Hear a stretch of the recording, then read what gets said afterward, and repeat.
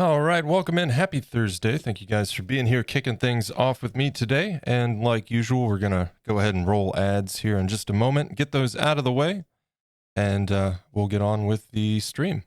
Today, we're finishing up the pumpkin monsters. So exciting. I'm ready to get done with these guys. And next week, we start a new project. Will it let me run the ad? There we go.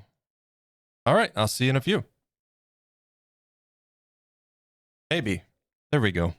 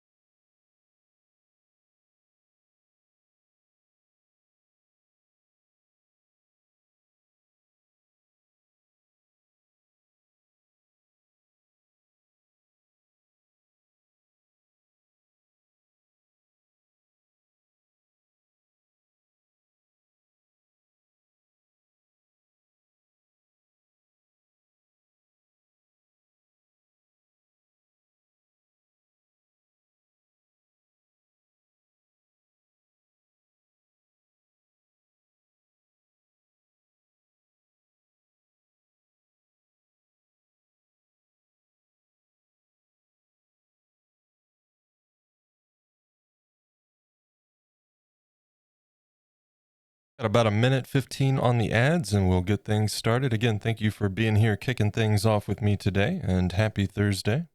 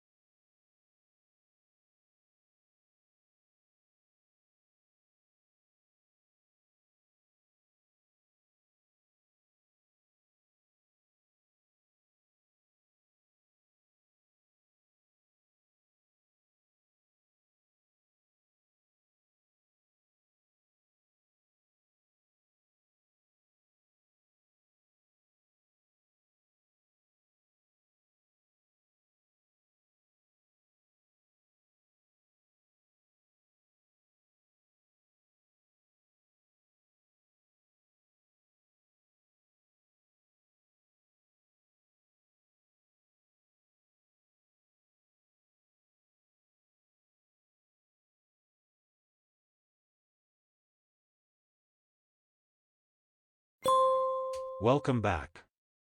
Let's get to it. All right, welcome in, folks. Happy Thursday. I hope everybody's doing well. I hope the week is treating you well, considering.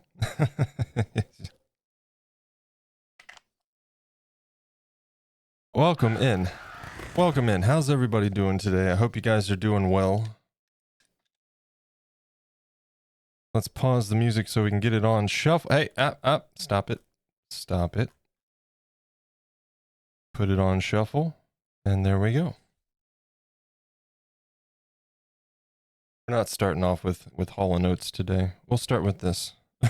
It's a little bit more energetic. All right. Yeah, welcome in, folks. Today we are finishing the Pumpkin Monsters. It's going to happen. Next week we start a brand new project I'm rather excited to get into. It's going to be a bit of a longer project that will stagger between other projects, but for the first week, we're going to dedicate our focus entirely to that project. But yeah, we're going to finish these up today. We got some highlights, some shading, some dry brushing. We need to paint on these pumpkin pimples, finish it up with a matte varnish, and then some resin detail on the mouth area. That is the game plan today.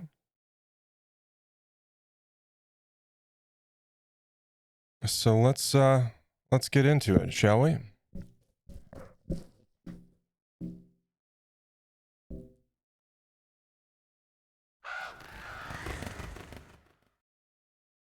There we go. All right. I think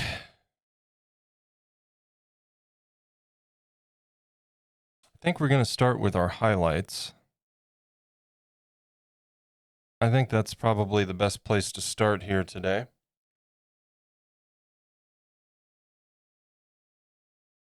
We got to do a little bit of shading on these eyelids and the perimeter outline on the eyes. I think the highlights are probably where we start. Kind of want to do a little bit of highlight streaking down the large faces here on the pumpkin bevels, across the brows, a little bit in here. We're going to have to be careful. And I think, hey Rose, welcome in.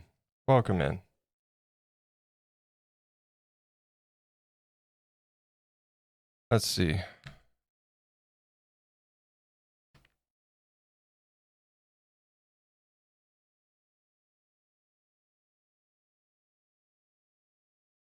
think our base, darken it up a little bit to get it closer to our original base and hit it with some yellow for a brighter tone up.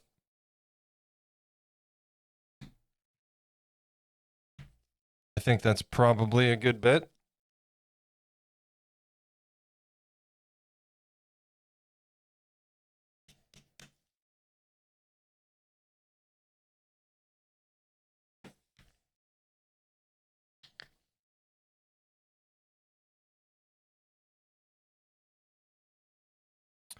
And we'll go a little bit heavier on the orange. I'll start slow here. I don't want to get carried away and have too much paint. Finishing up foxes before working on the kiwi. Nah, I'll probably not do anything incendiary. I don't need drama. And with this piece of shit, who knows, that might get me put in prison, you know?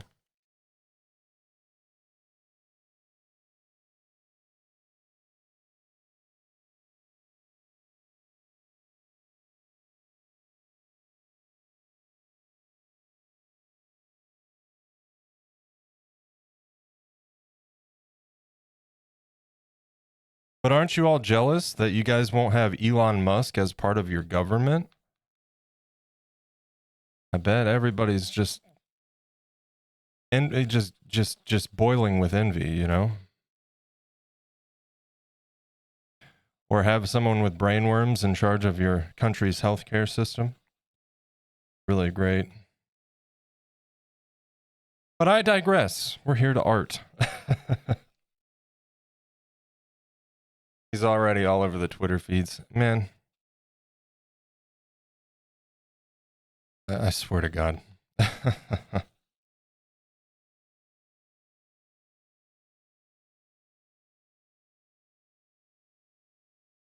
To say I am disappointed is an understatement. To say I am angry is only the beginning. I am deeply ashamed of my country.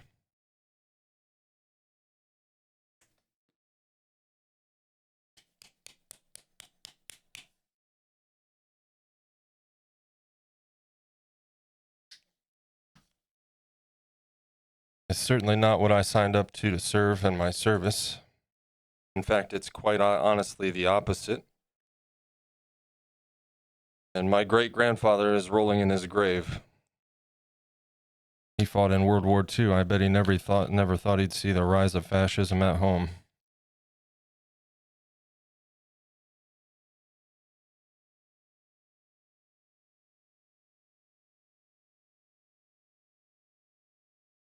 Yeah, he is. I suppose in a twisted sort of way for the best, so he doesn't have to see this shit show, you know?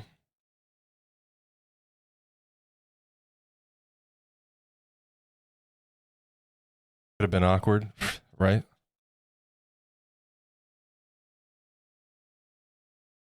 Yeah, my great grandfather was in World War II. My grandfather is still living, but he was obviously too young at the time, and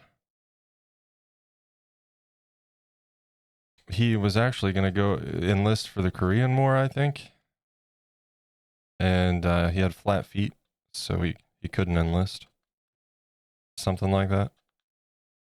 Hello. You, what's up, man? Welcome in.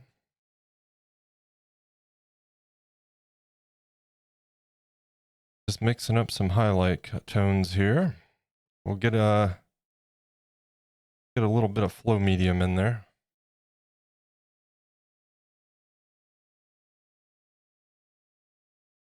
My grandfathers were in the Second War. Yeah.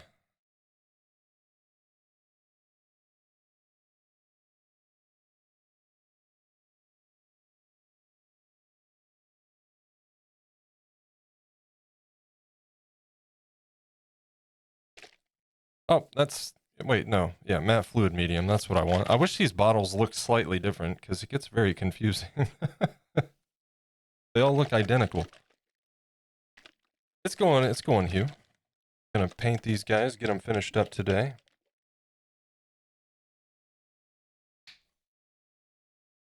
That's been sitting a couple days. Let's make sure that's...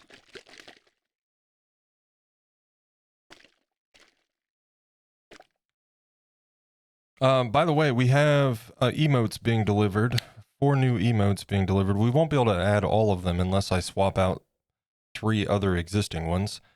But one of them, at least, will be replacing the spooky emote. They will all go in Discord, of course.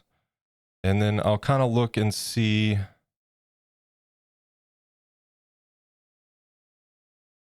what emotes are used less. And maybe swap some of those out, like, from time to time.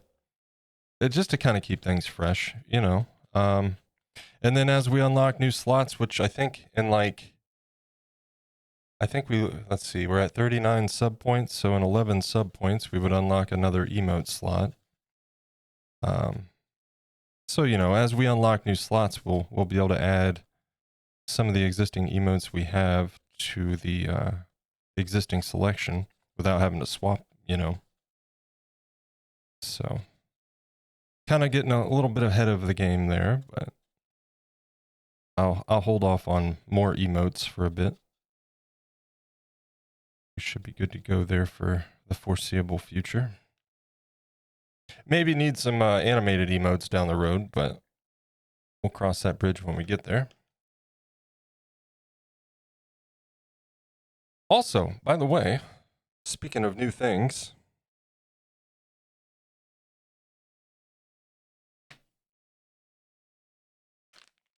there's a whole lot of stickers. Here. I'm going to be making more, but I just wanted to get an order in and see, you know, how I liked them and how roundabout how quick the turnaround was once I placed the order to the time that I receive it. And it was very quick, especially considering they came from Sweden. So, yeah, that was quick. But yeah, really happy with these. It's, of course, the same sticker company that Andy Mecca has used. I asked him because he sent me some of his stickers when I ordered the Raven from him.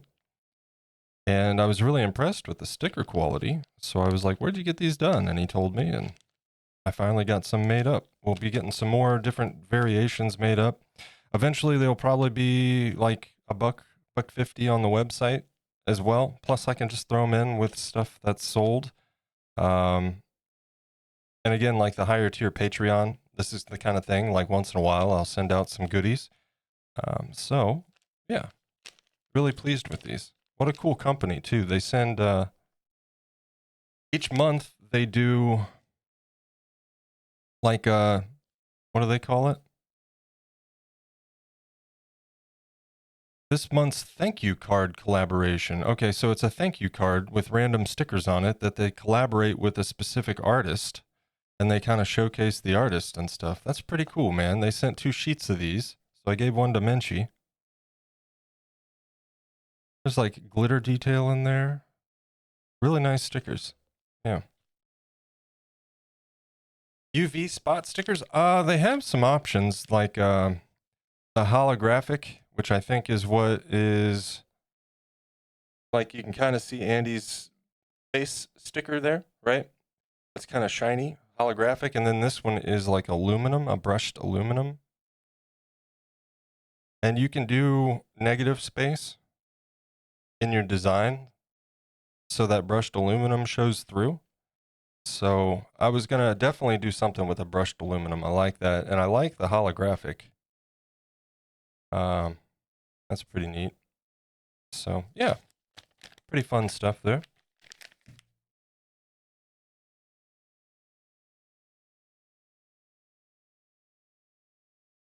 But how about you guys? Anything fun, exciting this week? Anything less depressing than the current events in the U.S.?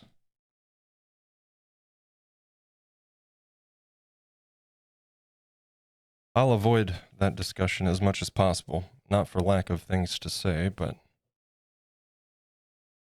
I know a good portion of our community is outside the U.S., and I'm sure you guys don't want to hear about it. I barely want to hear about it.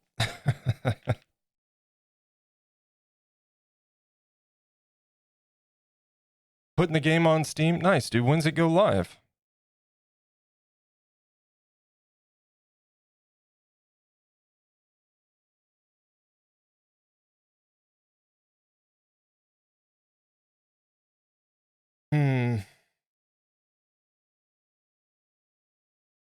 I don't know, man. Is this gonna work?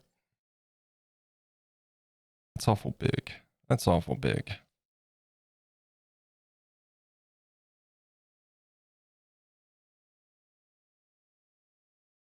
That might do the job. Just like a streak, you know? Like almost a dry brush. We wet this down, dab it in there, and get the paint off, and then just right down the side. What do we think about that? I feel like that would work, but I'm nervous about it. Maybe we do this.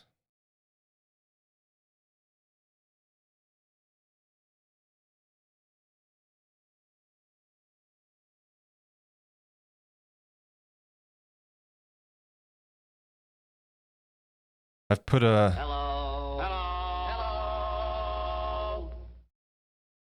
put a date down on the 19th December, but it's pretty much ready now. But I'll probably wait as I got some holidays coming up first. Gotcha. Fire Shadow, welcome in, sir.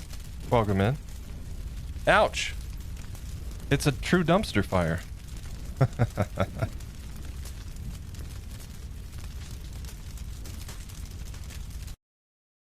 All right, let's see on the back of my glove. Let's see how this.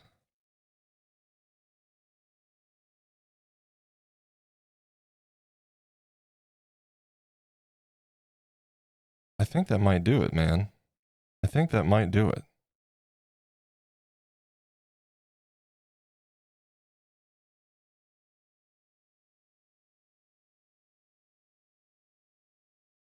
Yeah, I think that'll do the job, at least along the edges, of course. We'll do some proper just dry brushing up around like the detail areas.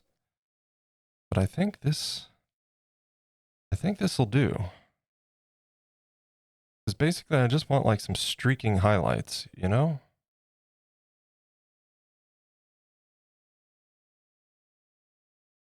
Watch one video announcing results on YouTube and destroy your recommended videos. Oh, that's all it takes, dude. That's all it takes. I think I watched one Joe Rogan clip a while back, and for a minute there, I got flooded with fucking alt-right bullshit on my YouTube feed. Like, chill out, YouTube. My God. I just wanted to see what this person had to say in a clip. Jesus. Now we understand how these things happen. Algorithms.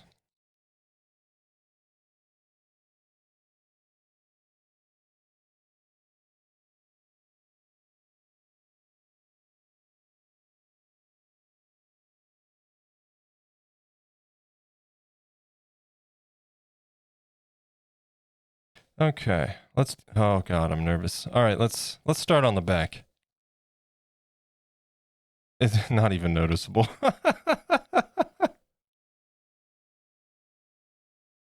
Not even noticeable. That was a waste.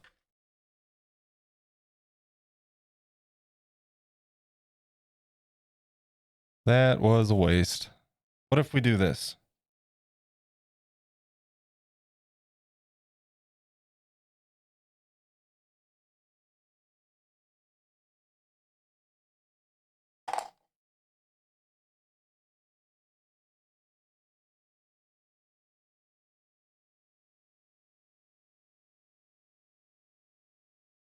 How's Fire Shadow today?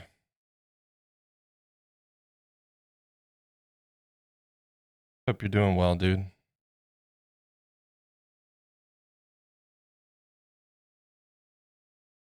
Yeah, you're not even going to be able to see this. I mean, it's there. It's faint. Maybe I'll maybe I'll just do it to add a little bit of color detail and.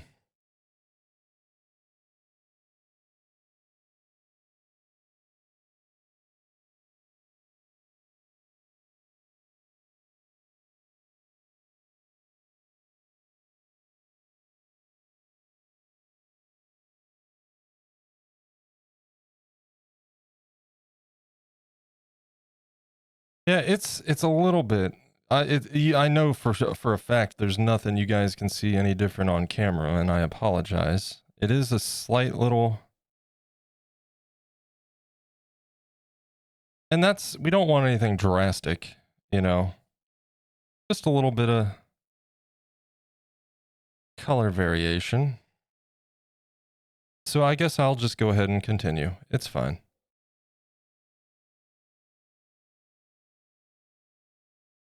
Tired and alive, but I'm okay. Same, dude. Same.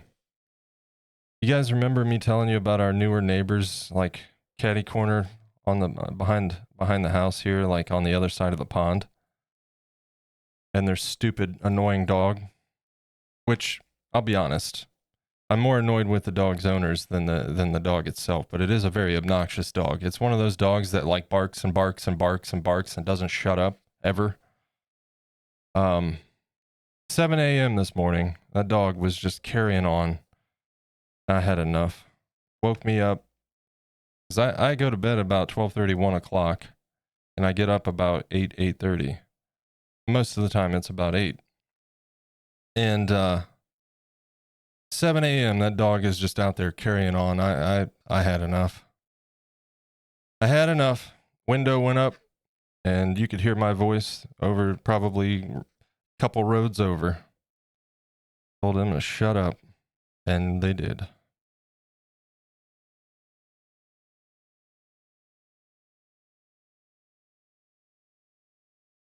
Caesar says it's about fixing humans. Oh, well, no doubt about it, dude. There's a lot that needs addressed. There's a lot that needs addressed fundamentally. And I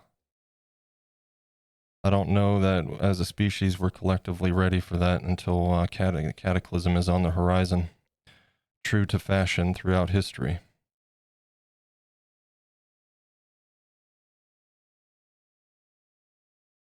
Yeah, no. That's where I get frustrated, man. Like,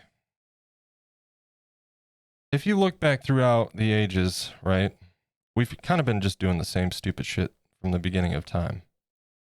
And that's where I find it frustrating. We have not evolved. We have not learned our lesson. We continue with the same petty nonsense, the same stupid wars. it's aside, you take the shiny toys away, and not much has changed. You take the technology away and the advancements there, and not a lot has changed.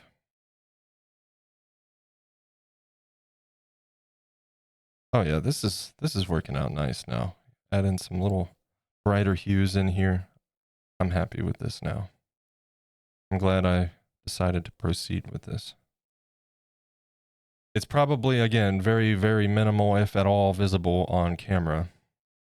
But in the showcase videos, you might be able to see a little bit of the distinguished contrast here.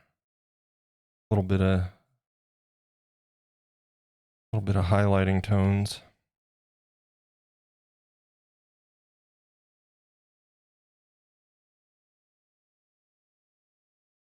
Most of the time.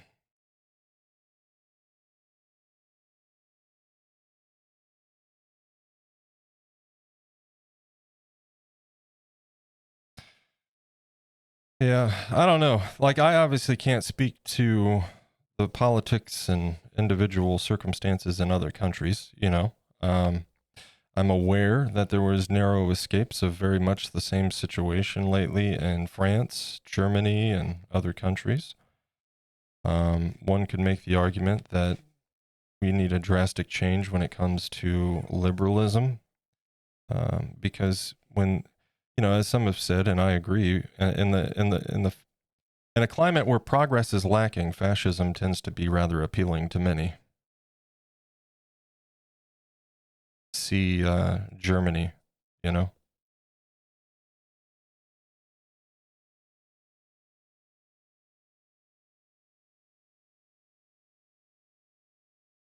Need a factory reset of the human race? We don't even need that, dude. We just need a good, long, hard look in the mirror. And we need to have an honest conversation. But again, that takes a willingness to change. And unfortunately, we don't have a choice here. But it's just a matter of if we recognize that or not before it's too late. Now, one of the things that kind of keeps me going is that one of the constants throughout human history, aside from the constant more of the same wars, the same nonsense, the same squabbling, the same suffering, the same causes of said suffering. So one of the other constants that's not doom and gloom is the fact that any time an oppressive force rises to power, there is an equal force of resistance that rises to meet it. And that's what I meant yesterday when I said freedom is not something that is granted. It is something that is taken, exercised, and demanded. There might be legal consequences, but just because a law says something right is wrong doesn't change anything.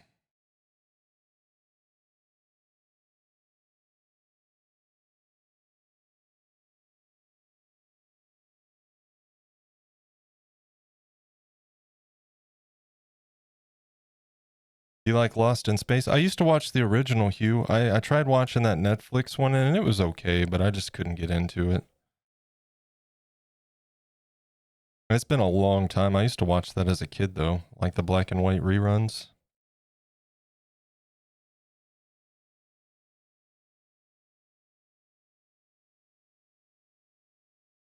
Yeah, I remember that was on probably around the same TV block as the Munsters, and used to watch the Munsters and the Addams Family and Beverly Hillbillies. They were all, of course, reruns when I was a kid, but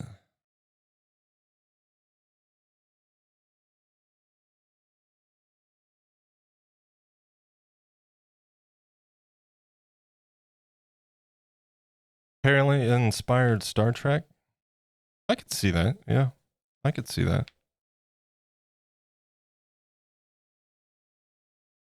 I like the original Star Trek. I liked Next Generation. It was pretty decent. I never really got into Star Trek though, like super hardcore. Definitely not as much as I got into Star Wars as a kid. I appreciated it. Like I said, I would watch Next Generation and stuff, but some of the movies around that time frame.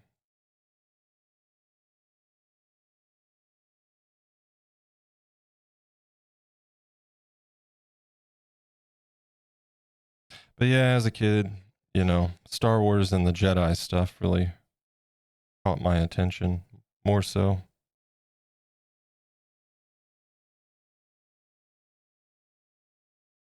I don't like Star Trek. Yeah, it's a bit of a slow burn compared to other sci-fi, right? I don't know. I'm weird when it comes to horror, and I'm weird when it comes to sci-fi. I guess you could say I'm weird when it comes to high fantasy too. I'm very picky. I don't know. Like, I don't have any issues or any qualms. In fact, I respect the hell out of the property. And it's obviously something a lot of people love, but I've never really been too big into like Lord of the Rings. Um, I don't know. I just high fantasy stuff just never really grabbed me. With a few exceptions, but it was just never really my thing.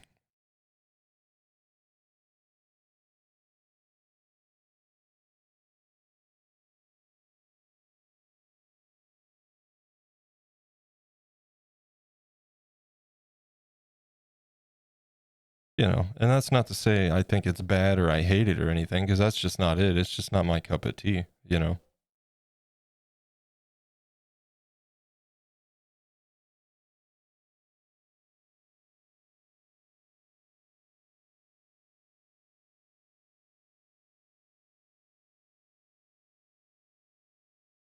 Tomorrow's payday, and Saturday I'm buying some adult beverages that I've been wanting to try. Nice, dude. It sounds like a good weekend for that. Yesterday, I got up. I had to run a couple errands. I got that done, and I came home and I was watching some, rundowns on events, and I hit the pin. Uh, I said, there's no reason to be sober today.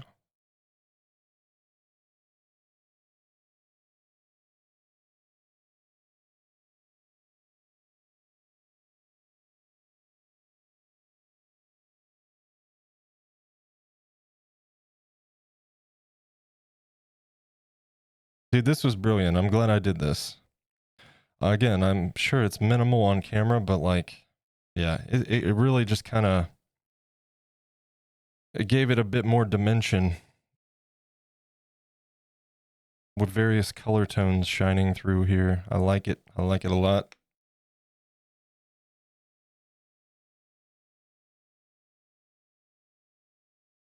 Have to work this weekend. Yesterday and today is my weekend. Well, happy weekend, dude.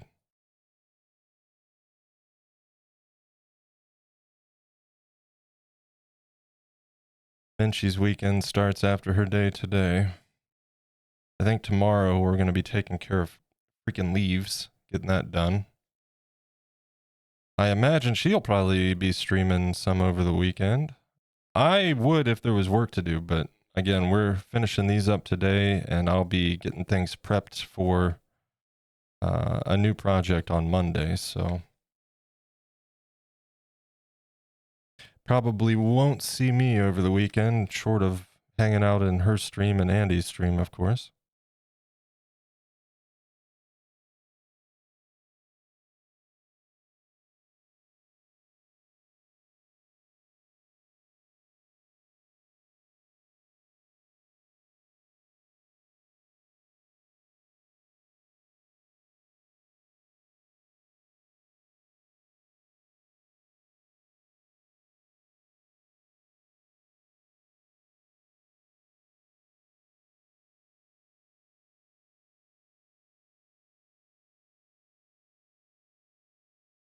Okay. So we've done our highlights on these two as far as the perimeter goes. Now we need to do like the facial detail and such.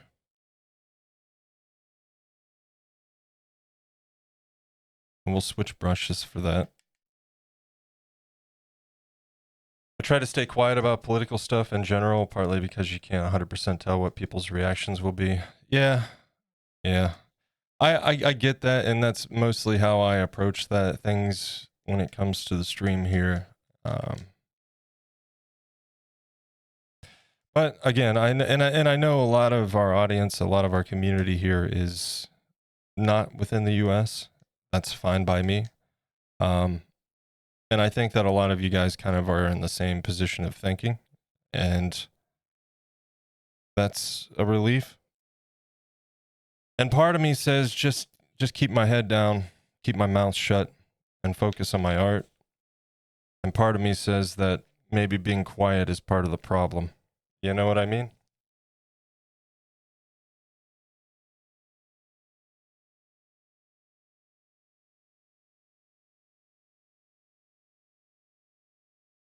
Like I don't have anything or any beliefs or values to be apologetic for, so let's see. I think this brush will do. You don't want anything big.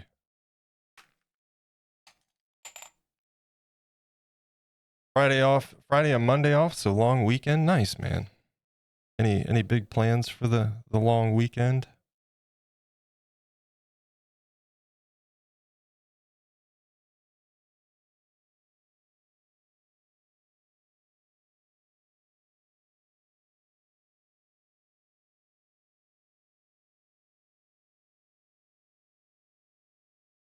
Hmm.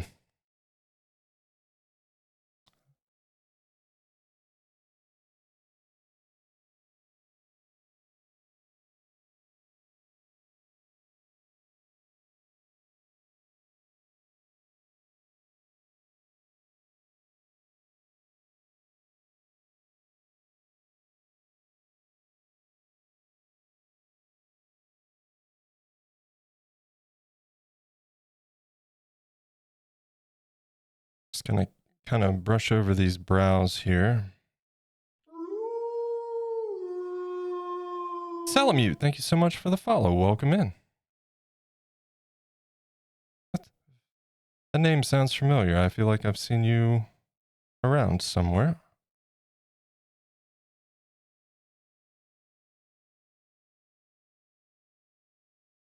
Pardon me for not recognizing if I should, but I definitely seen the name around.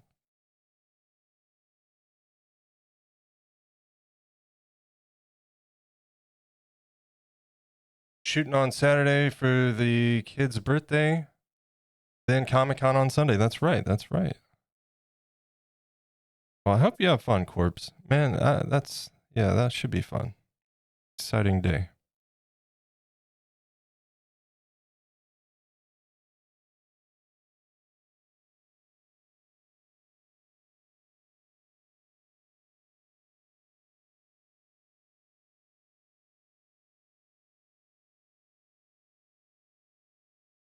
Having a back and forth, I don't mind. It's when people get when you get people that flip their shit as soon as you say something they don't agree with, instead of okay, tell me why that's what you think, and back and forth. Yeah, I watched a really great video on that yesterday, Rose, and it was about the difference between an argument and a fight, in a very fundamental presentation, and I thought it was brilliant. But yeah, that's in an argument you're trying to come to some sort of a middle ground, and we've lost that art because everything's a fight now, and the only objective in a fight is to win. And that's part of the problem, isn't it? A complete breakdown of communication. And that's where it's frustrating for me. I've had many a good conversation with people that are on the exact opposite side of the spectrum politically as me. And what I find is that if you leave the politics out, and if you leave the talking heads out, the windbags, and you just have a fundamental conversation at the basics of concerns and desires, I think you might find that we all kind of want the same thing, but it's diluted and lost in propaganda and, rooting for the team, the whole team mentality. and then we get nowhere. Somebody gets somewhere, but it's sure shit not us.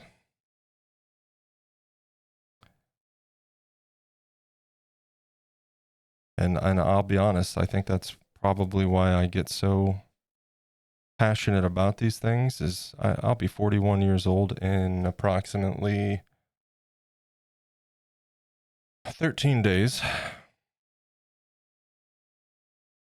And I'm quite honestly just tired of, one, being disappointed in humanity, and two, just seeing a complete lack of progress in my lifetime. And any progress that's made, we quickly backtrack. It's incredibly disheartening, and it's incredibly frustrating, and in a way, it's a bit infuriating to watch people be conned into voting against their own best interest. Now, I'm not giving those people a scapegoat because we're talking about adults here, and they have every opportunity and every bit of potential to be educated and informed, just like all of us. We all have that ability. But at the same time, desperation makes people do stupid, silly things.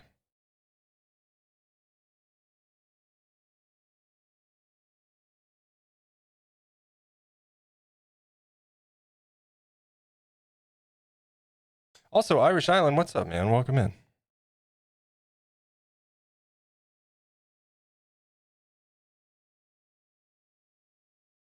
Hope you're well. I'm doing all right, man. Doing all right. It's been a bit of a week, but you know, we're here doing art, and I'm gonna bring it right back to that. I mentioned it in Discord, and I'll say it again. And again, I know a lot of folks in the community aren't even here in the U.S., but if you're feeling any sort of way, lean into your art, man. There's no better time to create. No better time for so many reasons. So I am definitely thankful I have my hobbies and this community and this live stream.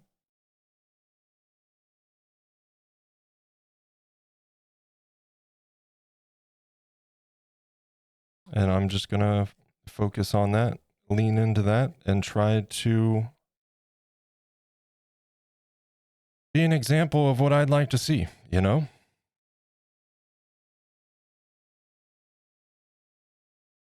So young. Tell that to my back.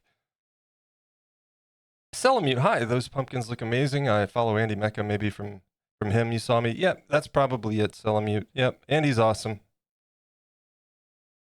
I haven't missed a stream. Actually, tomorrow will be my 125 stream streak. So you'll typically see me at least lurking over there.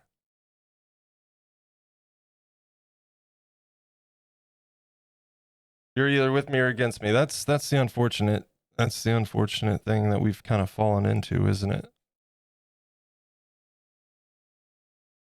And I'm not immune to that. I'm not, like, I'll be honest. I'm having a real tough time. And it was kind of a tough time already for reasons with my family. But Thanksgiving's coming up, and I got my first invite to family Thanksgiving in a few years for multiple reasons. I've always been the black sheep in my family, and had the wrong last name growing up, you know. But I'll be honest, I feel a sort of way about going because I know that people I'm sitting at the table with gleefully voted for fascism. And that doesn't sit well with me, particularly when it's the people that raised me on the very values that helped me distinguish that this is not a good man.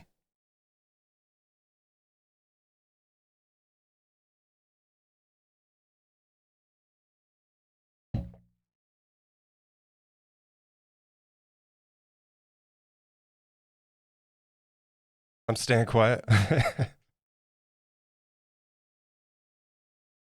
Wait. I mean, I appreciate it. Thanks for the reassurance that 41 is young, but man, it creeps up fast, you know? I I don't know where the years went. I know where my 20s went. They got wasted away on a marriage that I should have never been in. But my 30s just gone in a blink, you know? Just poof. Actually, we need to highlight this guy's face a little bit. Anyways, we don't need to talk about that all stream. That's just one of those topics. If you guys want to talk about it, we can talk about it. I'm happy to, and I'm happy to not, you know? I'm an old lefty, even in the Dems. Even the Dems and Labour in Ireland and the Labour Party in UK are too right for me. It's exactly how it is here, Irish. And I'll talk about that in a minute after I finish here. But I'm self-aware to know I'm living in a capitalist society. I've become far less active as I've gotten older. I think not talking to people who voted for the other side isn't healthy for anyone. But I'm Irish. What do I know? Yeah, and I agree. I agree. But the problem here, Irish, is. Or Alley fan, a lot of the problem here is nobody wants to have those conversations. You know, I've had some really great conversations where I had like some hard right leaning people agreeing with universal health care because I didn't say universal health care. I started talking about, they brought up like, oh man, my medical bills. And I'm like, yeah, it's crazy, isn't it? You know why that is? Let's start at the fundamentals on how this system is for profit and why that causes problems from the supply chain on up into the insurance companies, and how the hospitals and the insurance companies like to play with that pricing to make as much money as possible. We can talk about that, and then we can talk about how we can change that. And suddenly they're on the same page as me before they realize they're agreeing with socialism.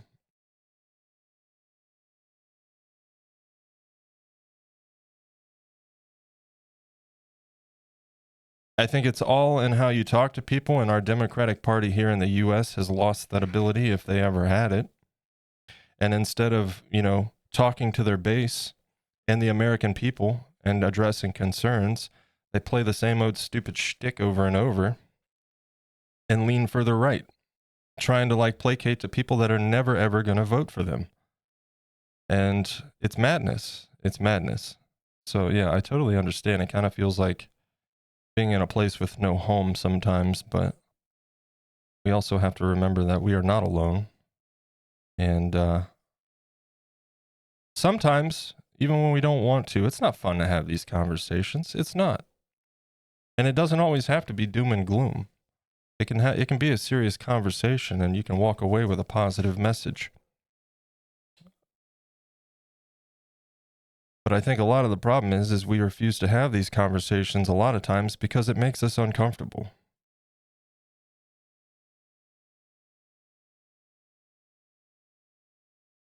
I was born in uncomfortable, molded by it, shaped by it, you know?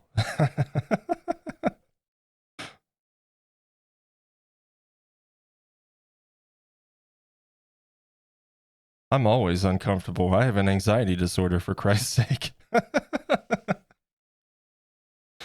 uh,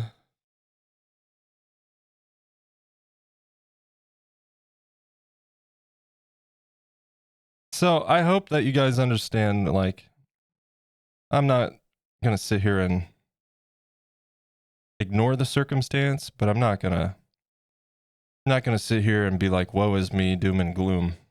I think that there's a serious conversation that needs to be had, and it seems like we need to have that collectively as a species, considering we're seeing much of the same across the world.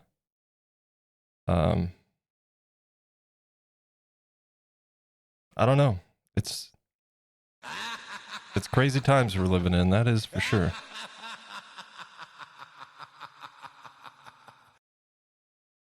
Same here with my family, but I learned that if I talk about my stuff, they get bored, so it's a win for me.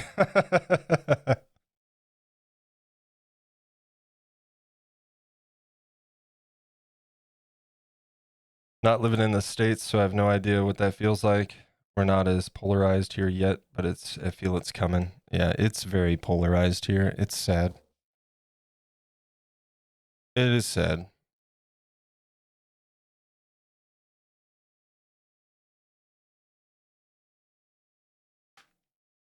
And to be clear, like, other than being, I definitely qualify as one of those enemies from within that Trump has been talking about, because God forbid I don't agree with his message. But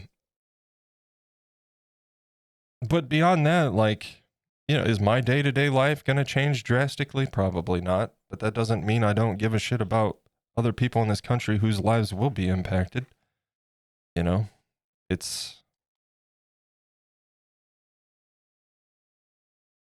It's crazy. It's crazy.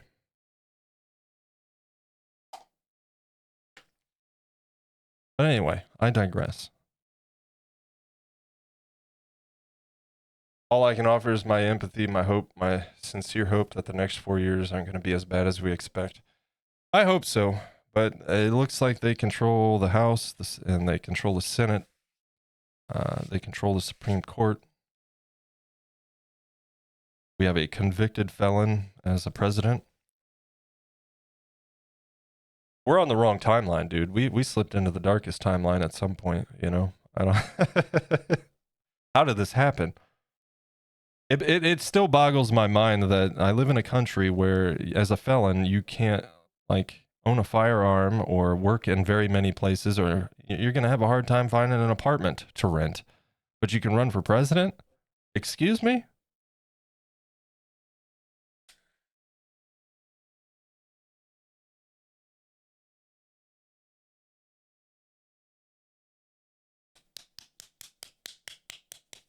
Crazy.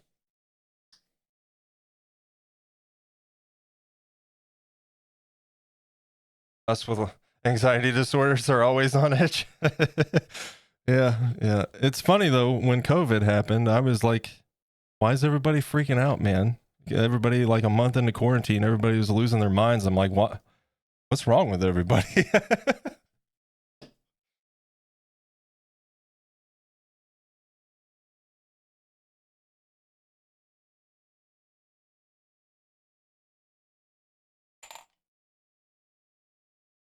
Eh, is this?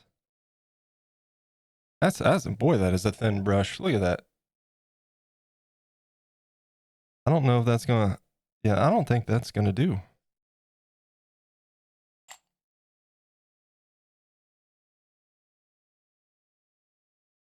Yeah, that one's a bit heftier.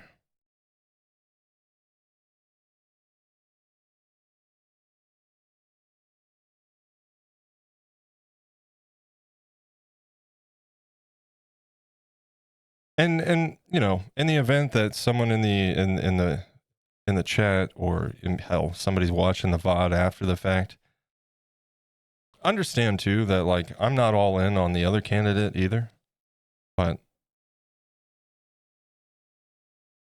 I haven't been all in on a candidate since 2016, and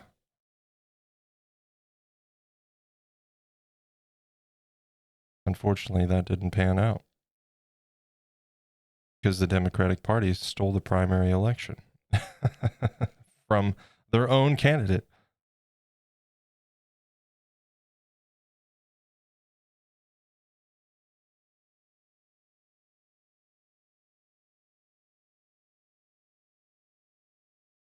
Psycho Killer is perfect for this conversation.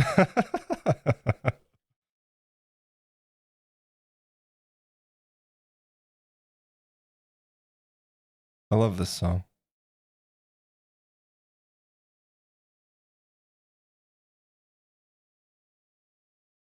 So I was thinking about doing like we talked about it a bit in behind the scenes, but I was thinking about doing like a hand, like a fist, sculpt, but like crushing an orange.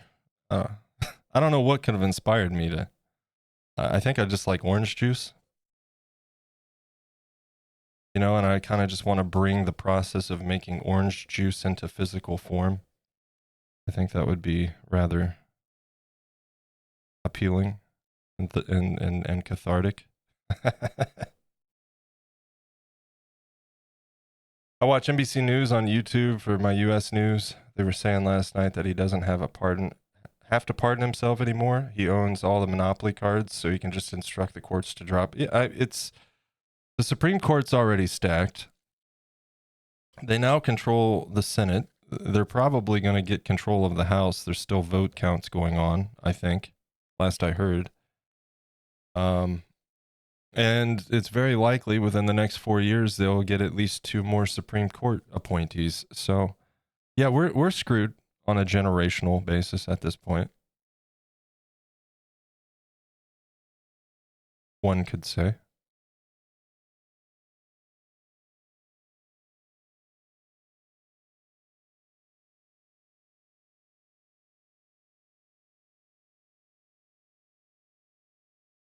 Feels right to make crushing stuff.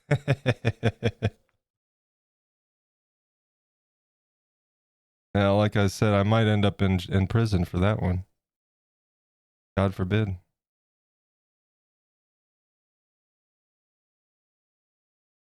Or get deported, you know.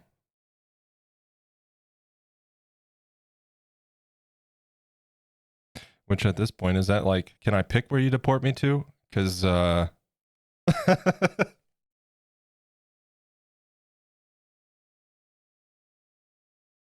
my view, again, not living in the U.S., I would have loved if Bernie. Oh my God, dude! Don't get me started. Don't get me started. Remember the last I said the last time I was all in on a candidate? There you go. There you go. There's substantial evidence that Bernie Sanders won the primary in 2016, and the Democratic Party ignored that because they thought he was too left and gave the nomination to Hillary Clinton.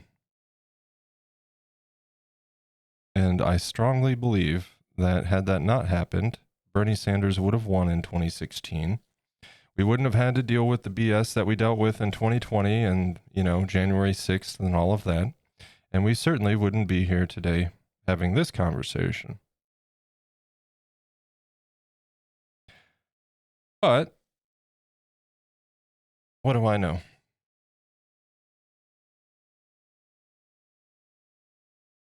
I just know that a lot of people that were going to vote for Bernie Sanders in 2016, after that whole thing happened, they were like, you know what? Screw you then. I'm voting for Trump because I'm not voting for Hillary.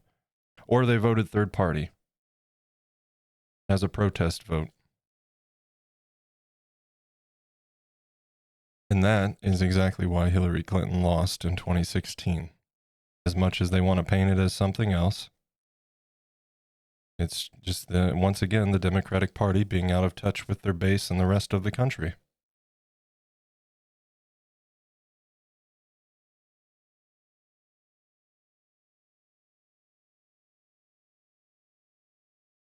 They wanted to talk about, like, for instance, when you talk about the stock market and job opportunities, yeah, everything looks good on paper, right? The American people don't want to hear when they're talking about how hard the economy is right now. They don't want to hear, but the economy's good. Well, then why does everything cost more? Never once during this campaign did they address that, other than like going after price gouging, which is a good idea, but you're not speaking to the American people when you give them a well actually answer that doesn't change the fact that they're paying more on everything. And now, do I think that the price of eggs is a stronger talking point or a more important point of focus than, like, basic human rights? No. But I'm not like 90% of the American people either, so.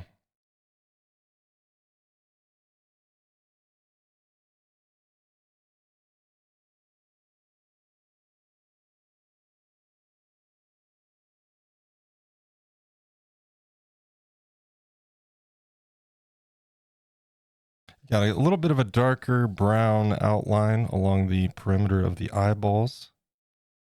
We're going to do a little bit of a wash shade at the very back of those little eyelid flaps.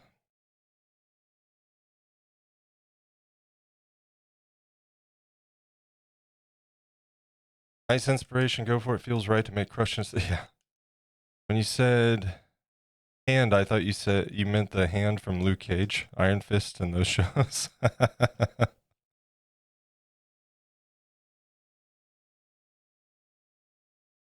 UK had a Bernie equivalent and Jeremy Corbyn.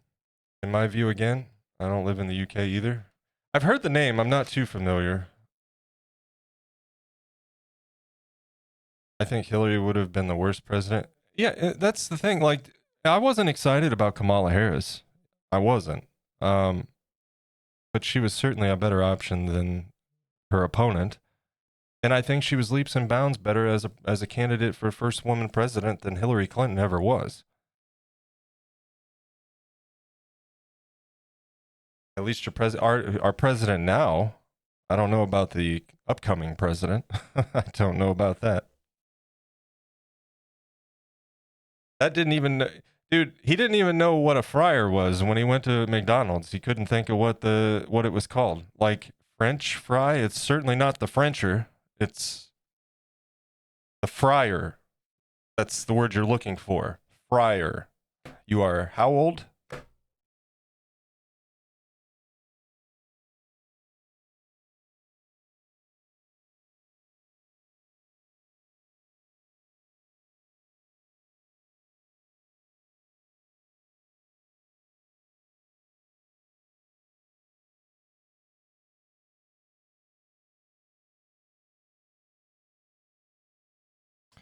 How do I want to do this? We only need a small amount of paint. We don't want to go super dark, so we'll probably stick with this as a base.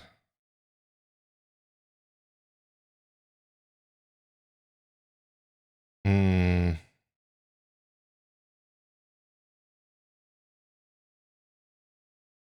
know what?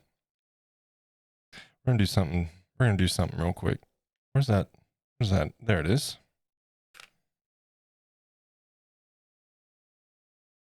That needs trashed. But again, I don't think that it's all doom and gloom. I don't think that. I think now is an important time for artists more than ever. And in a time that was already increasingly important with the rise of AI, and I think it's now more than ever important for us to kind of revisit what it means to communicate. It's time to take a short break. Stand up, stretch and hydrate.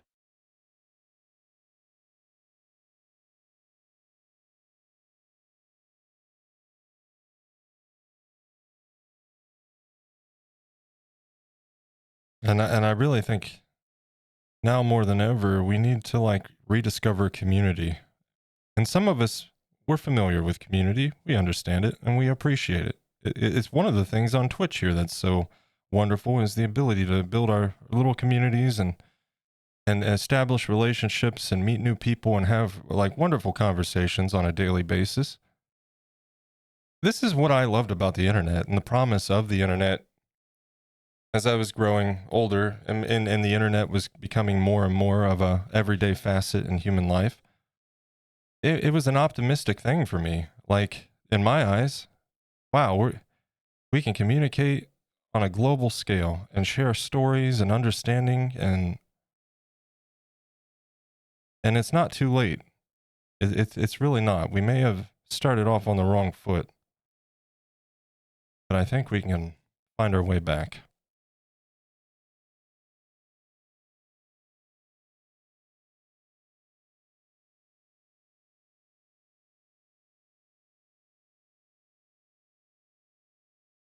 And for me to be able to look at things the way they are and see what's going on in the world and come to that conclusion, I'll tell you.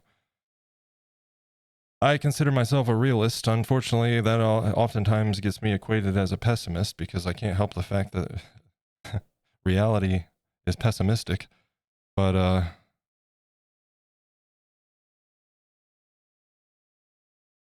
for me to be able to see some hope in the situation, and the fact, again, any time throughout history that an oppressive force has risen to power, there has always been an equal or greater force of resistance that's rose to the occasion.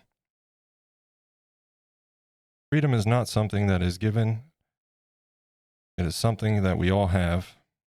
It is something that is to be exercised, demanded, and taken if need be.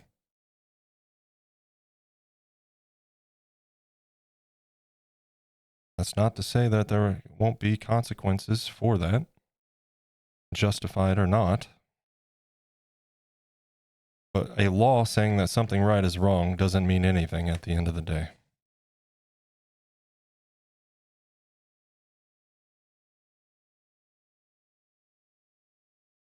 But we got an ad break coming up. Look at that. Jeff Bezos needs some toilet paper. Let's help that man out.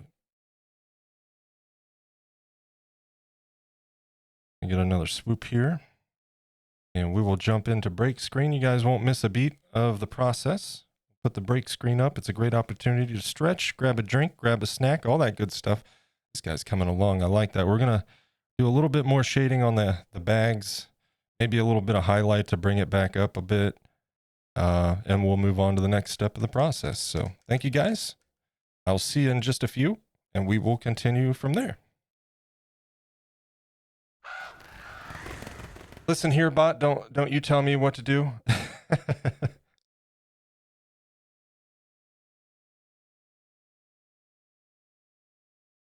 He's pretty bossy, Fire Shadow.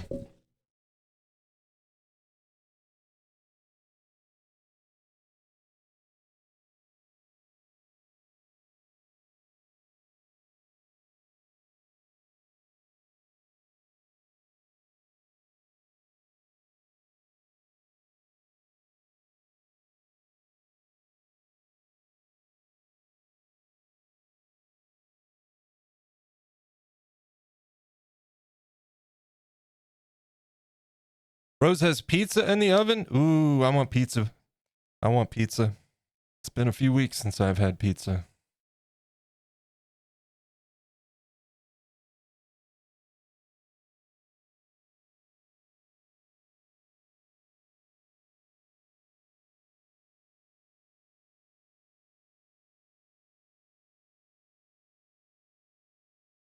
Fire Shadow's having pizza tomorrow. Nice. Maybe I'll order pizza over the weekend and treat myself.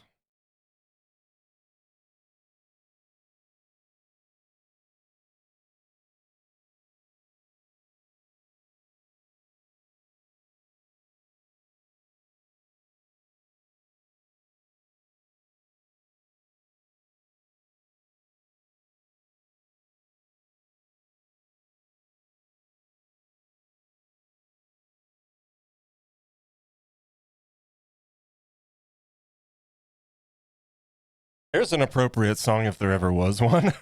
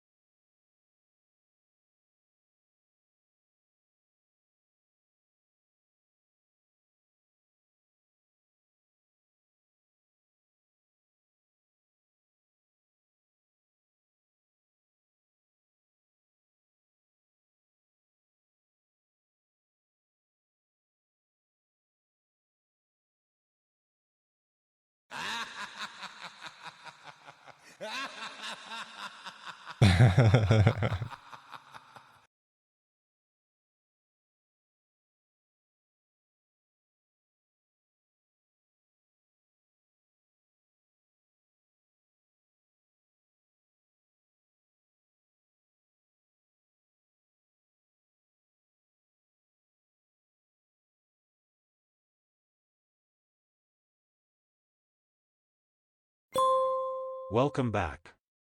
Let's get to it. All right, welcome back. Welcome back. How we doing? We feeling better? We feeling all right? Serious topic. I know.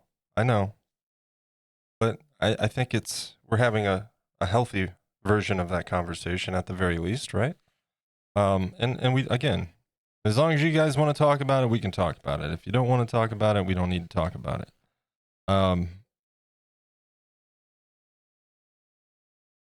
I'm just happy to be doing art today, to be honest. I've been looking forward to the stream today.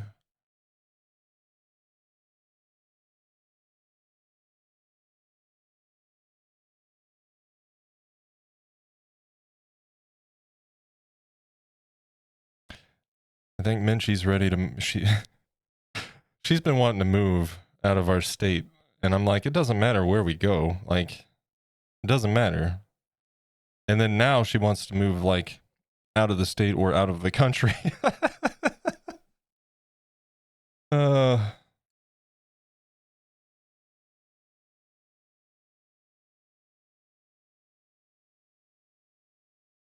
it's kind of difficult. Like, how do you know, man? That's a big, moving to a different state is a big deal. Moving to a different country, like, how do you even? How do you even?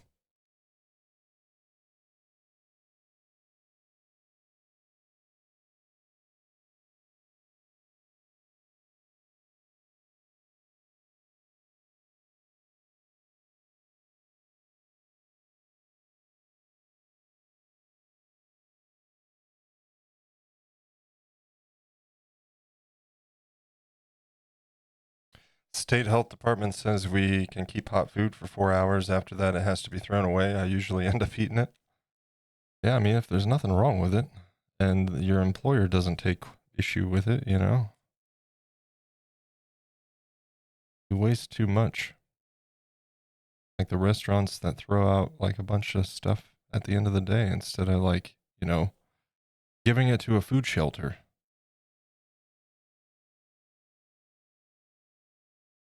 It's madness though.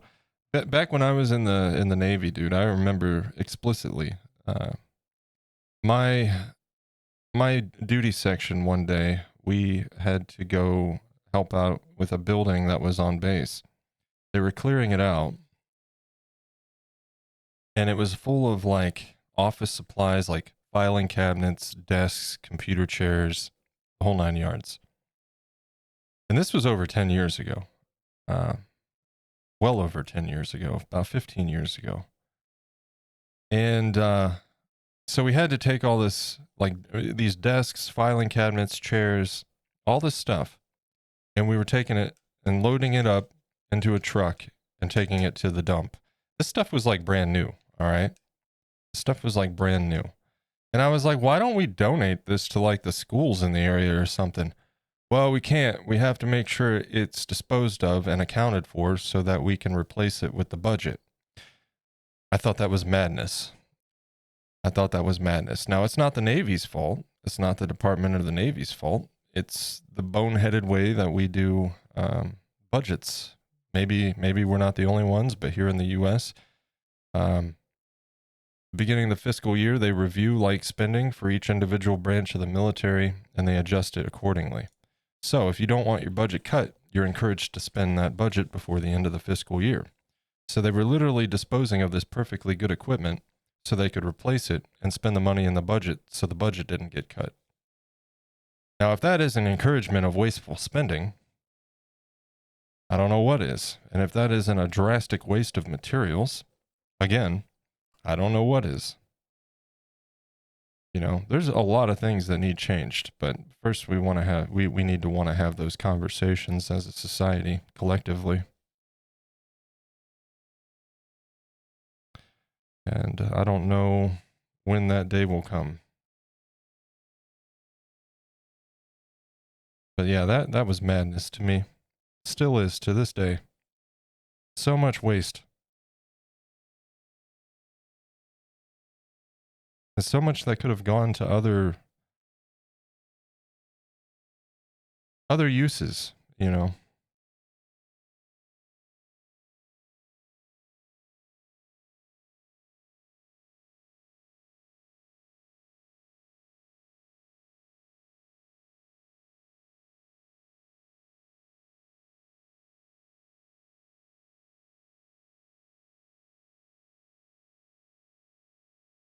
Yeah, again, it's very faint. It's hard to see detail, really, especially color detail on these cameras with the lights and such. I'm aware. Um, so just take my word. It's looking great. It's looking great. I'm happy with it.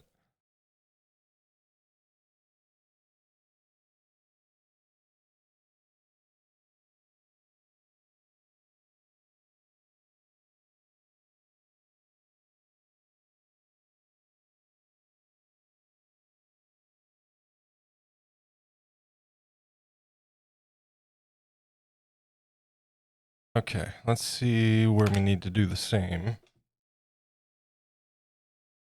I've often wondered how much money could Could we save as a country if we didn't cut budgets but stop wasteful spending at the same time? Well, here's the thing. Why do we not have surplus funds? Okay, so your budget is this, you spent this much, we have a surplus. Let's put this into a surplus fund that if additional funds are needed, any given branch, it gets pooled into a fund, and then they can petition for those funds. You know? Why? I'm not even an economist. What are we doing? You know, it's crazy.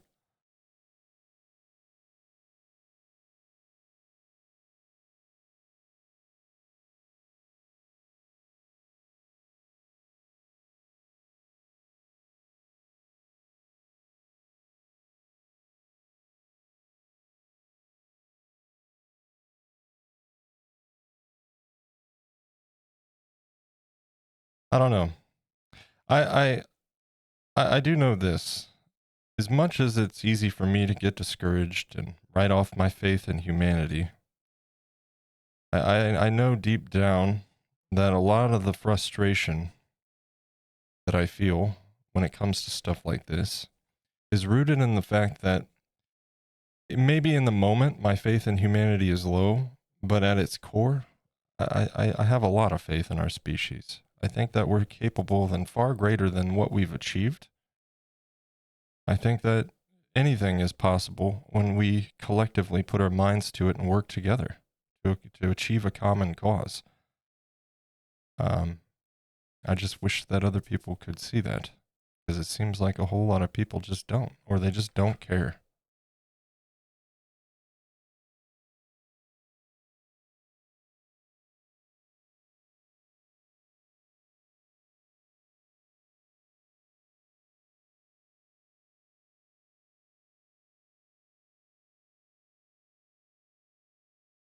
But yeah, I know talking about these things is a little bit cathartic for me, so I hope you guys find a little bit of catharsis in that as well. We won't be doing this on a regular basis, I assure you. I don't want the stream focus to be always serious conversation. When appropriate, I won't shy away from it, but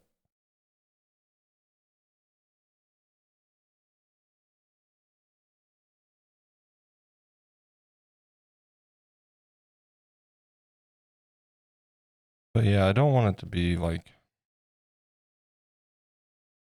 a constant. So don't worry about that.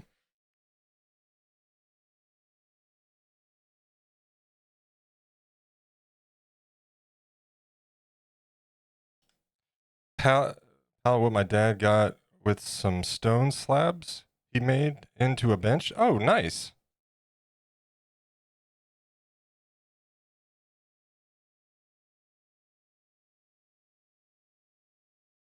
Some stone slabs and some pallets?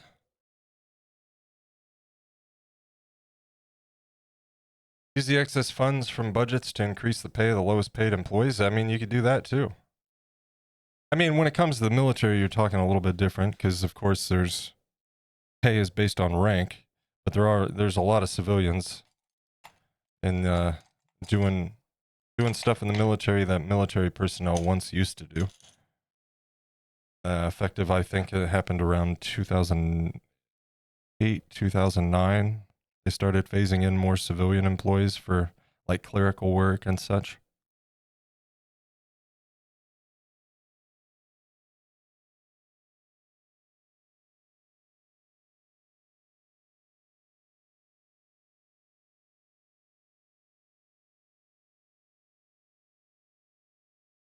Be right back. Got an errand to run real quick. Got to steal some money. Hey, Fire Shadow. Now, don't be getting. Don't be. I mean, I guess if you want to be a felon and run for president, you can. Maybe you'll be more qualified at that point with that felony. That's how I look at it. You know, if I ever become a felon, I'll just run for president.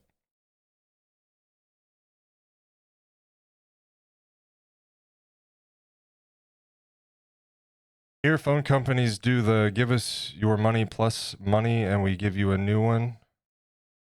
A friend worked in one and everything got smushed with a hammer and stuff that still worked, or not that old. Yeah, and that's especially kind of testy because the amount of e-waste is absolutely disturbing. Um, we've talked about that a little bit on the stream when it comes to like cell phones and just the yearly upgrade mentality. And yeah, that needs to change for a lot of reasons.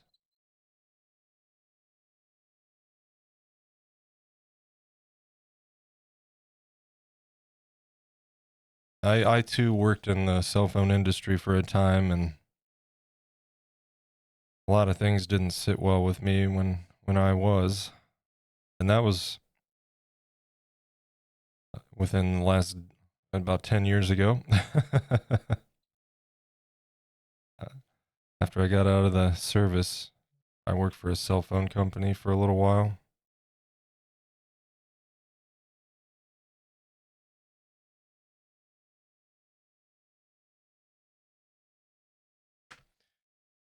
Let's see.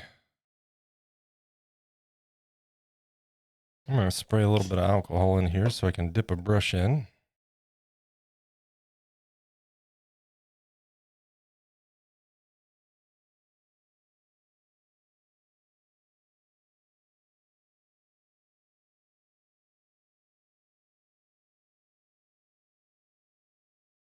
And if you guys didn't know what I was doing, I know most of you probably did, but if there's anybody new, I was basically just kind of using this to scrape off any paint on the glass eye.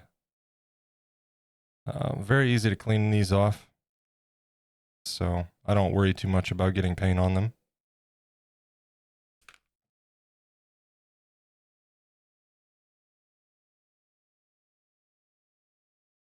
That's why I fix stuff. Frustration.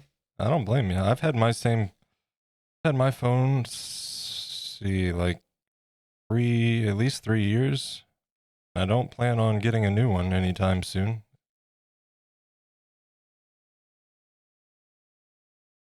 I think 4 years actually. It's Pixel 6, and I think they're on what, Pixel 8 now? Pixel 9? I don't know. And I think they skipped a year, so.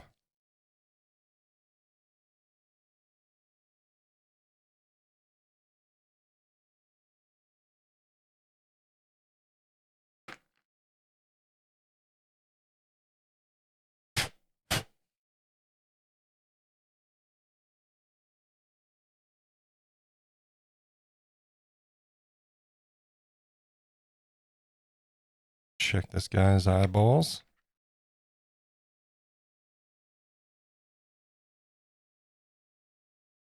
I know where I got my DIY-ness from your dad. Still can't wrap my head around people who get a new phone every year when the old one was still in working condition. It's madness, especially considering like anymore, especially the yearly updates to phones are minimal. Like you're really not getting much difference. You're really not.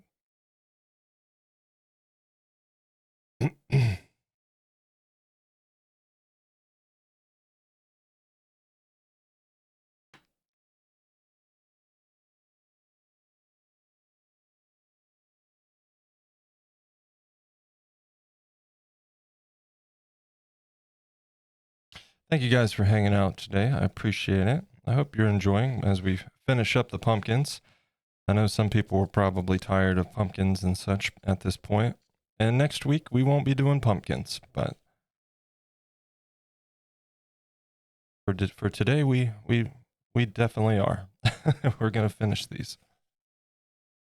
I need to turn my fan on. It's getting toasty in here.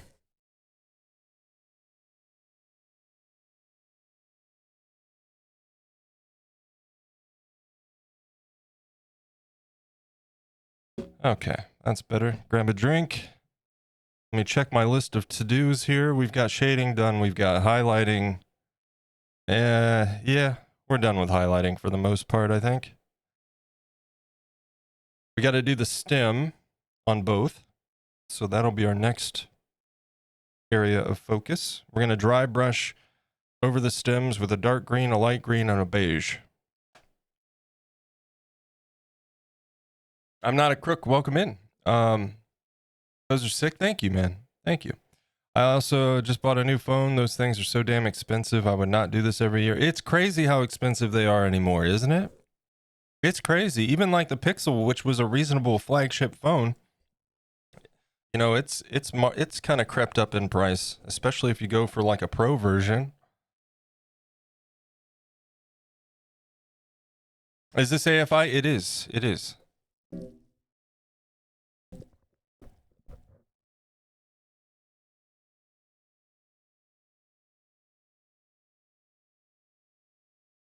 Yep, we're listening to well, it'll be our final day. Our final day listening to the Spooky Sculpts playlist for the Halloween season of 2024. Next Monday we'll move on to a different playlist.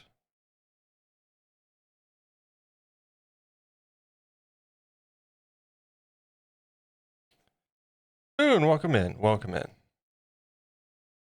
Happy Thursday. I hope you've had a good week.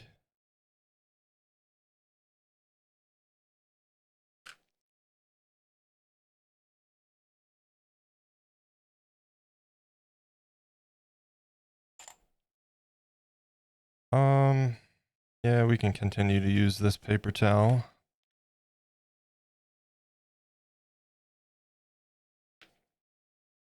I just bought the Google Pixel Pro Fold. Nice. How do you like it? I've never had one of the folding phones. They look interesting. It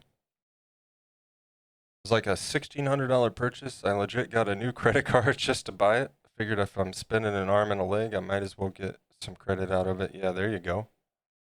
Yeah, as long as the payments aren't an issue, why not, you know? I do that a lot. Like I have a credit card that I use for my daily purchases and I just pay it off. That way it's working on my credit. It's been okay considering. Yeah, same. I think my old art desk might be about 10 years old at this point. I've had I had to do at the drawers and main desk part.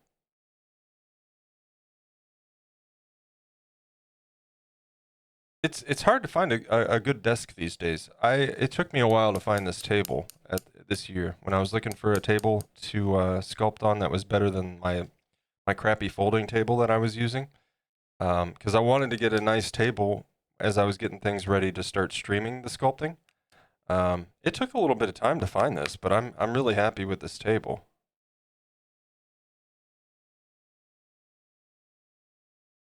Don't regret the purchase. Nice. Yeah, I've got a Pixel 6. Before that, I had the Pixel 3, and before that, I had the original Pixel. And there's a reason why I've stayed with Pixel.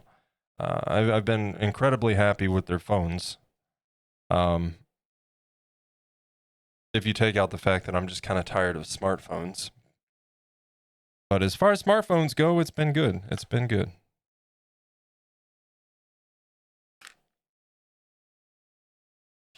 We'll start with that dark green. Never had a Pixel before, but it's a nice phone. Really like the camera on it. Yeah. I was a Samsung. I was always Android. I'm not a fan of Apple. Mostly their business practices and various things. But I've always been Android, and before I went to Pixel, I was Samsung. And they really got on my nerves, and that's why I switched to the Pixel. And I'll tell you, going from a phone that has like bloated added nonsense to it to a stock Android phone, oh my goodness. It was so much more responsive and fast, and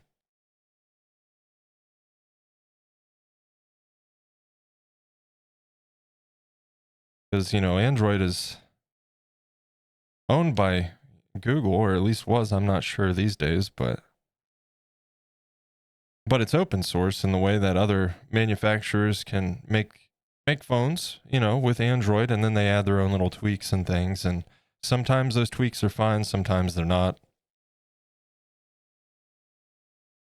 I just call it all bloat. It's not necessary and I don't need it. So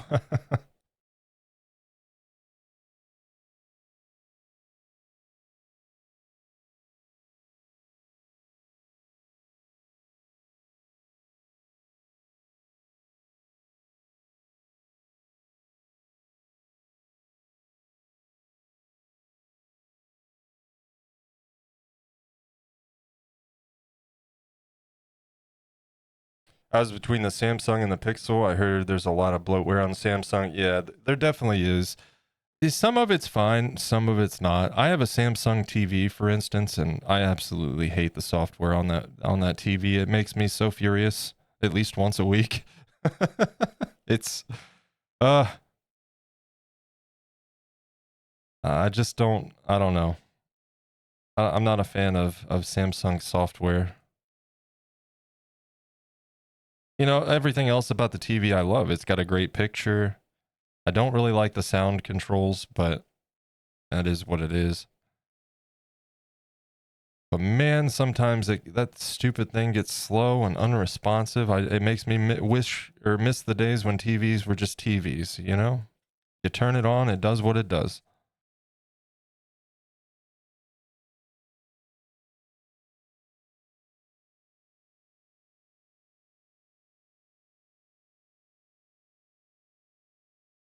I have a Samsung J6 where it's perfect. I clean it and all that stuff and it's still sharp. Yeah, and that's the thing too. Like some models are worse than others. You know, like my first Samsung phone was great. That's why I continue to get Samsung phones over the years. I think it was the Galaxy 6 or 7, and it started giving me problems. And then I think it was the Galaxy 8 was coming out, and it had a weird like side bevel on the screen, and I didn't care for it. Why is the music stopped?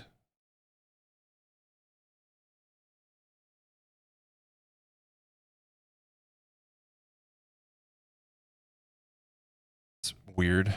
Anyway, it had like some weird side bevel that I didn't like, so I wasn't about to get another Samsung at that point.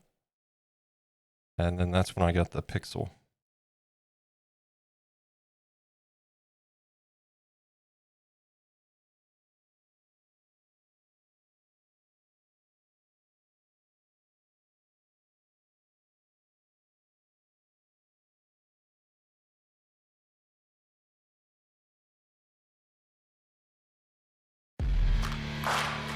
Suddenly, I heard a tap. Somebody's as rapping. of someone gently rapping at my chamber door. Who's that rapping at my chamber door? It looks like it might be a Throw Dan. You get this chat message. I'm also just realizing I'm an idiot. The song is right there on the screen. I've become one of Twitch viewers that can't look at the stream before asking questions. No, you're fine. You're fine. You're fine. Throw Dan coming in with the raid. How we doing, Throw Dan? How was stream today? I was lurking there a bit while I was getting things all situated around here and finishing up coffee. It was a rush this morning, but I was lurking, watching you work on your gnome. I hope stream went well. In fact, let me set this aside. And let's get a shout out. Folks, if you are not following Throw Dan, there's going to be a link popping up right there for the shout out. Make sure you're following. Throw Dan's a potter here on Twitch. Sometimes you'll catch him working on the wheel, making mugs and plates and all sorts of cool stuff. And lately he's got into some ceramic sculpting, which is what he was doing today when I was hanging out over there. Working on his gnome, making a gnome. So very cool stuff. Dan's awesome. Show some love. We certainly appreciate our raiders. How's it going, Dan? What is the alien dance thing not showing up for? What is that?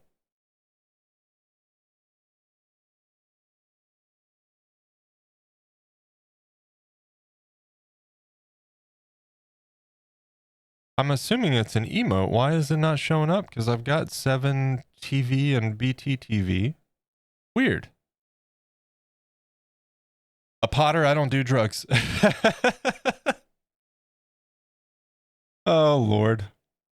Got some stuff done. Been enjoying the sculpting. Thanks. Good, man. Good to hear. Yeah, it looks like you're making pretty good progress over there.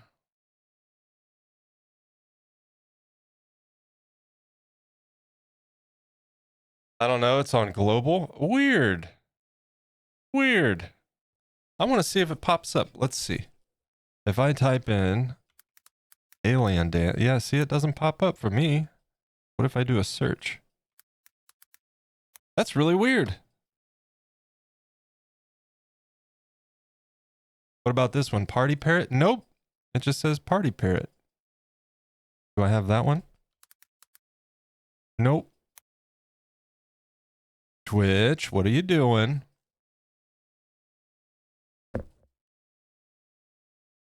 You know, I've noticed something funny with my emotes. Occasionally I'll go to like select one of my emotes and it doesn't show up. So I refresh the page and it's there.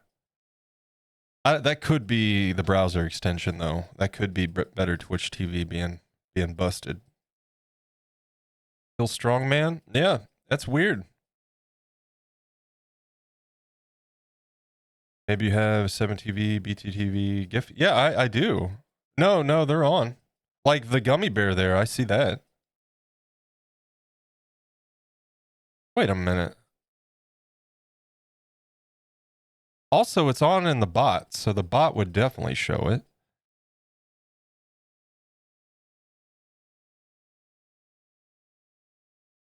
That's really strange. I don't know.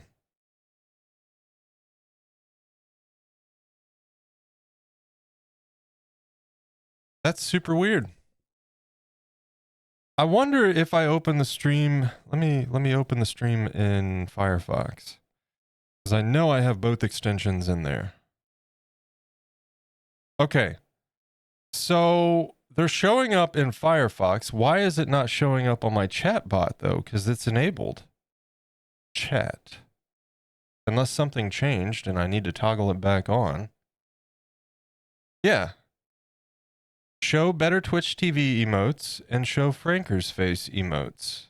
But maybe it's the 7TV emotes. Is that? Yeah. That's what it is. That's what it is. Disregard, you're fine. Everything's fine.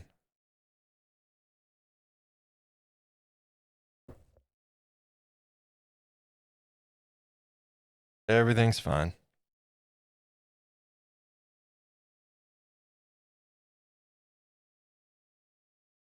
These extensions get a bit of jank. Yeah, like my better Twitch TV, if I have it replace my regular emote window, every time I click an emote, the window minimizes, it goes away. So I have to keep opening the stupid emote menu to select multiple emotes.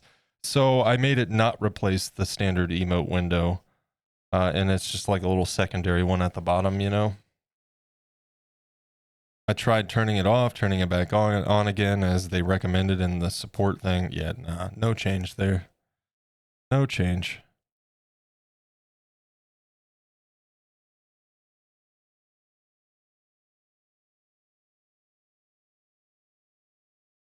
All right. I need to get a little bit in here.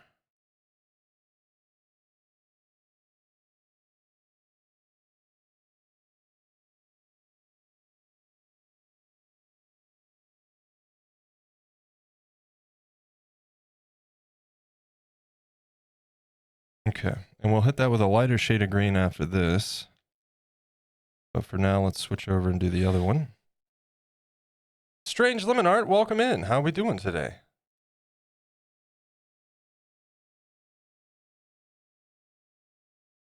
Don't know. Ah, there it is. It did let me. Okay. I didn't think it was going to let me do another shout out so soon, but there it is. Folks, shout out in the chat. Strange Lemon Arts is another sculptor and creator here on Twitch. Making some miniature food stuffs and miniature things. Working on a lighthouse last I saw, right? How's progress on that? And I hope you're having a wonderful week. Maybe in spite of things, maybe not.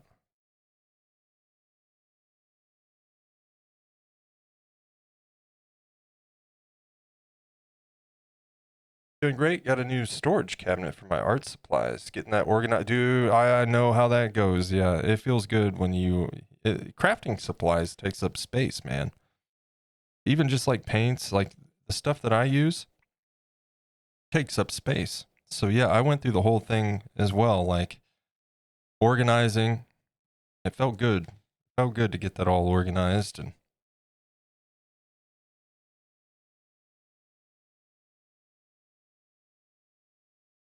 then can't wait to get a cabinet to display some of my work.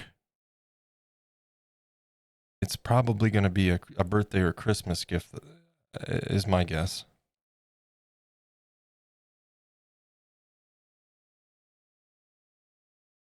Because that was the only thing I could think of for Minchie. I don't. She needed ideas for my upcoming birthday and Christmas, and I have no idea. But neither does she, so it's fine.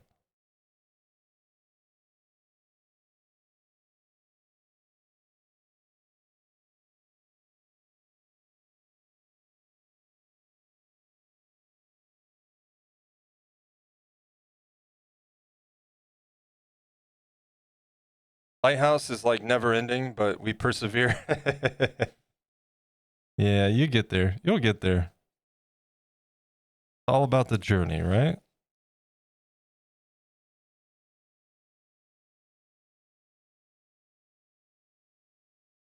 Troubleshooting? Yeah, pretty much. Yeah, I don't know what's going on with that Better Twitch TV extension, but I mean I've got it working. I just can't. I have to have two separate emote menus, or I have to open the menu every time I click on an emote, which is incredibly annoying. So.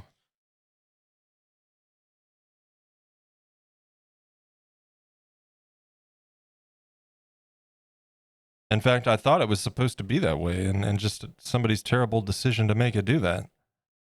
And then she was like, no, mine doesn't do that. And I'm like, well, what the crap?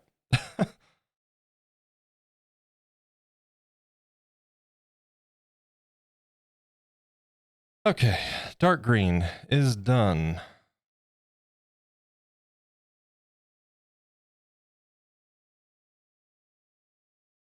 Light green, that's next.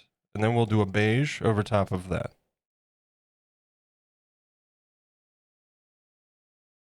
Slightly lighter green.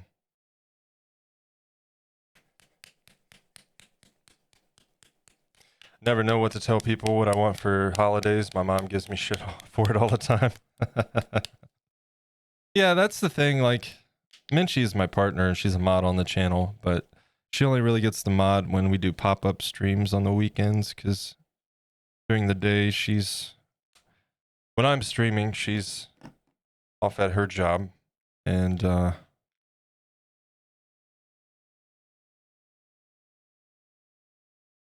I only stream, typically the scheduled streams are Mondays, Tuesdays, and Thursdays. If there's work to be done and time is available, I'll pop up on the weekends from time to time. But yeah. But yeah, we're both pretty independent, and we're obviously there for one another and all of that, but when it comes to like if she wants something, she gets it. If I want something, I get it. So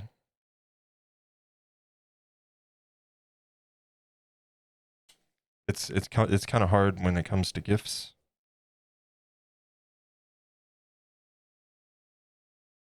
Ask for a shirt, money, or food. Yeah, there you go. I'll find patience to hold off on a purchase and let her make it. Yeah, there you go. Yeah, occasionally I'll be like, if there's a game coming out that I'm interested in and I can wait, I'm not like chomping at the bit to play it. I'll be like, well, you can get me that. And same with her, she plays games as well. But even that this year is kind of slim pickings, so. In fact, I don't think there's a single game coming out that I'm super interested in. Well, and what I am interested in will be on Game Pass, so I don't even have to buy it. I definitely am looking forward to checking out the Indiana Jones game. But again, that's on Game Pass, so.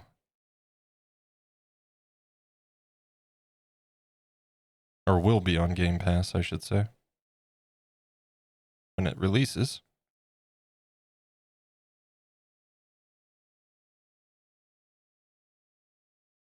Getting a crock pot for Christmas. I'm stoked. This is being in your 30s. Yep.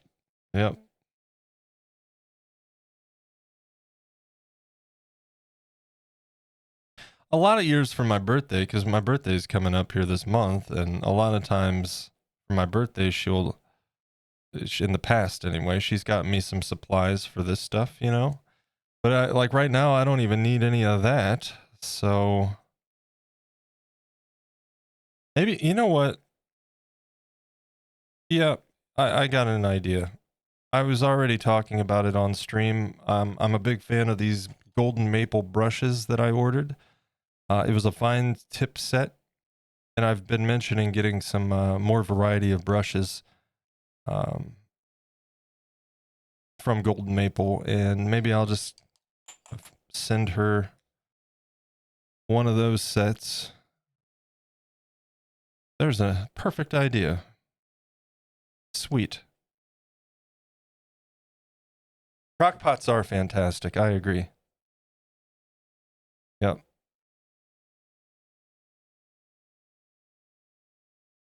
So are air fryers. I got Minchie an air fryer for Christmas a few years back, and I love that thing as much as she does. In fact, she's got it running right now. It does like it's an air fryer, but it also does like dehydration, and various other functions. You know, she's got it dehydrating something today. I don't know what.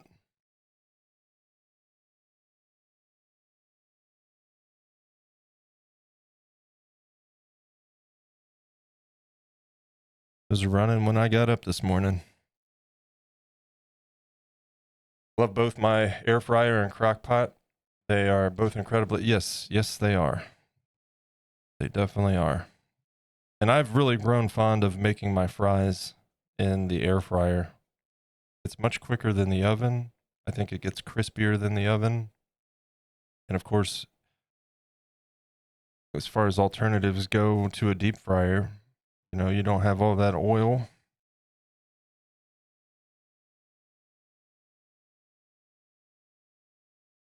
And the oil mess that you inevitably have to deal with at some point.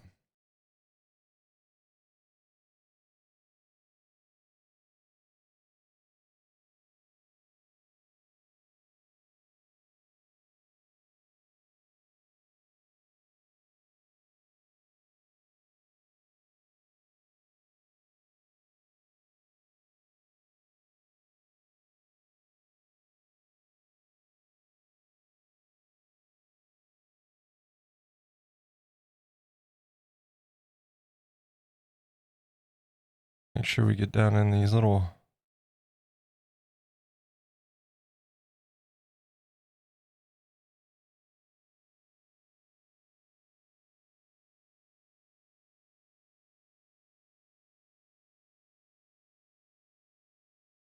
All right, so I think we're ready for our beige.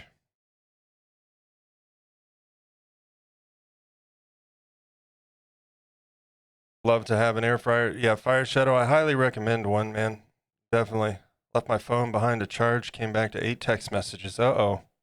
Hopefully everything's okay. Time to do bulk stews and soups for the winter. Yep. Yep. Crock pots are great for wintertime cooking for sure. And I'll tell you, put a roast in the crock pot. Let it cook all day.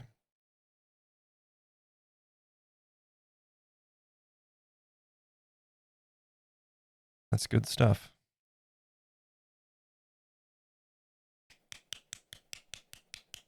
Y'all are making me hungry too. Rose got pizza. See, man. Yeah, let's do this.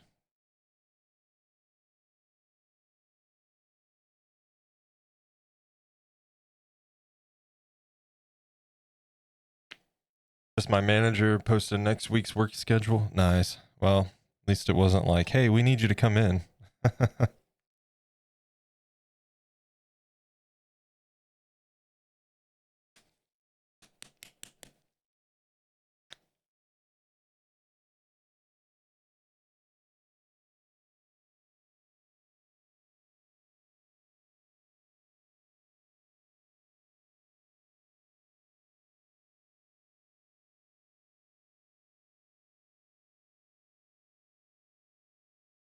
Get this lighter brown mixed up and we'll do one final pass on these stems.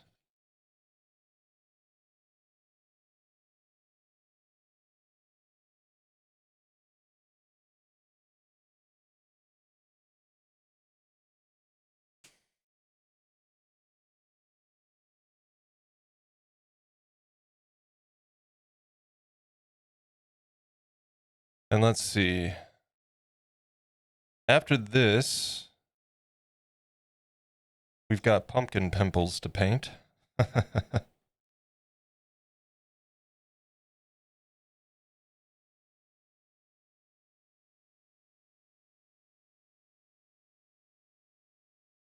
Same, I'm working too. Nice. I'm working right now. Working and lurking.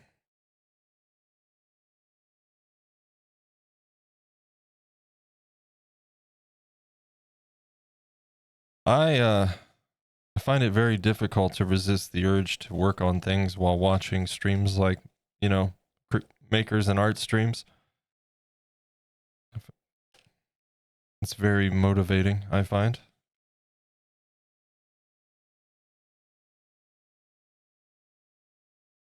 Like working and actively participating in chat while shrugging off work responsibilities. Uh-oh. Uh-oh. Well, I'm not a crook. It's definitely been fun having you hanging out with us today. Certainly appreciate you being here.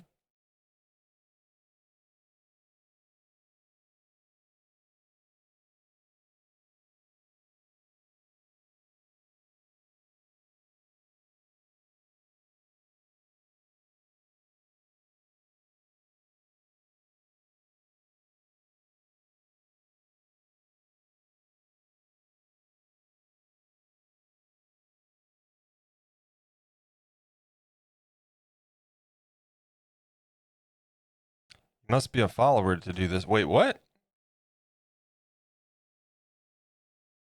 What happened there? I've been enjoying my stay. Good. Good to hear. What? Does anybody know what triggered the you must be a follower to do this?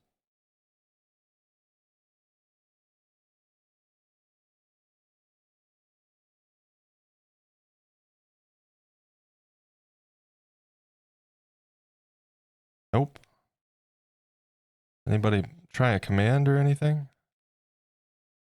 I just want to make sure it's not doing something weird.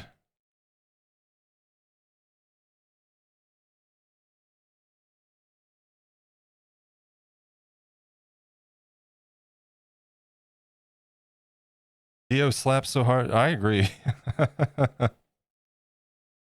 I agree. I like some Dio.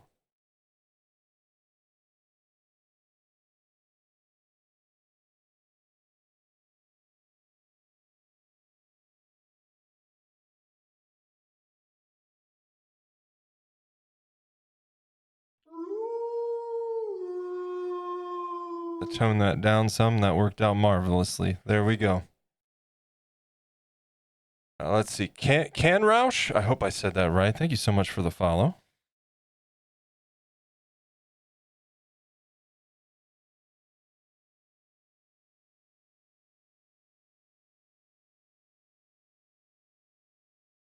We might do another pass on these. We'll see. Let's work on this one. I'll take a look and see what I think. I know we'll definitely wet the brush down before another pass, so it's not super dry. We don't want it to look like dusty. We just want it to tone down the darker contrasts a bit, blend it all, get a little bit of a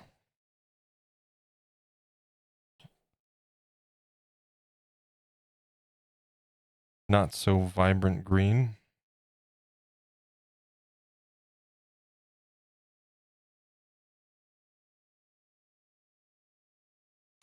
Ooh, hit the target, Dan. Very nice. Very nice.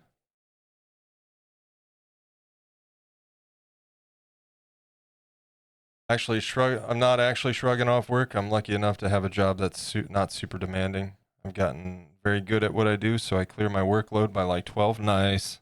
Nice.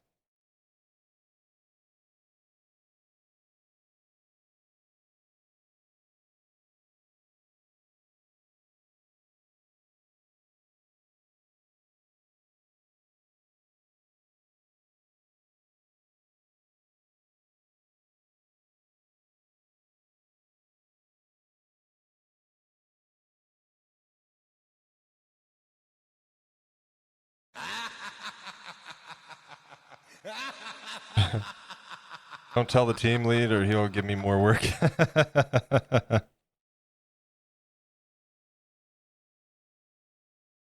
Your secret's safe with us. Your secret's safe with us.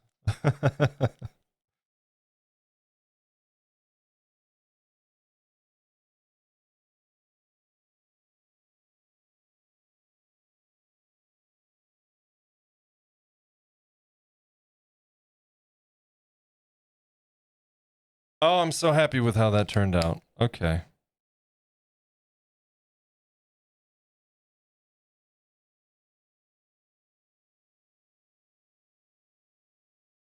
There's those. Let's get that in water. Let me check my checklist. I made a little checklist so I don't forget something. Shading is done. Highlights are done. Stems are done. Cleaning eyes is done. We got pumpkin pimples. We've got 2 coats minimum of matte varnish. And we've got resin detail to do.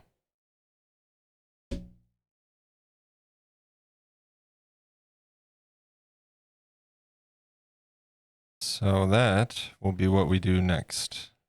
The pumpkin pimples. And for that, just like this guy, I'll probably use like, let's see, we'll use a couple spots of raw sienna. Is this linen?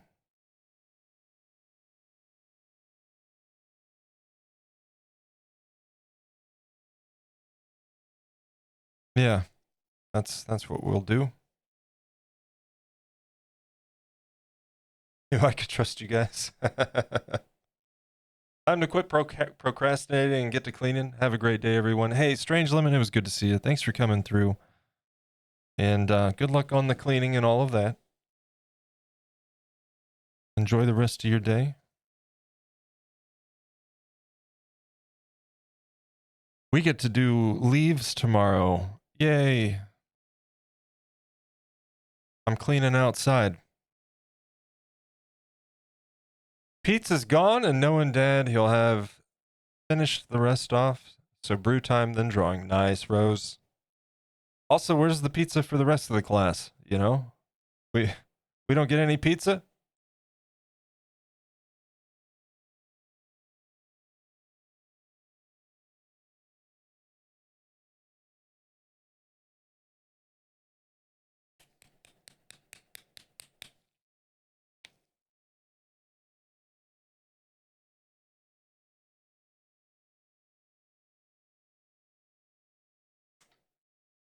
How we doing on time? Oh, we got an ad break coming up in like 6 minutes. All right. We'll wait till after break to get started in more painting here, but our paint's ready. Mostly. And that actually works out because I need a bit of a restroom break quick. So, remainder of the stream will be focused on our pumpkin pimples here. High five. We'll hit them with a couple coats of our matte varnish.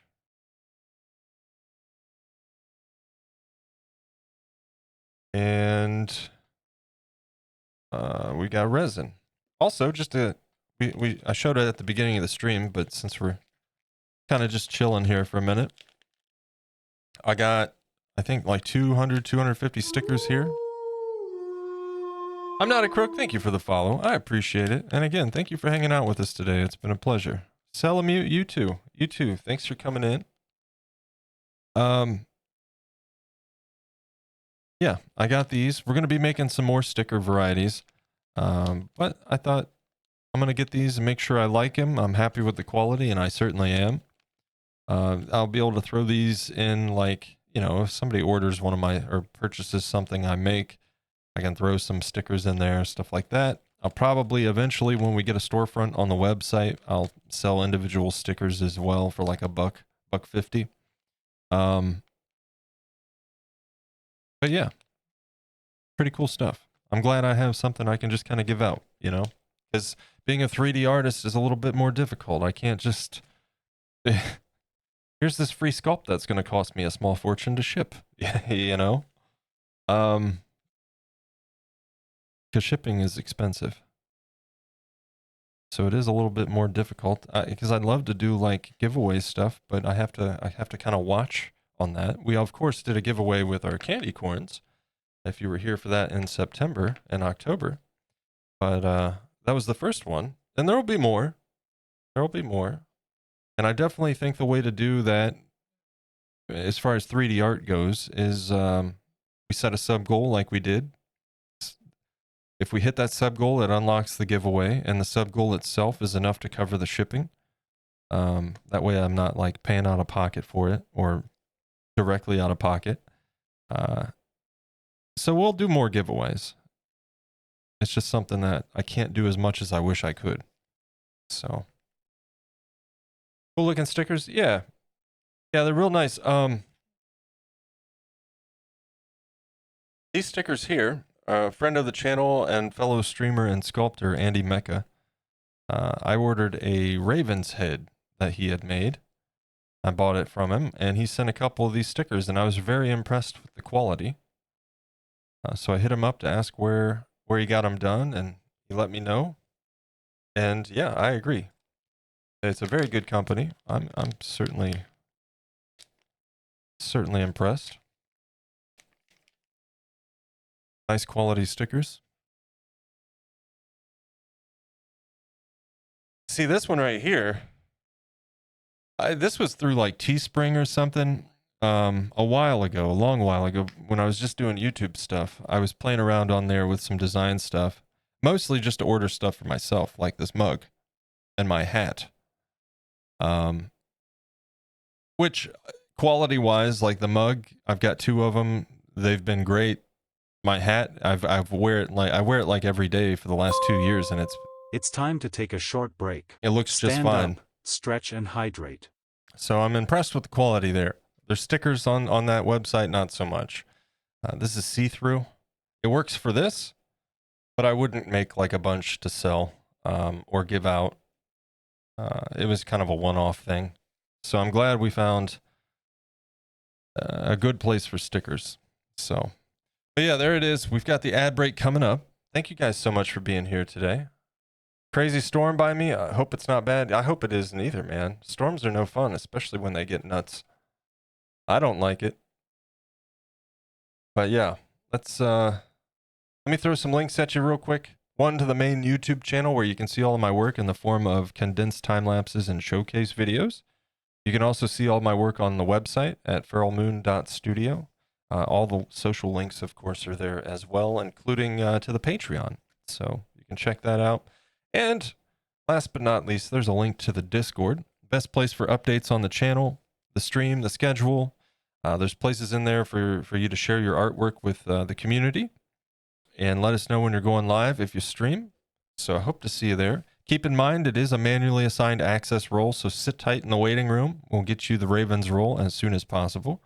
But yeah, there it is. There's the spiel. We've got a few minutes or a few seconds till the ads, and I'll throw the break screen up. You know, get a stretch in, grab a drink, snack, all that good stuff, and we'll get right back to work after the break. I need to head out for a bit. Gotta get some lunch finally. Have a good one, everybody. Hey, I'm not a crook. You as well. You as well. Thanks for hanging out with us. You have a wonderful lunch. And if you make it back, we'll see you then. So, yeah. With that, let's put the break screen up. And I will see you guys in just a few.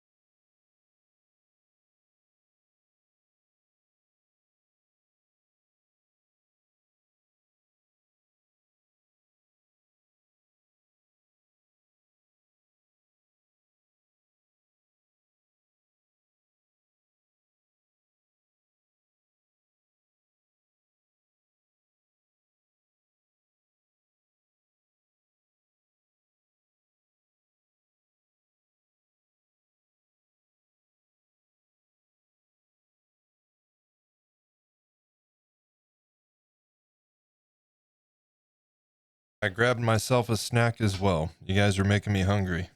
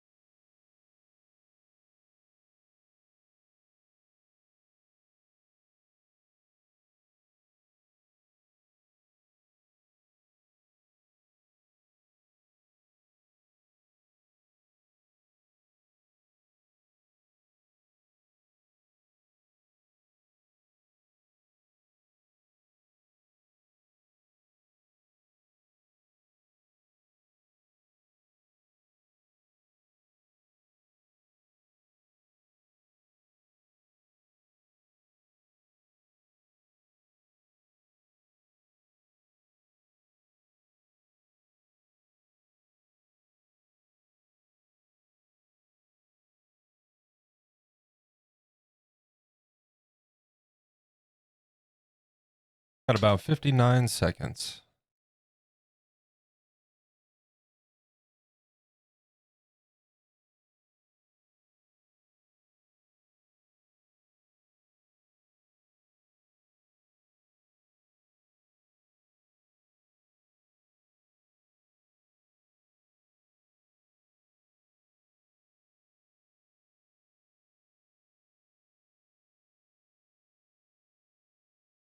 All right, Twitch says 25 seconds on the ad break and we'll get back to it. Thank you guys so much for hanging out. A bit of a shorter stream today, probably, just like Tuesday. It's kind of an oddball week where we're coming to close on a project and we didn't really want to start. I don't like starting projects at the end of the week and then having to wait through the weekend to continue. So we're just pacing ourselves on this as we finish up. Twitch is wrong? Welcome back. I thought so. Let's get to it. I thought so. Sorry if there was a delay there. Twitch was telling me there was more time left on the ad break, but I saw the viewers go back to normal, so I assumed it was over. But you never know. You never know. It's told us there was an ad break, and then it restarted the countdown. It's Twitch's Twitch, right?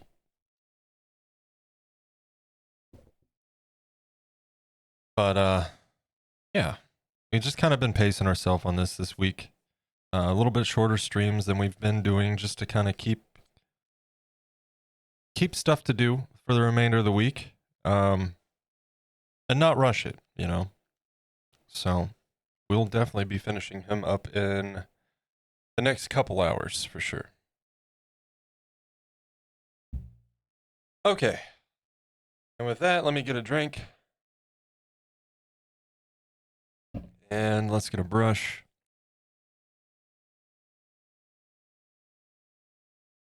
Twitch is always broken. That's a sad truth.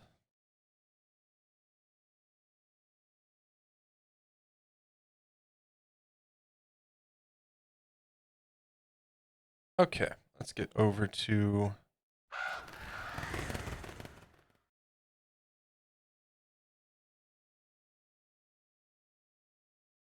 all right. Where do we got pumpkin pimples on this guy? We got one here.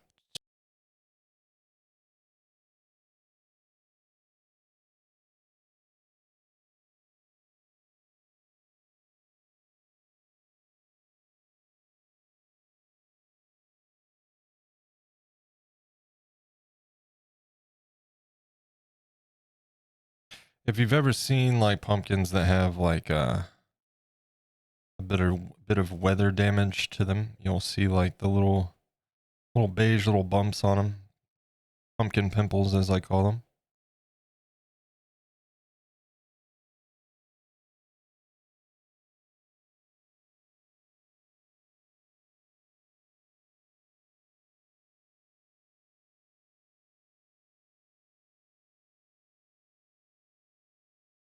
Is Rose gonna land it?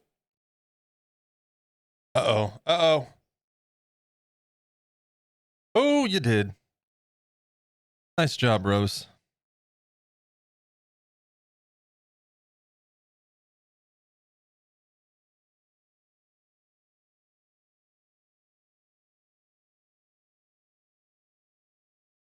I'm gonna add a little bit of flow medium, like a drop or two. Keep calling it flow medium. It's fluid medium, but whatever.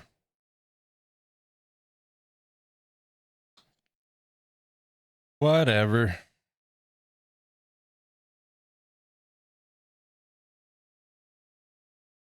I don't ever get lucky on the drop anymore. Yeah, it's hit and miss for me too.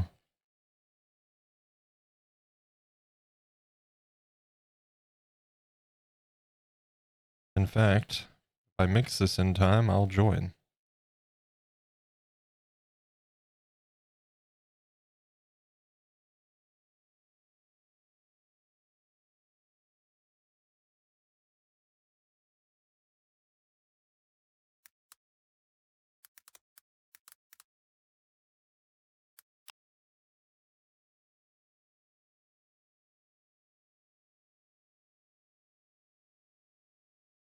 Yeah, I always float over into the corner and just fall straight down. That's where that's my luck. I swear it's every time. Yeah,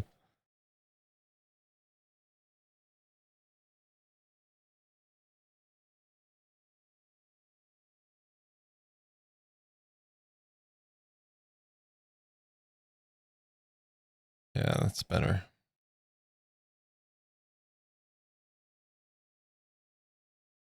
That's better.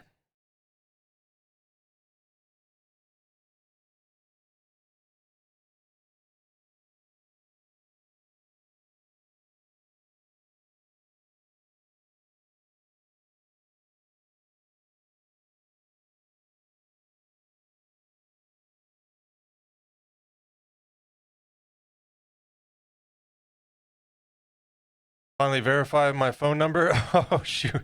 Can Roush, Amazing Pumpkins, thank you so much. Thank you. Yeah, it's annoying, I know. But with all the bots and nonsense on Twitch, I figured it's probably a good step to take.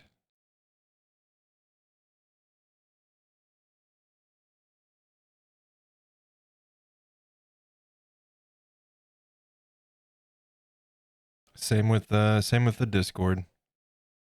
Speaking of,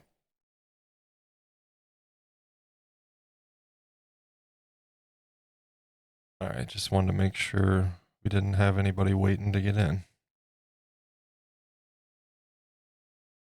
Had to be done eventually. Yeah, I think unfortunately it's one of those things where it's like it's kind of a necessary setting if you're doing any extensive amount of streaming, just with the amount of bots. And not even for my sake, you know, a lot of the bots that have been out and about throwing links in the chat for phishing attempts and stuff, and I don't want anything going on that compromises anybody, you know, watching stream. Same with anybody in the Discord, which is why I have it set up the way it is with a manually assigned access role. So, you know, when I'm sleeping or if we're off busy doing something, you can't have like a bot or somebody just join the Discord and run rampant. At the very least, we'll be semi around.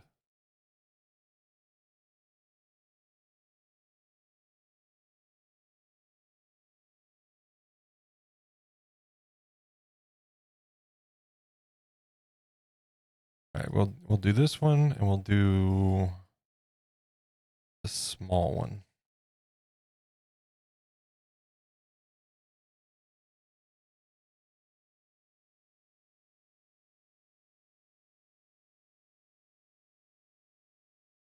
Yeah, running a little bit behind with pumpkins this year, but it's fine. Spooky season's all year, if you ask me. I'd be content with that. But we were working on candy corn monsters before the pumpkin monsters. You can see them back there. So, pretty busy this spooky season. Next year we'll start on pumpkins earlier. I plan on doing molding and casting at that point.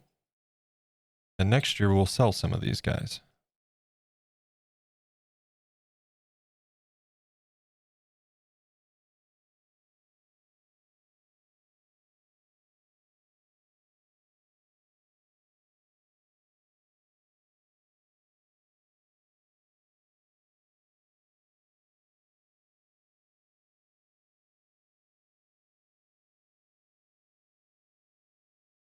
I'll go back for a second coat on a couple of those probably.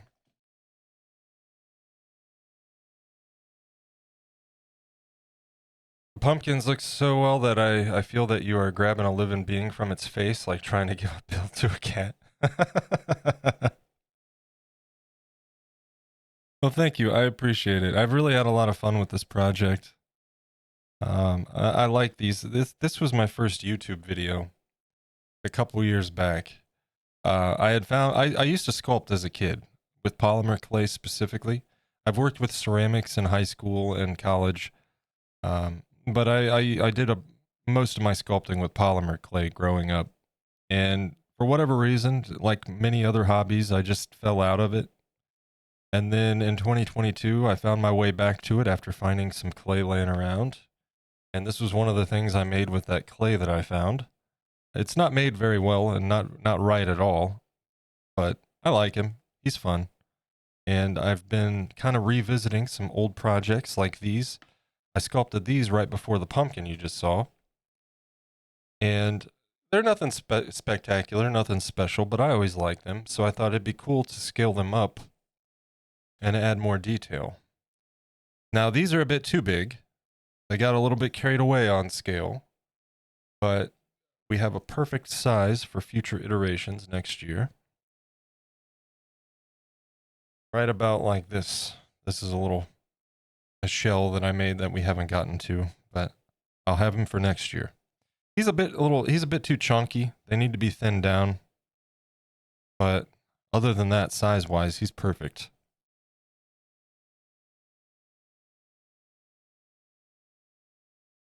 Does anyone have a tankless electric water heater? A tankless electric water heater. I have to replace mine and found some tankless ones fairly cheap. I do not. Not even familiar, honestly.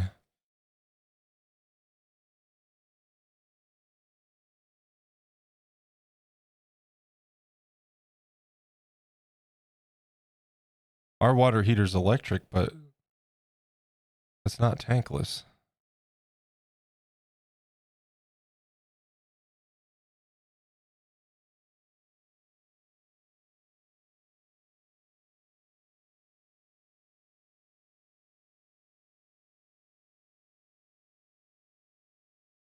Love those guys. Thank you.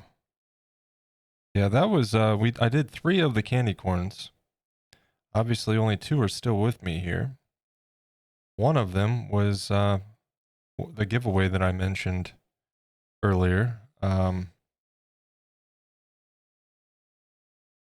he's off in Canada now, which is really cool because outside of myself and my partner, that's the first piece of my work that's owned by someone else. So it's kind of a big deal. I've always just kind of sculpted for myself. That's changing as we move forward here. Not to say that I won't still be sculpting for myself, but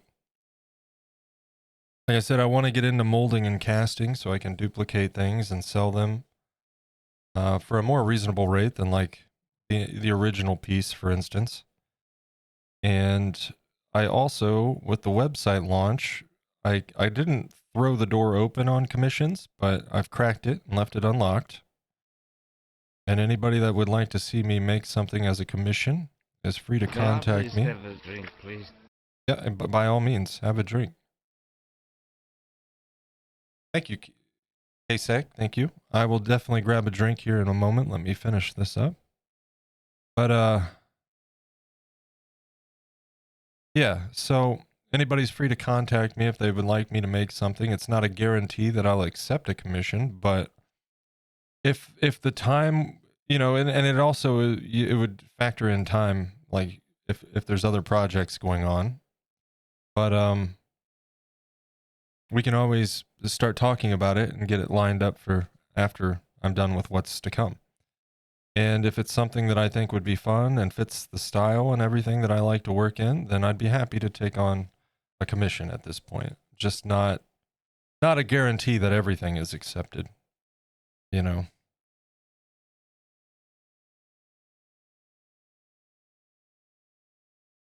So if anybody's interested in that, you can find more information on the website. FeralMoon.studio.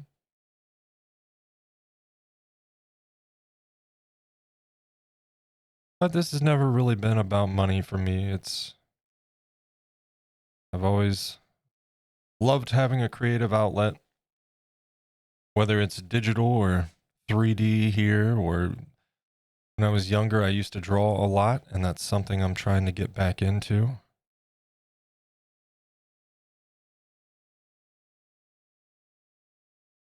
It's just been a long time.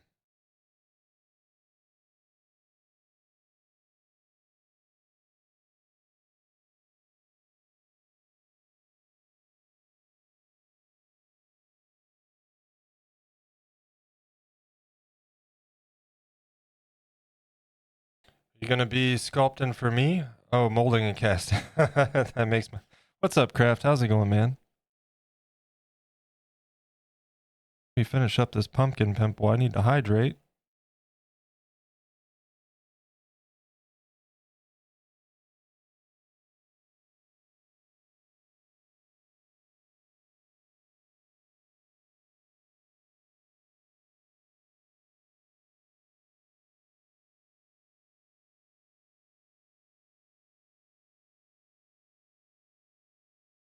All right, let's mix this up. Get the paint out of there. And we need to go over those a little bit more.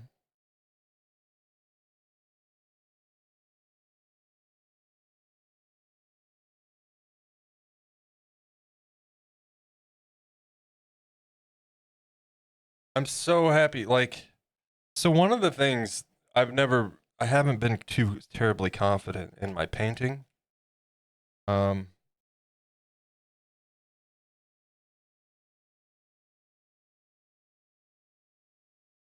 Sorry, I'm just adjusting a light here. So I've been kind of like focused on trying to improve my painting, learning new techniques and giving them a try and all of that. And I'm really happy with how this has all come together, because it's actually kind of worked all out as planned. We started off with a super dark initial coat in these bevels, right, for some undertone shading. Then we hit it with a darker base coat of our orange, like a brown orange, and then we kind of brightened it up with the base orange just kind of going over it. Get us that nice desaturated look. Got it brightened up and hit it with a dark brown wash. And then today, of course, we took our lighter orange and just kind of took a brush up and down the faces of these bevels to just create a bit more color contrast and highlighting. And then we did some dry brushing, of course, over the protruding regions, some shading around the eyes. I'm super happy with how this guy's coming together, man. Both of them.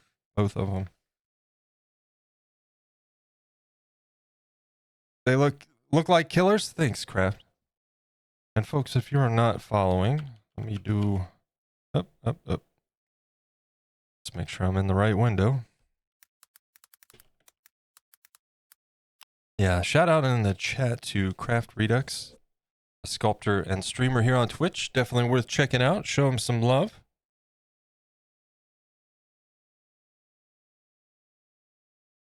And let me get a hydrate in. K-Sec, thank you.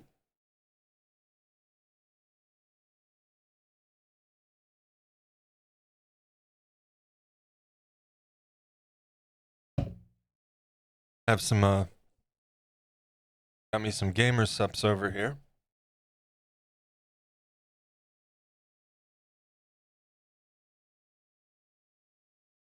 And if you're a regular on the channel, you might even be able to guess what kind of gamer subs it is.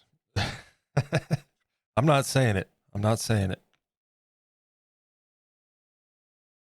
Where's my brush? Here it is. Jerboa, candy corn, and now pumpkins, killing it. Thanks. Thank you, man. I appreciate it. I'm super excited for the next project. I'm going to be, so here's the deal. We've talked about it. If you were here before, I apologize. I know you guys understand. But the plan, I've got 3 projects. 2 are going to be smaller, and both of those have to be done by Christmas. But I don't want to start them quite yet because both of them involve like wintry scenes and such, and I just don't feel right about starting that at the beginning of November. So we're going to start a bit of a medium scale project, not quite the size as the jerboa as far as scale and length that it will take. And then that we'll focus on that exclusively for the first week or two. And then we'll kind of be bouncing back and forth as we start a super secret project for Minchie, which will be a Christmas gift for her. And we'll start working on that. And then once we get into December, at the very beginning of December, we're going to add another project to the mix, which will be an homage to my grandfather's work. He was, where'd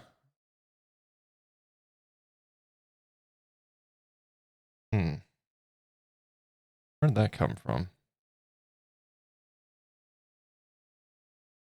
We're going to leave it. It's fine. Throughout my entire life, he was always a woodworker and a carver. And every year he would make something for us for Christmas, each of us. Whether it was something like, he's made wooden chests and shelves and all kinds of things. And then he's done a lot of carvings. And some of those were snowmen that I've always really enjoyed. So I thought it would be kind of cool to show off his work and kind of do my own little thing as a sculpt of the snowmen as an homage to his carvings, and then give it to him for Christmas. So that is the plan there. And we'll be working on the black cat kind of in between. If it takes us into next year, it does. If not, that's fine too. And the cat's going to be like a stylized cat. I'm super excited about it, man. I want it. I want it on my shelf. And honestly, if you guys are down for it, we may not like back to back, but the black cat may be something we revisit to do new iterations of, possibly at a smaller scale for casting. I think that would be cool. Have like a series of black cats.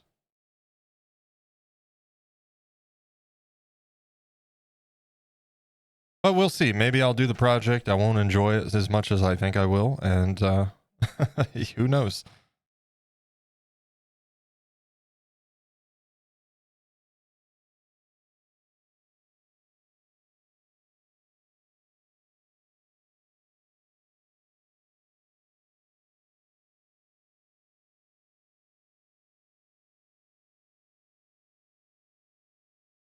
Your mic's being drowned out? Oh, you know what? I'm sorry, guys. I didn't turn the volume down. I didn't turn the volume down after break. That was my bad.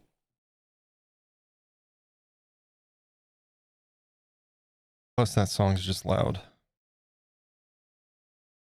Better? Should be better.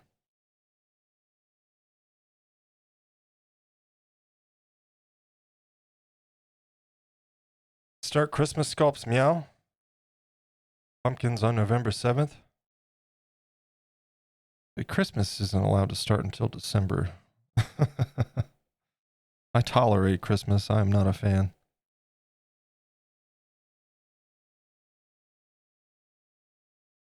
It's a stressful holiday. It's more stress than it's worth.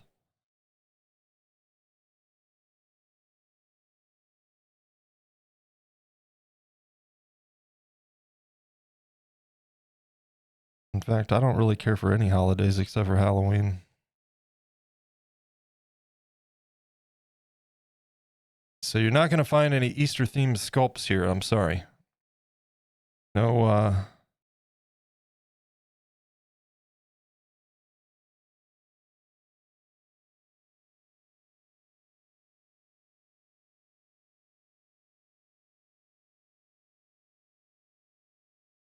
no Easter bunnies.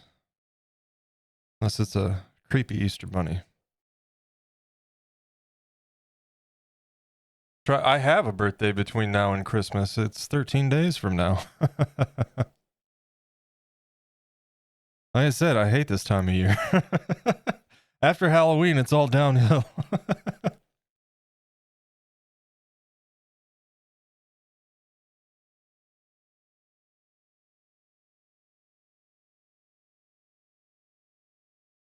And no birthday stream because it falls on a Wednesday. Ha ha.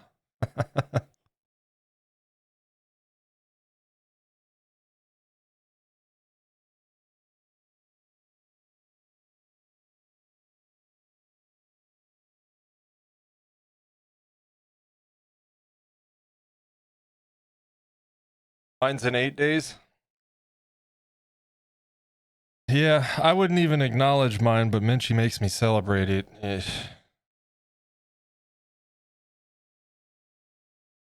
I told her it's just another day, but she won't have it.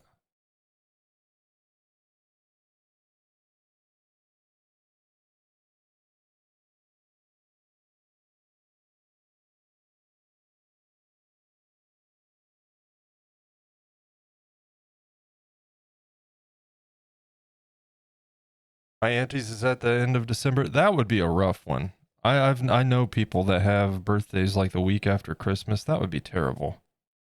At least like mine gives me a little bit of time to breathe.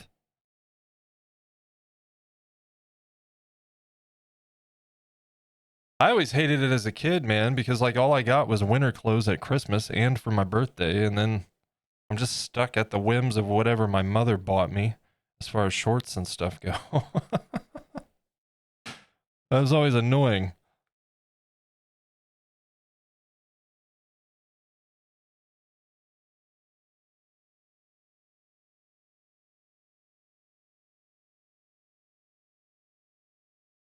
Really don't celebrate Thanksgiving or Christmas anymore. Same, dude. I mean, Christmas I kind of have to because of Minchie. But both of us, like last year, we didn't really do anything for Thanksgiving. Number one, her diet's so restrictive that a lot of Thanksgiving food is off the table, you know? She can't have anything with gluten in it. So you think about how much stuff for a typical Thanksgiving meal has like, wheat flour in it, right? Or wheat in some shape or form. It's tough.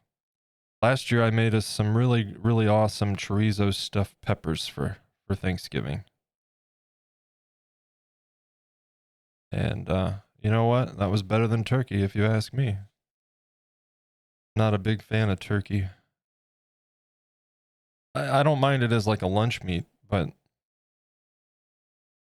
I'm not a big fan of turkey. Now deep fried turkey is pretty good. But I'm not about to do that.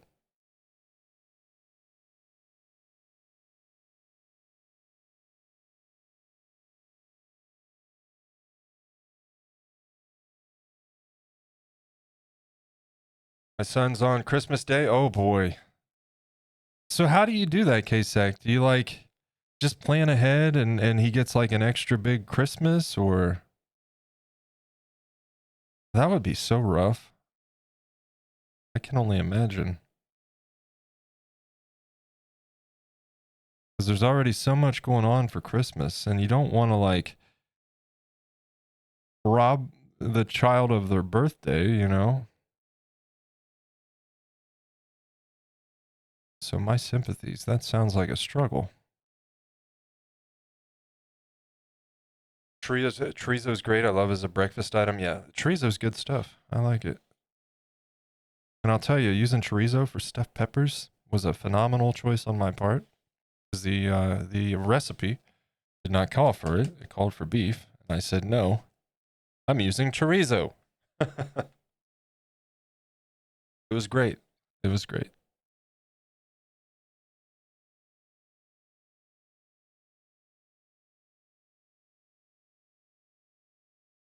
Just a lot of work, a lot of prep.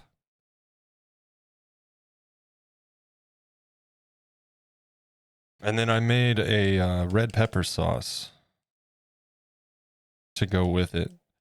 It was good. I probably wouldn't make it again. It's a lot of work for what it is. But that was really good. And it just made it a kind of a 2-day process because I made the sauce the day prior. So I didn't have to deal with it.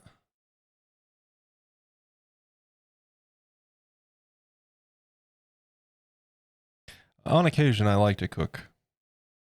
I've worked food service to a brief extent in my lifetime. It's not something I would want to do professionally or anything, but I respect the kitchen environment. I love the organization of it all. You know, the process. I suppose I think it's fascinating, but not something I would want to do professionally.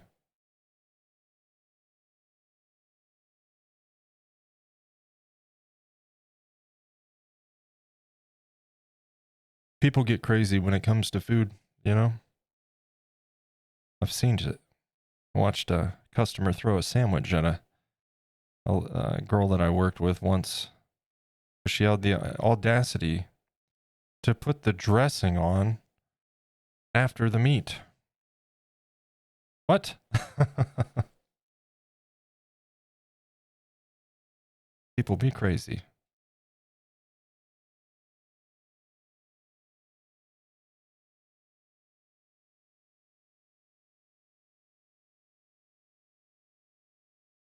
You should try a chorizo sandwich. Yeah, chorizo in anything is good. I've had chorizo stuffed jalapenos too. Phenomenal.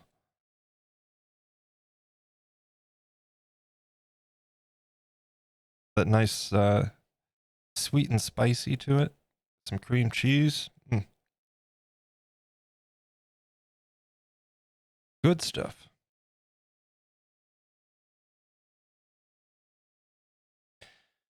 Here in Argentina, we call it chorpan. Pan is bread. Oh, okay. Wait, why does it? What's the bread part? I mean, I guess it does have. Yeah, okay.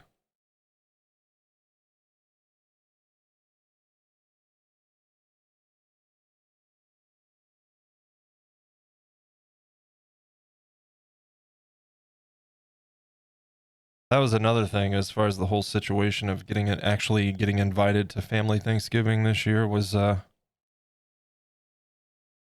kind of just be sitting there because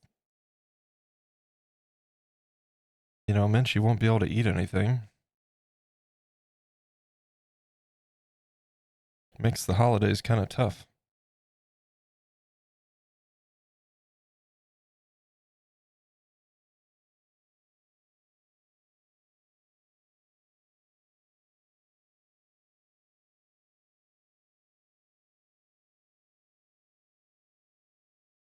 I feel for her. I do. I never imagined how restrictive just one thing that you can't have can be. You know, there's wheat in everything. And she's like actually allergic to gluten, so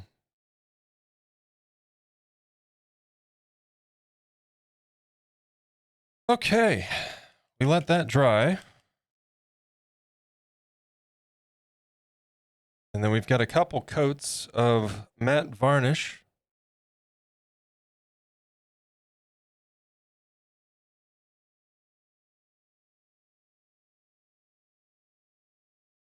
We'll do that.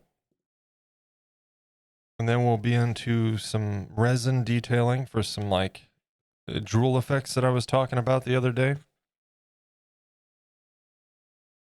Like the corner of his mouth. I'm hoping that it turns out. I think it'll be fine. But while we wait on that to dry, I'm gonna get some of these paints down here into the bag.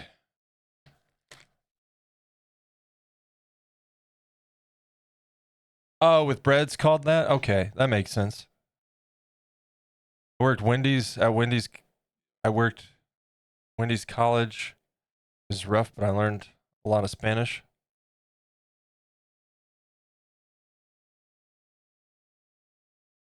Out of curiosity, do you make your own pasta using sorghum flour? No. When we do need pasta that she can have, there's specifically a brand called Bonza. It's a pain in the butt to boil because it boils over real fast. It gets all foamy and stuff. But it's made from chickpeas, and as far as taste and texture goes, it's good. I just hate cooking it because you know how pasta is, anyways. It boils over if you're not watching it. You can put the wood spoon over the pot, sure, but this stuff gets foamy. It's from the chickpeas. It gets foamy, and that just makes it boil over that much easier. That's the only drawback. It's just a pain to cook.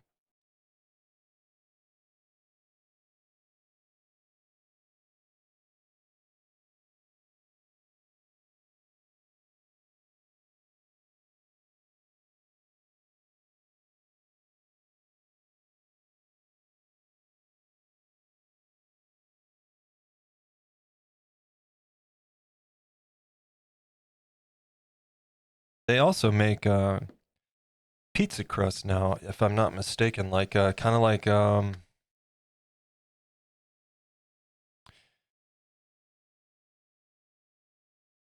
can't think of the brand, but you know, the pre-made pizza crusts that you can go get. It's just the crust. And those, I think it's cauliflower. Cauliflower crust works pretty well for pizza. I don't mind it. It gets a little bit crunchy, but it tastes fine. Chickpeas? Yep. Chickpeas healthier than regular pasta?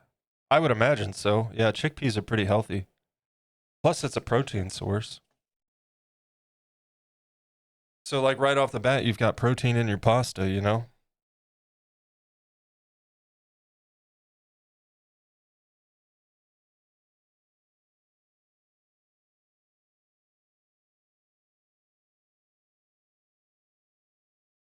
They're a little more expensive than regular pasta. Everything that we have to get for her is it's how it is, I suppose, but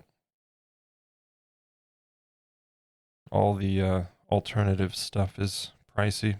You know, like we've even found a good flour that is not wheat flour. I can't think of what it's Krusty's brand,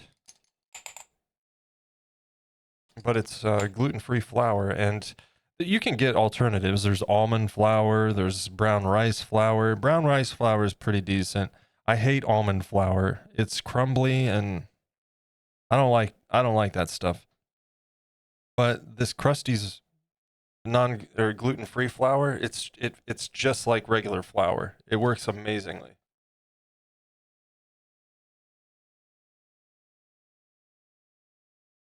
Or the wait, what now? Zephyr?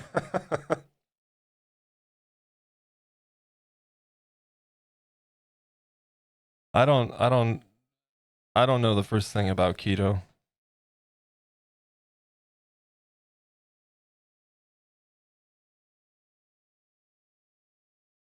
I know all about this stuff. Gotcha. Gotcha. Yeah, I know like a little bit, but not hardly anything to even speak on it. And the only reason I know that is Minchie, my partner that I've been talking about.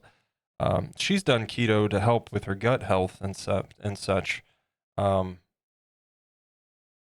to try to help balance things. You know, struggling with the food allergies and the gluten and stuff has been a process. I just noticed there's a little bit right in here. Now, meow. Hi, welcome in. There it is.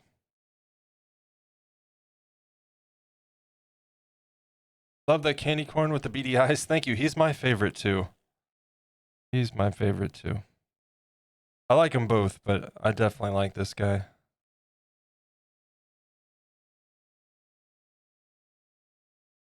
Okay, matte varnish. We don't want to get it on the eyes, but if we do, we'll just have to clean it off. Let me find a brush. This should do.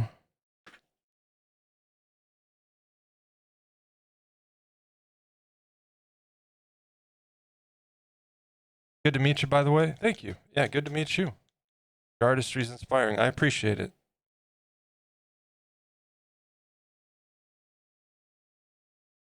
And I'm glad to hear, because I know how valuable that can be from personal experience, where I've been inspired to even get started into this, into sculpting. That was a product of watching some creators on YouTube, and I was like, I used to sculpt.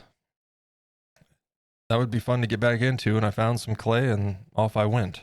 So, yeah, I appreciate the sentiment.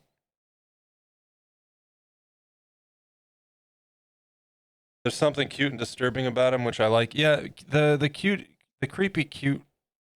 I like to try to stay in that realm.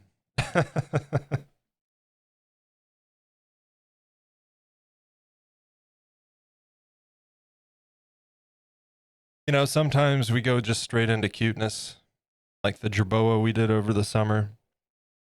But most everything's been kind of creepy cute.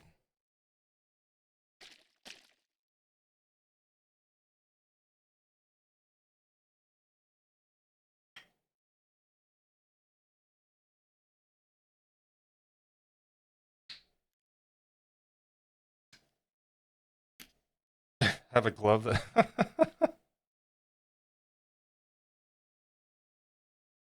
Is this? Okay. All these bottles look the same. I always have to double check. You have any more sculptures you can show? Yeah, there's actually all my work. Let's see. There's a link to the YouTube channel. All my projects get a showcase video that I do after the fact. And my previous work before I started streaming, I did condensed time-lapse videos as well. I've just kind of started focusing on the showcases for now, though. It being number one, it takes a long time to edit those. And number two, now that I'm streaming, you see more of the process than ever before, so the time lapses seem a little bit redundant. There's also a link to the website where you can find all my work there as well. And then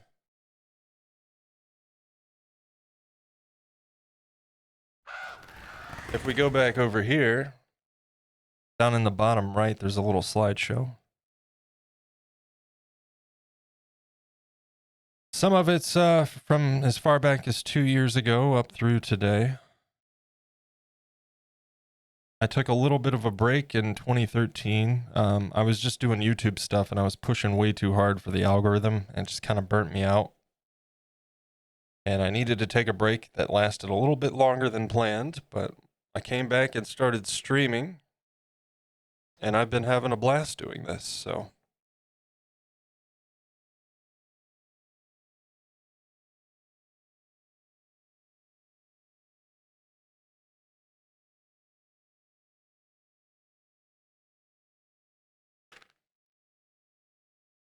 Well, thank you now.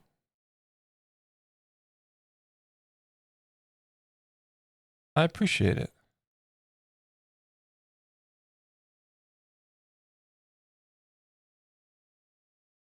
All right.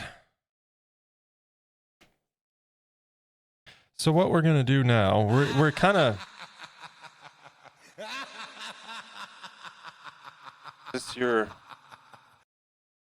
Is this your girlfriend upping you? Wait, what? No, she's at work.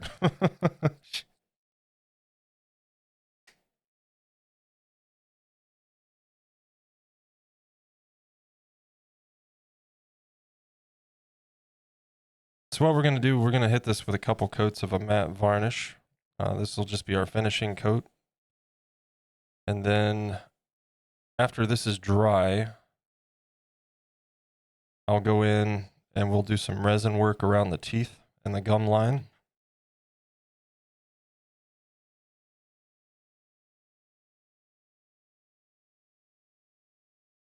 I'm a dude.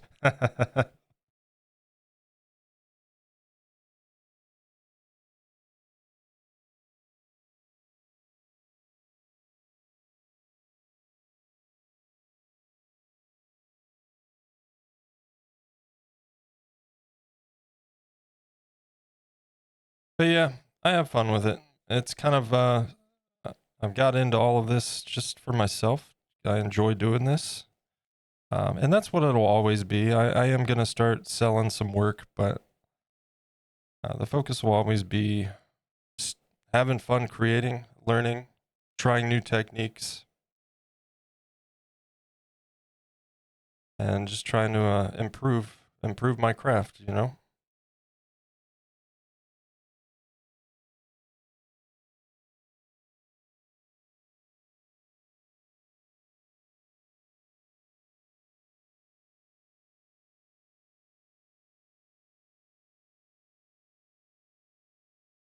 Yeah, the only real thing we need to worry about with the varnish is that it doesn't pool anywhere. Kind of builds up on the brush and get little pools of it here and there. You don't want that. It's a nice even coat.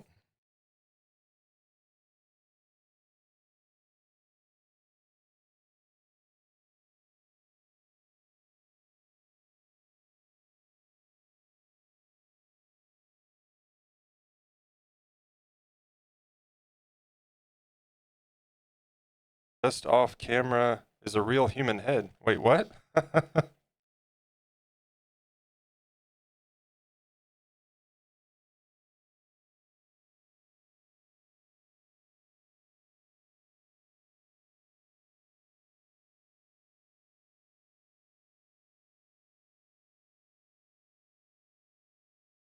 I gotta be careful around these eyes. Again, it'll scrape off, but I don't really want more mess to clean up.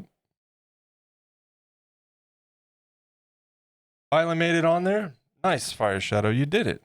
We're proud of you. We're proud of you.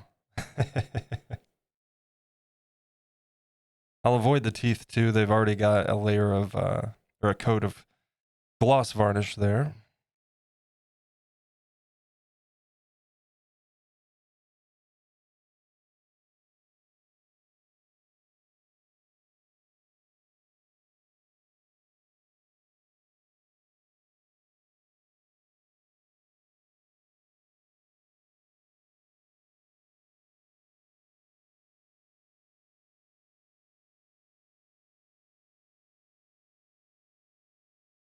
Didn't know that was a feature you could do on Twitch. Put emotes and parachutes. It's a little add-on. Yeah. Little add-on from a third party. Like if you've ever seen one of those streams with a bunch of little characters at the bottom of the screen, walking around and such.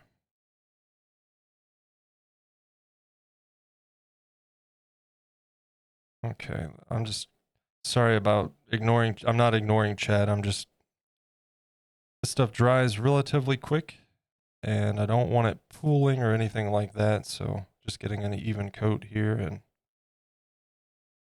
we'll take a pause before we start the other guy.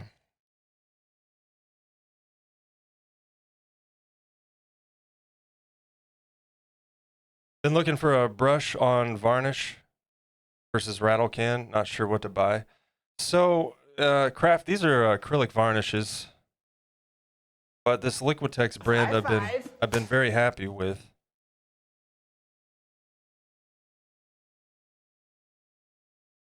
And I've got, well, that's the fluid medium. I've got the gloss and the matte varnish, and both have been phenomenal. So there's a recommendation. Maybe check these out. May I please have a drink, please? Absolutely. Have yourself a drink. Yeah, let me get caught up on chat here. I did the pineapple on a pizza emote. Oh, jeez. Like personal ask. Forgot the.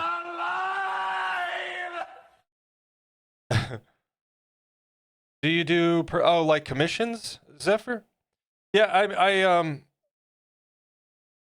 I recently with the website, I kind of opened the door for commissions. It's not like me throwing the door opening on the idea, but and no guarantee that I'll accept any given commission. But if anybody wanted me to make anything, they're free to contact me through the website. And if I feel like it's something that fits my style and that I could vibe with it, you know what I mean, have a good time with it, then I'd be happy to take on a commission. It just kind of depends on the circumstance, really.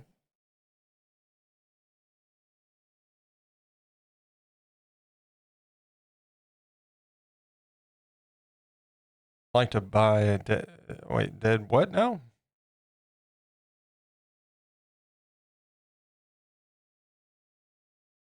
Katie did bug hears through holes in its hind legs. Did you guys know that? I didn't know that. How do you feel about doing it? That's funny that you bring that up, Zephyr. I had one of the things I have a running project list of like ideas. If I have an idea, something that might be fun to sculpt, I'll jot it down. And I thought it would be kind of cool to do like a shadow box 3-dimensional card of the old Garbage Pail Kids. I haven't gotten around to it, but that is one of the ideas that I had. And by shadow box, I mean just like a frame that has a little bit of depth to it, so that it kind of looks like a large framed card, and then the character kind of sticks out 3D. I think that would be cool. And in fact, that's not the only thing I want to do something like that with. I thought it would be kind of cool to do a Teenage Mutant Ninja Turtles one at some point. Kind of throwback to childhood things.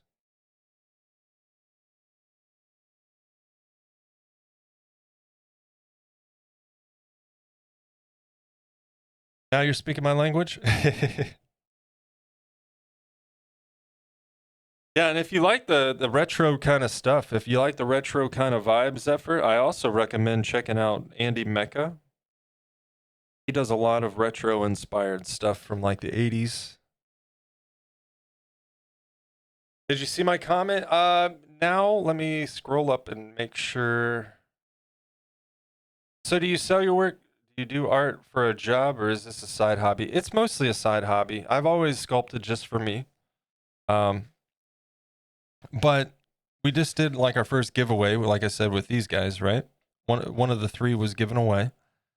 And in the future, I want to get into some molding and casting where I sculpt, like for instance, I sculpt this pumpkin, and then using silicone and resin, I can make a mold and then fill the mold and have replicas of my work. It'd be a faster reproduction. I could sell it for cheaper. So I want to do something like that. And I've also, like I said, I've cracked the door open on commissions through the website.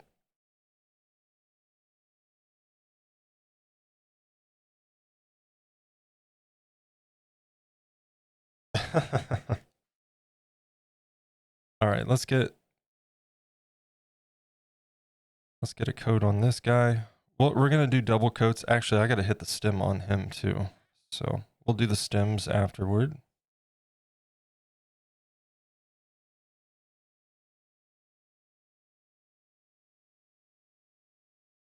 But this matte varnish is real nice. I did run into one instance a couple years back. Probably the first or second time. It was probably the second time I used the varnish. For whatever reason, the project dried with like a glossy finish. And there was only 2 variables that I could think of that could have caused that with the matte varnish, and that I either didn't shake it up well enough, or it was because there was a fan on it and it was drying too quickly. But once I eliminated those variables moving forward, I've never had that problem since. It's been a wonderful matte varnish.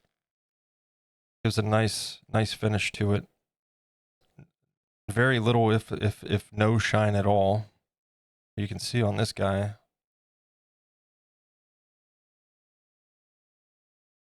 And then the gloss varnish, man. I put gloss varnish on these guys' teeth, and it almost looks like they're coated in resin. So I would say it's definitely glossy.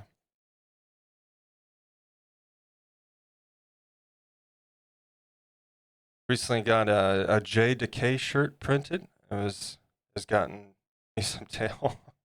Wait, I don't even know who that is. I'm not sure who that is.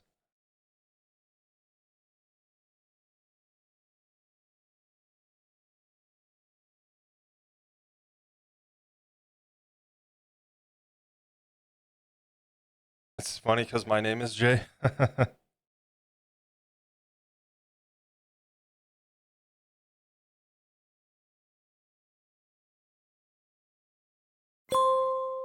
It's time to take a short break. Stand up, stretch and hydrate. All right, we're going to finish this guy up. We should have time to get this coat on here before we go to break. When we get back from break, we'll do a second coat. We need to do the stems. And then once it's all dry on and we've got our coats of varnish done, we'll do some resin work to finish these guys up. And to finish up the week, for that matter.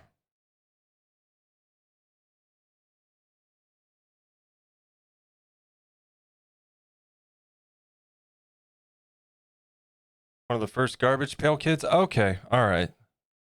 Yeah, it's been so long. You know, I had them as a kid, the cards, and Monster in My Pocket, if you remember those. I freaking love those things. Those were fun.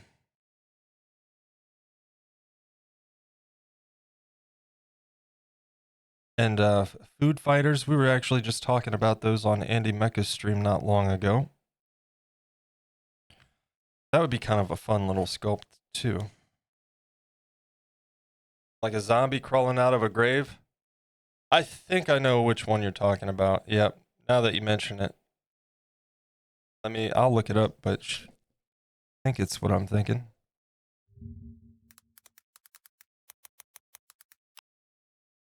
Yep. That's a cool one. That's a cool one.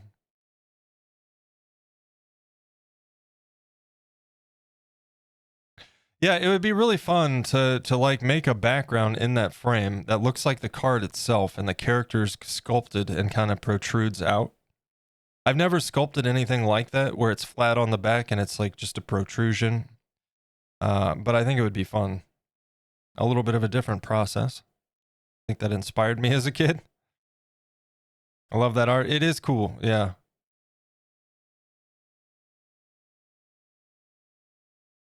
Yeah, Garbage Pail Kids were fun. Did we just slip into ads? We did. Okay, guys, thank you for being here. I am going to put the break screen up. You guys won't miss anything. We're going to let those guys dry. We'll hit them with another coat of varnish when we get back from break, and I will see you guys then. I'll put the break screen up.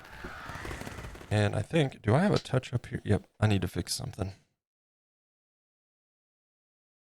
Had a little glob of varnish there, so.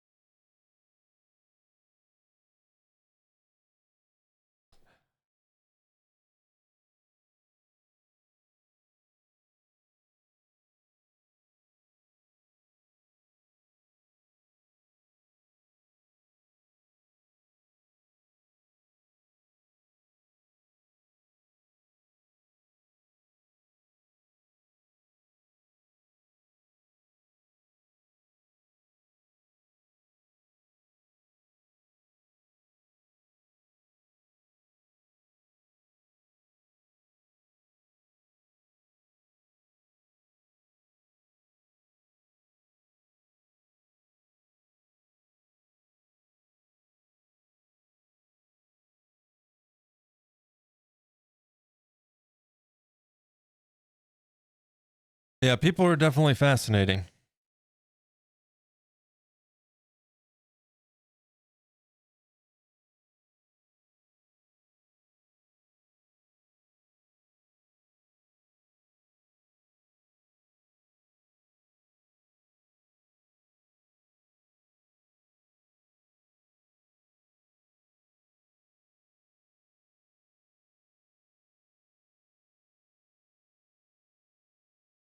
Oh yeah, Real Monsters. That's my sculpting '90s Nicktoons series, Zephyr.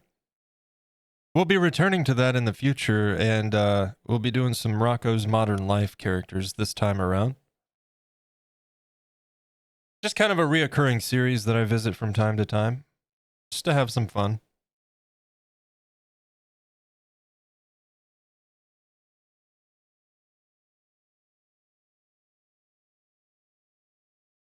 Yeah, Rocco's great. That was a great show.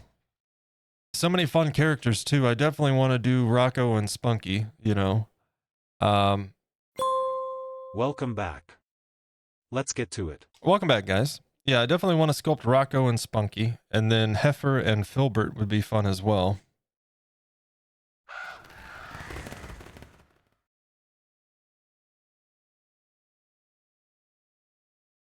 You're an Aussie? Oh, welcome in.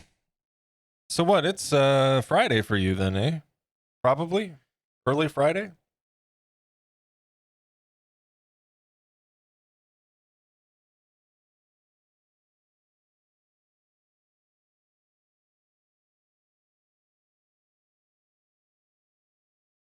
I'm only halfway through Thursday.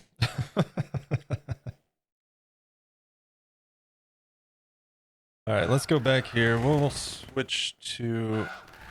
Oh, come on. Accidentally double tapped the touch screen. There we go.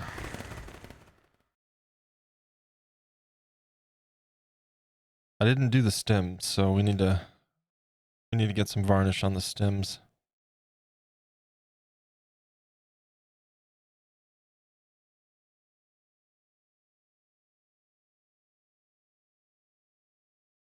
Let that dry and we'll give them a second coat all over. Then we'll get into some resin.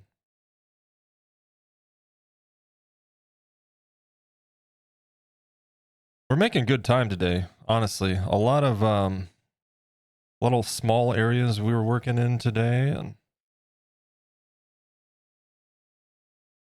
I'm glad we saved what I did for today, or we would have had very, very little, because I almost did the stems on Tuesday, but I figured we better save them.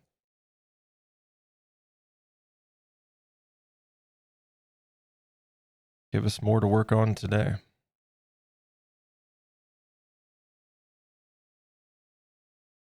Like I said, I didn't want to start our new project on a Thursday and then have to wait till Monday, because this weekend's going to be a bit busy. Sometimes I'm able to pop up on the weekend with a stream, but this weekend, probably not. We got to get leaves taken care of and all that fun fall stuff, you know? Don't be double tapping. Yeah, got to be careful. Got to be careful.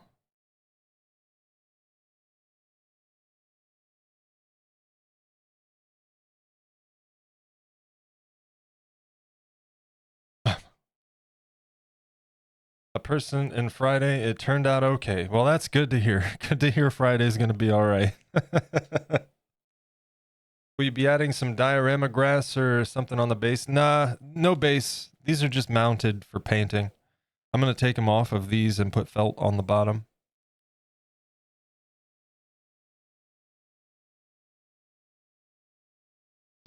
Yeah, let's get that in water. Let those dry real quick.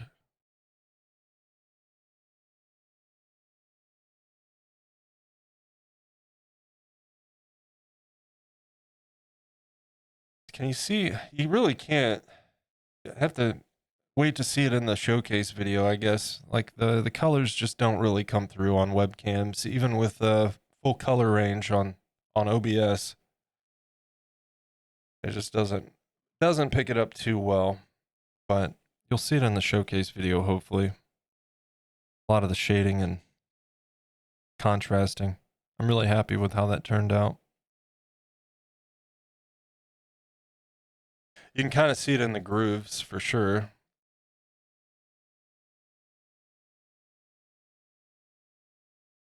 And a couple things I would do differently.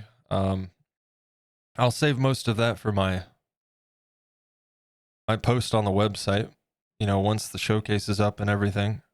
Because what I've started doing with the last project, I thought it would be kind of cool to just do a write-up on the website for each project, like explaining the background behind it, the process that the experience of the process, and then just a reflection on things that I've learned some takeaways. One of those for this, I'll tell you right now, is this was the second one. We sculpted him first. I like this guy a lot, but like here, I wish this was blended a little bit more like this one is into the brow. Not a big deal. I think he still looks cool, but you know, things to take away from it for future iterations. I did pretty good. This was an exercise in sculpting closed, exposed teeth, where it wasn't like a big open mouth cavity that's a nightmare to paint. And because I like sculpting this way, I just hate painting it after the fact. So this was to make things easier to paint. I did pretty good job on that. There's some gaps, but you know, you guys that were here through the painting process saw that this was much easier than that for sure.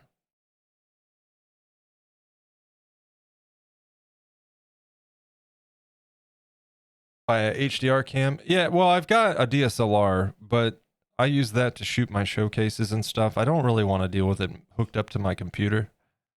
And like this is a 4K Logitech Brio. I don't stream in 4K because Twitch doesn't allow for a bit rate that's high enough to support 4K anyways.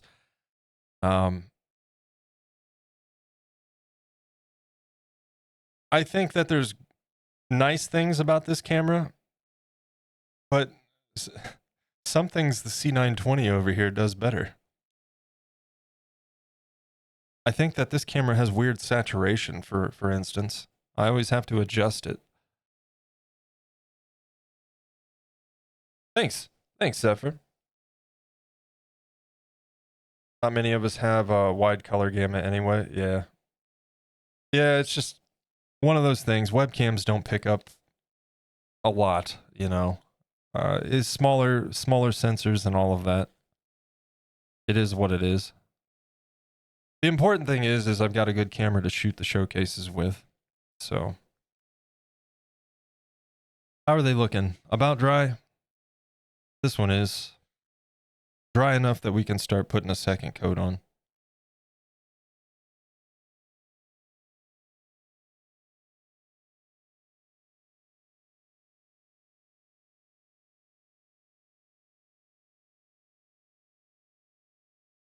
Pearl before Swan. I'm not sure I follow.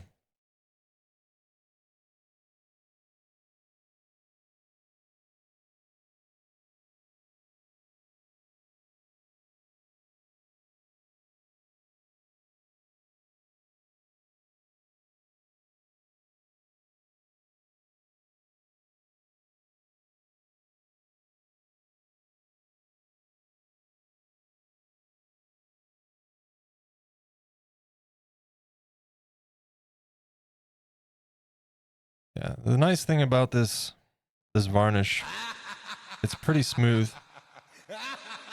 The downside to that is you just have to watch for pooling. But it goes on pretty well, and it dries relatively quickly, which can be a bad thing. But as long as you work at it and put it on a nice, smooth, even layer, you shouldn't have any issues with it.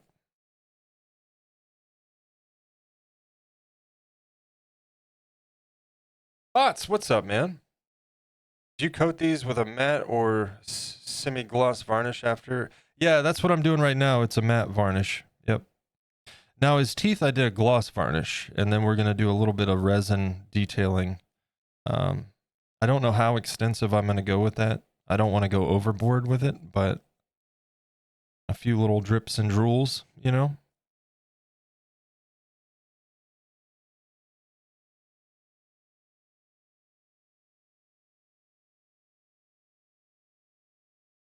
Uncrossing eyes from crochet things. You all right over there, Moon?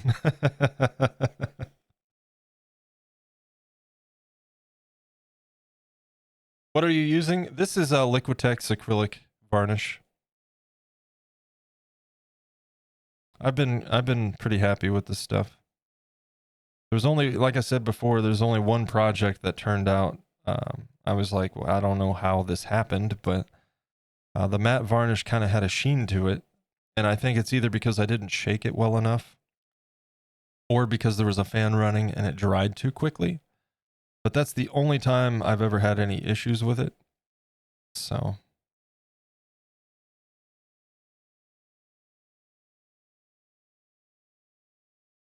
I've used it on almost every project, if not every project.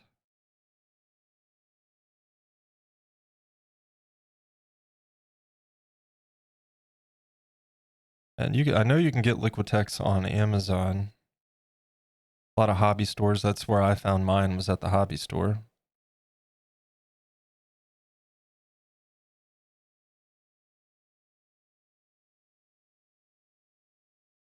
Determined to finish this blanket? Nice.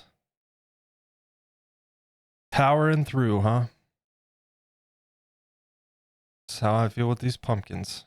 I've been really having a lot of fun with this project, and spooky season, like I said, it's all year as far as I'm concerned, but I know a lot of people don't want to watch pumpkin stuff after October, so we're going to finish these up and start a new project. Next year we'll start these earlier, and that way we can do moldings and castings, and if anybody wants to purchase any, I can get them sent off and hopefully received before Halloween.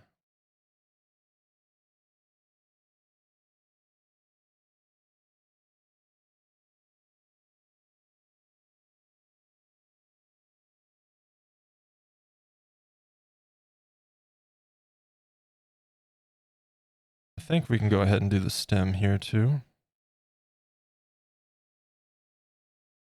Time to start on the Christmas shtick. Yeah. Well, so I'm not going to do a lot of like anything. I don't know if we're going to do anything Christmas themed this year. I would very much like to do a Krampus at some point, but it's just not going to happen this year. I'm going to do a couple winter scenes, and one of those is going to involve snowmen. And that's the project that's going to be kind of an homage to my grandfather's wood carvings. And then I'm going to do a little cartoony, cute fox thing for Minchie. And it's going to be kind of a wintry scene. We're going to use snow ballast. I'm super excited. I have never got to use the snow ballast that I have, so I'm looking forward to that.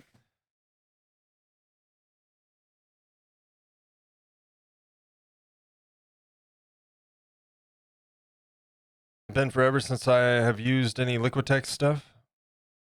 A lot of cool mediums, or used to. Used to use a lot of golden too. Yeah, I think Liquitex was probably the first one I tried, and I've just been happy with it, you know. I do intend to start trying, like, as I start having to replace some paints. I've thought about trying some different brands just to kind of.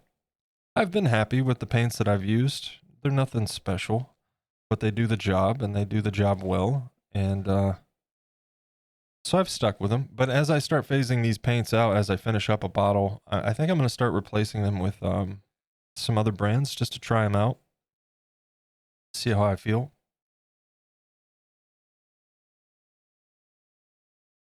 I thought about, what is it, Createx? Thought about giving them a try.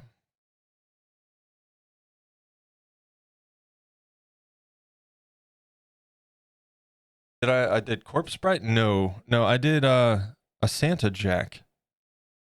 Yeah, I did a Santa Jack Skellington diorama. One of my favorite projects, actually. Was really happy with how it turned out. I had a lot of fun making it. I love dioramas. One thing you'll learn on this channel is I love working on bases most of the time as much as I enjoy the sculpting. It's just something fun about creating the scene and putting it together. And with the Nightmare Before Christmas one, I was able to do like the Christmas tree and like various bits and bobs just to kind of add to the scene. Various things from the movie, like the snake, you know, the little yellow duck with the gunshots in it. Stuff like that to kind of go around the Christmas tree. So Yeah, I really enjoy working on the added elements to the sculpture.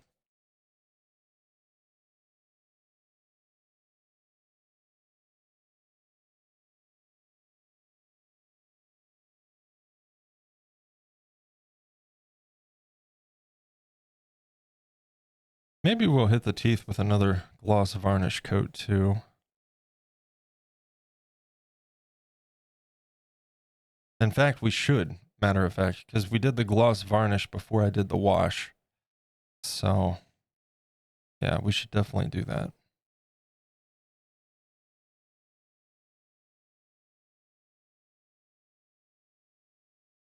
And again, I'm not ignoring chat. I'm doing my best to keep up. This is just one of those processes where I need to keep my eyes on what I'm doing for the time being and catch up once we're done with this coat here. Let's get him some time to dry.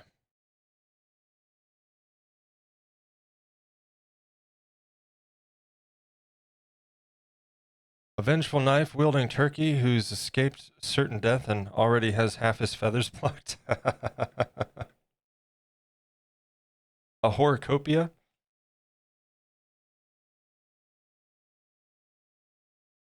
Some Burton things. Yeah, yeah. Yeah, Corpse Bride, there's some cool characters in that. And Burton's style is just fun, you know. Bit of like old German expressionism, and it's a fun style to play around in. Used to work at a frame shop. We would vacuum press posters of famous paintings onto stiff board, and then paint roll Liquitex gel medium over them, or hand brush to make them look more like actual paintings and seal the image. Okay, yeah. Even made a few into door panel cards for Volkswagen Beetles for a while. Nice, dude. Inside of the car door would be an Andy Warhol painting. That's awesome. That's awesome. I'd ignore chat. Nah, I don't. Chat's why I'm here. I could sculpt by myself any day of the week. In fact, I used to just sit down and put a movie on and sculpt and film for YouTube. And that was fun. But once I started streaming and hanging out, chat is definitely the appeal here. I certainly that's what makes it fun for me for sure. Sometimes you can focus on chat a little more than others. And sometimes I have to kind of catch up. But we make do. Trash Panda the Caring. Thank you for the follow. Welcome in.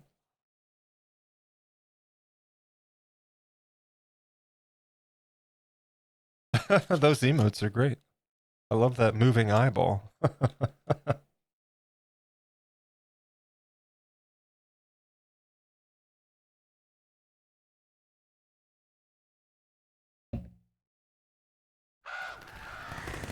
I don't. OBS is being weird again, playing transition sounds where it shouldn't. We'll wait for this to dry a little bit more. There's a couple little tacky spots I can see. And then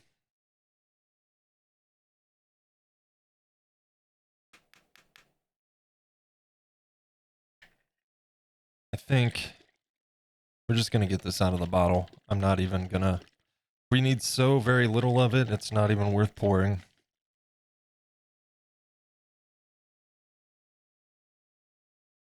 Funny that you mentioned that. I may go back to just the old film alone and edit down format again. Oh, you not enjoying the streaming stuff, bots? Just not much of a streamer. I get it. I get it.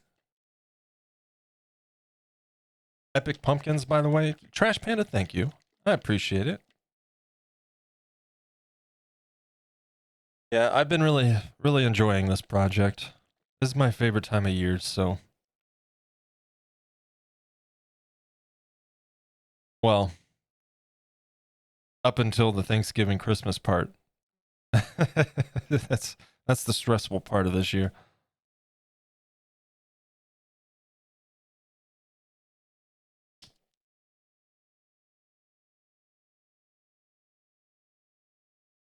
All right. And I'm going to use a bit more of a fine tip brush.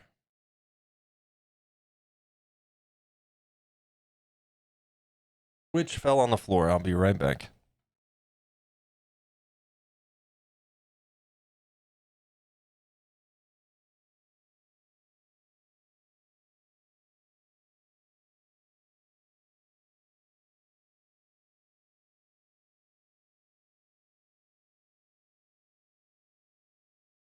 Eyes and teeth aside, you nailed the overall pumpkin look. Stems are spot on. Very characterful. Thank you. Yeah, I even like if I just turn it around, like if I was just doing a regular pumpkin, I'm super happy with how that turned out.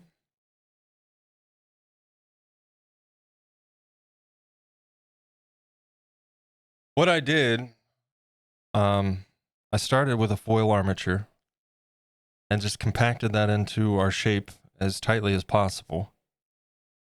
I took a metal tool onto the foil and just kind of did the rivets. So I was kind of that way for, the future part of the process, I was working with it. And then I put some ultralight, which if you've never used an ultralight clay, I don't recommend it for sculpting, but as like a filler or a foundation, which is what I used it for, it works marvelously. It's like working with marshmallow, and then you bake it just like any other polymer clay, and it firms up. And I prefer it because I don't like working on foil. Plus, it just bulks it out a little bit more without using more foil, and it's super cheap.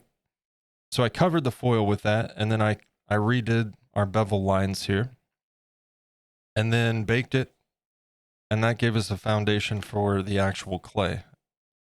So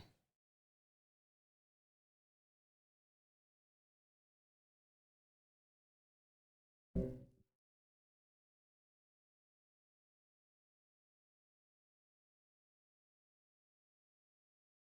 make sure I don't have any yellow. This brush stains so easy. It's hard to tell if there's paint on it.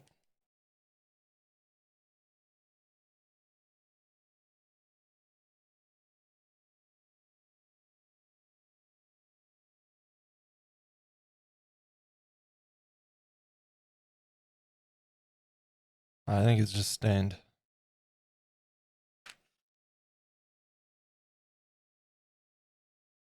Okay, so gum lines and teeth once again.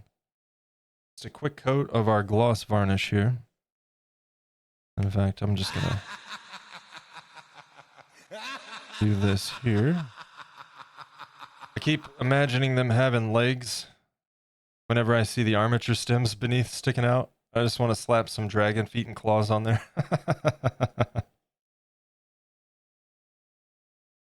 Yeah, we'll take them off the stand.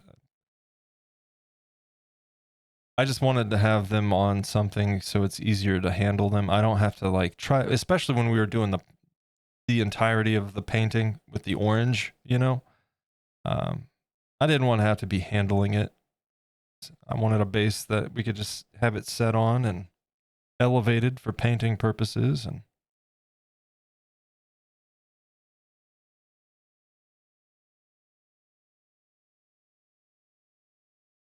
some Ghostbusters 2.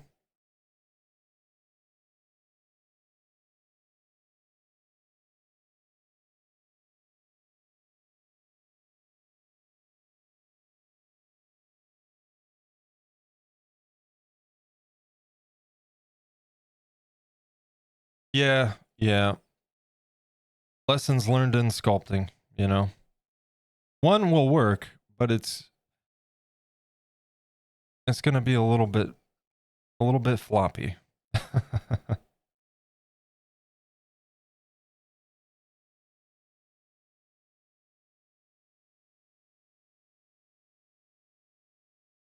Lessons learned in the past.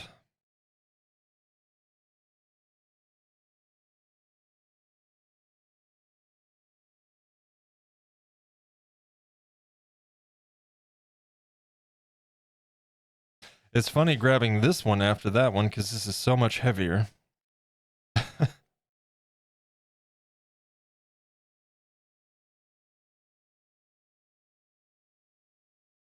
I will say though, these engineer blocks are super handy. Highly recommend.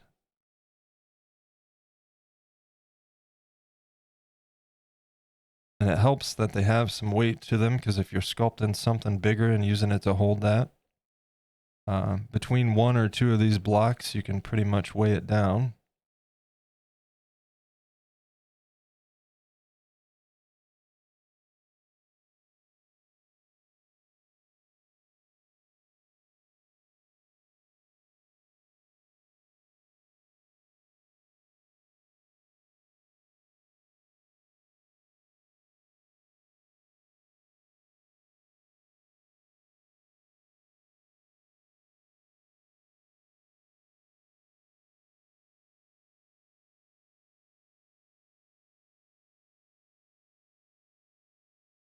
And this gloss varnish goes a long way, so you can put it on pretty thin.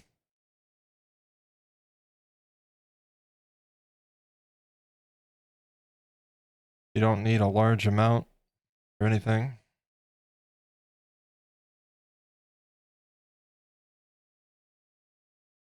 Okay, another step complete. We'll be letting that dry and we'll move on to resin next.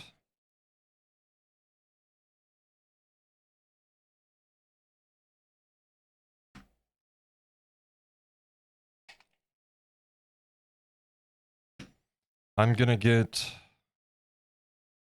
a clean mixing stick and a toothpick to kind of help hopefully like drop in some resin. We'll see. Let me fish those out of the toolbox here.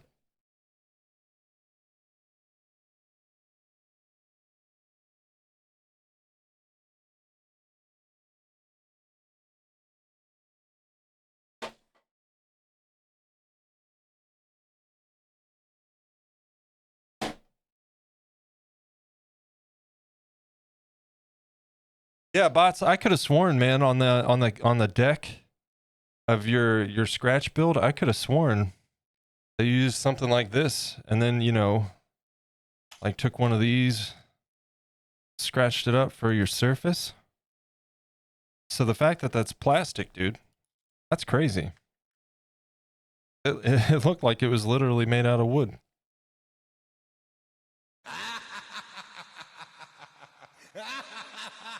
I would say so. I would say so.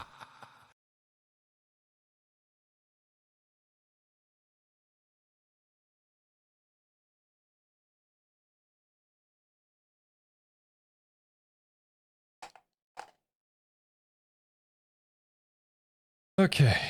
I'll make sure that that's dry. What do we got on time? We got plenty of time. Point those slightly to the fan. I just want to make sure that's dry before we start putting resin on.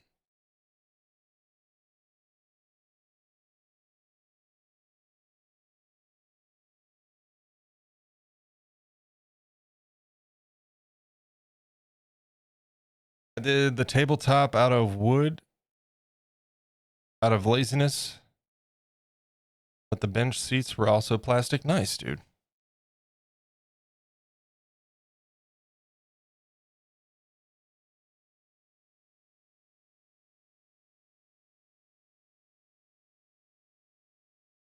So, what's the plan now, bots? New project or?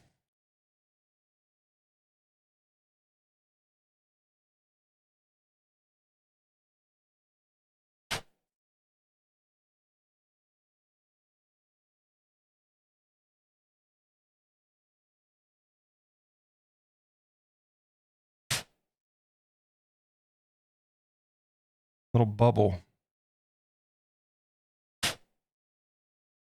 Oh, good. Okay.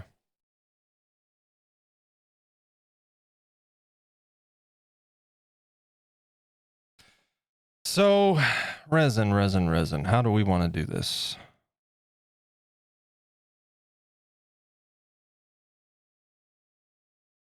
It's gonna be. It's gonna have to be minimal on this guy. It just doesn't make much sense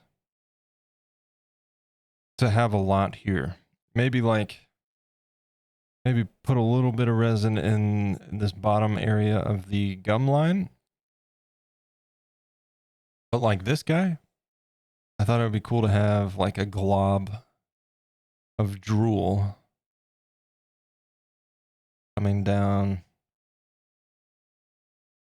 I've never done this, by the way. So this would be interesting.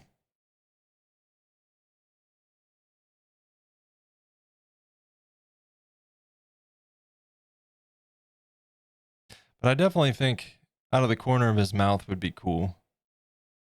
Maybe a little bit here.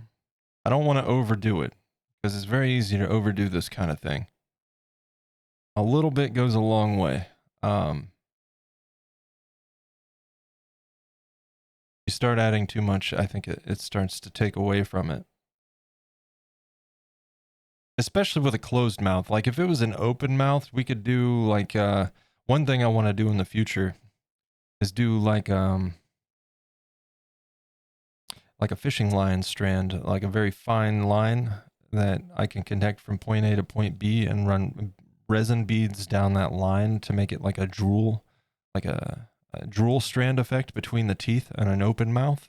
But obviously we're not working with an open mouth here, so.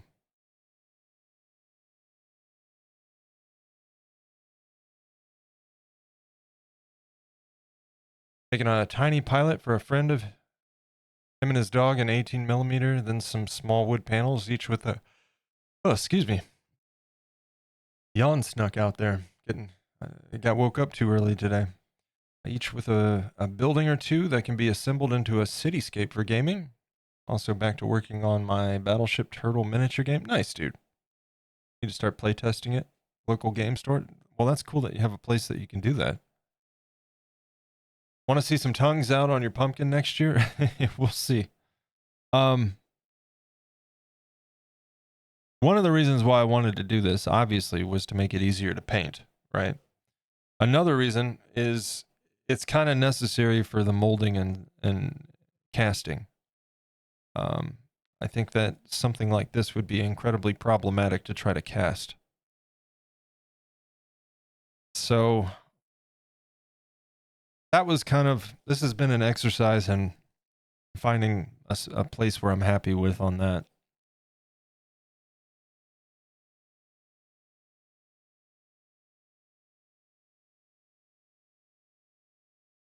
This thing has a squirt top, but I'm afraid to use it, you know?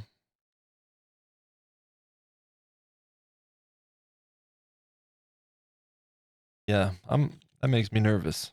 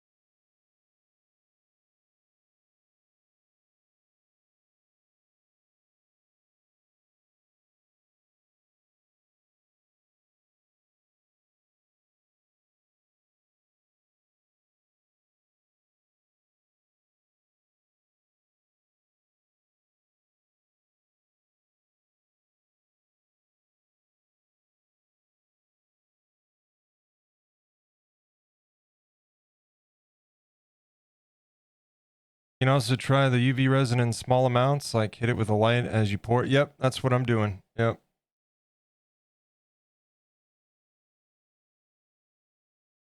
You can add them as separate pieces. Ah, okay, yeah, I see what you say. Yeah, I've seen people build on it like that too, like do little strands.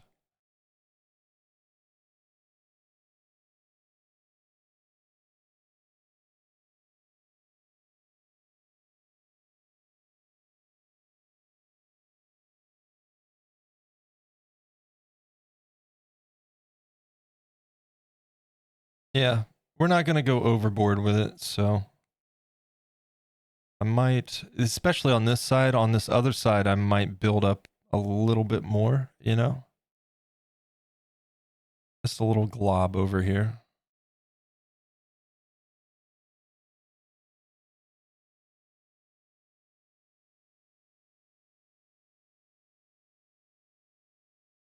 This stuff's supposed to set in 30 seconds, but I don't trust that.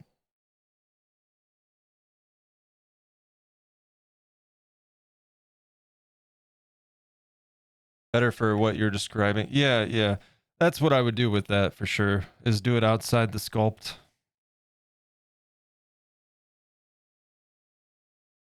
You can even use like a convection, not convection, shoot, the non-stick oven paper. Why can I not think of what that's called? I use it all the time.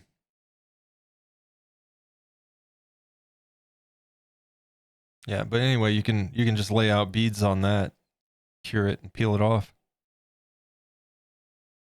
It's never consistent. Parchment paper, that's it. Yep. Depends on how much you use and the power of the light. Yeah, yeah, for sure.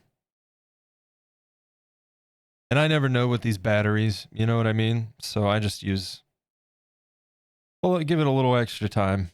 Because as the batteries start to go, the light gets weaker, of course. Parchment, wax paper, non-stick foil too. Yep. Yeah, parchment paper is super handy. I find for like painting.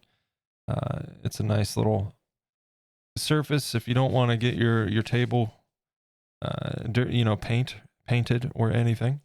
And then also you don't really have to worry about your painted thing sticking to it.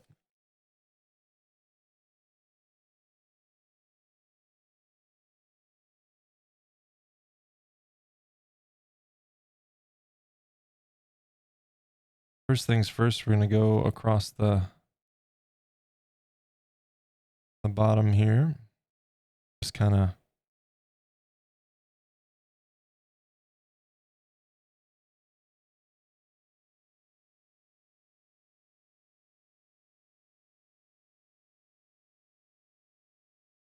build up some resin like on the teeth gaps where like saliva is like kind of run through his teeth a bit, you know, and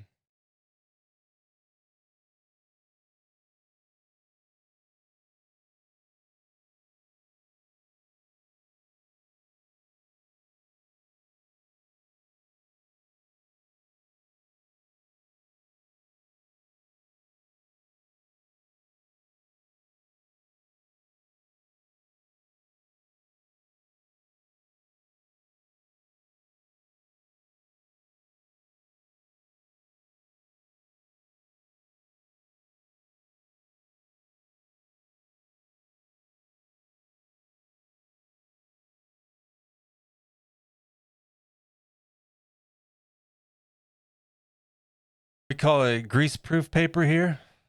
Yeah, makes sense. Nothing sticks to that stuff. It's great. Not bad for wrapping sandwiches either. That's true. Yep. A lot of places, sandwich shops actually use that.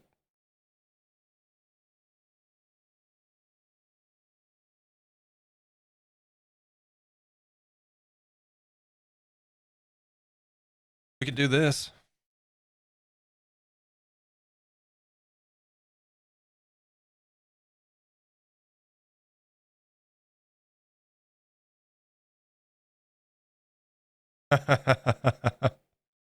Man, that's creepy.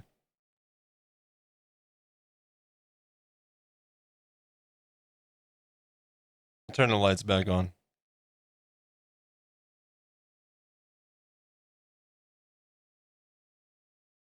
Right, Rose?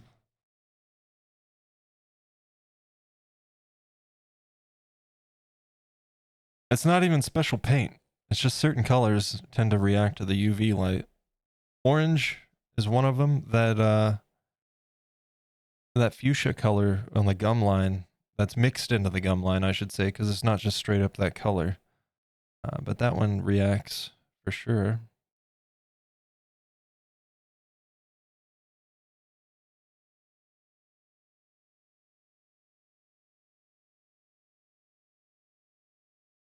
Okay. Don't get it in your eyes. Yep. I'll try. Does this stuff taste good? Anybody know? UV resin, does it taste? Better keep it away from Minchie, right? Just in case.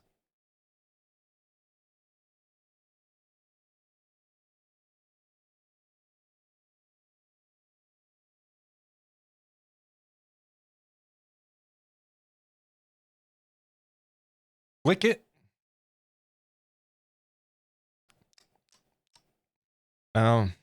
Tastes like chemicals.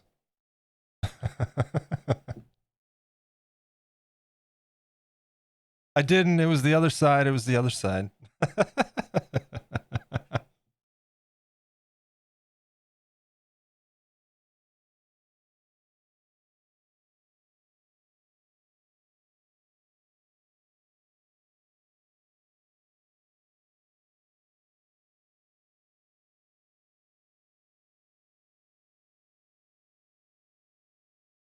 The gum line looks funky with the UV light on it.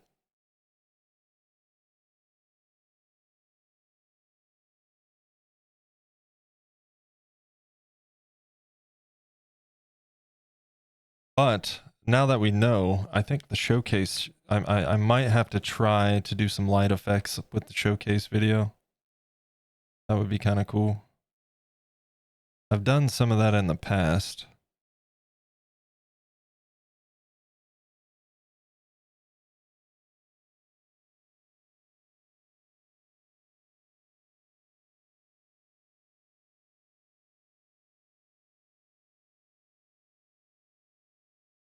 Okay, I can't look the other side now.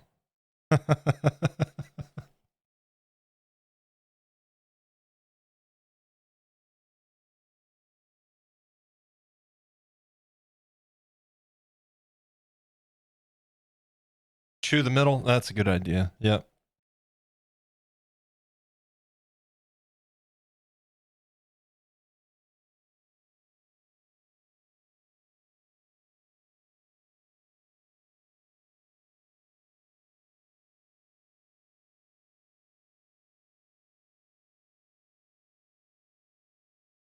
Oh, I love it.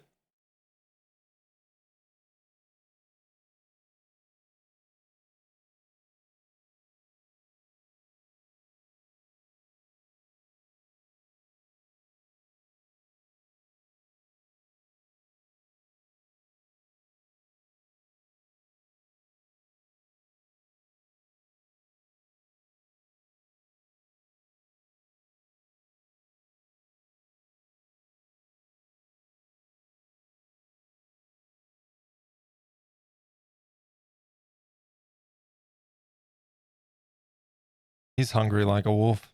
He's drooling.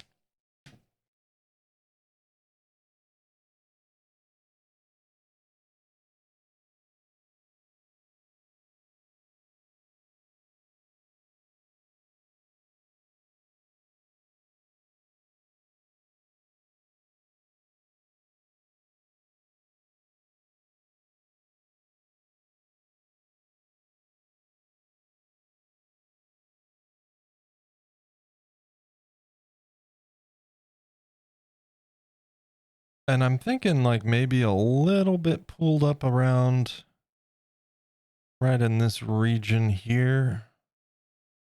Just a little dab.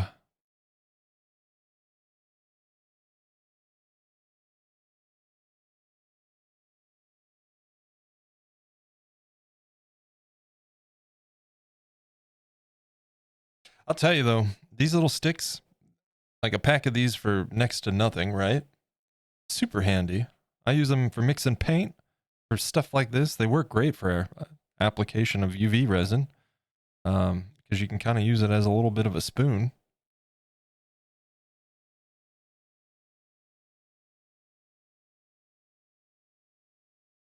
Yeah, definitely something I recommend having handy. Spoon! I was waiting for it. I was waiting for it.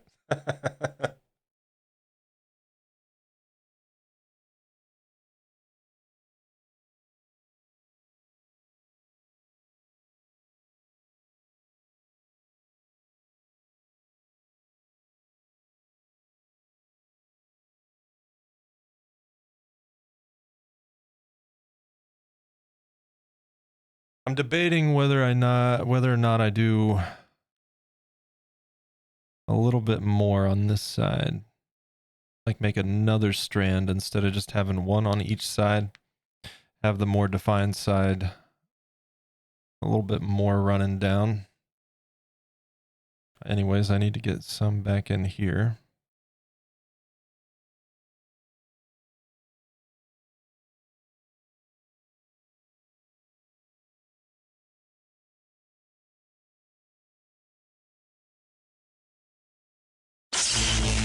It's alive! It sure is.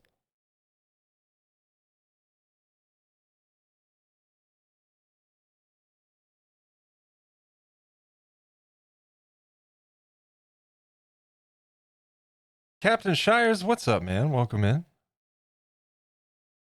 Welcome in.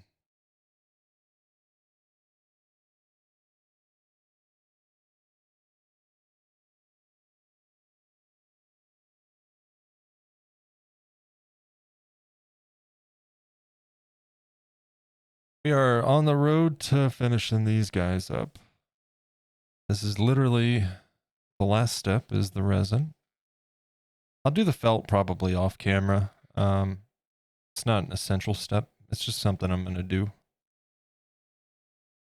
And it's nothing exciting. In fact, it's going to be a bit of an interesting process. I'll probably just have to do like little squares or little circles.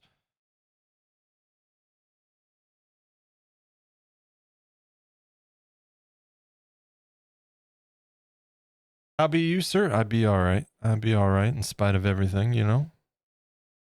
Having a good stream today, enjoying it. Like I said before, I'm really glad that I've got this hobby, this live stream, and this community. It's going to be a big thing to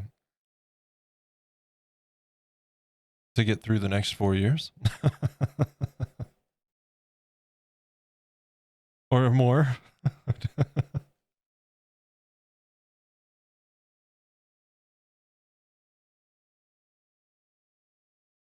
But you know what? There's never been a more appropriate time to lean into the arts. It's times like this. So.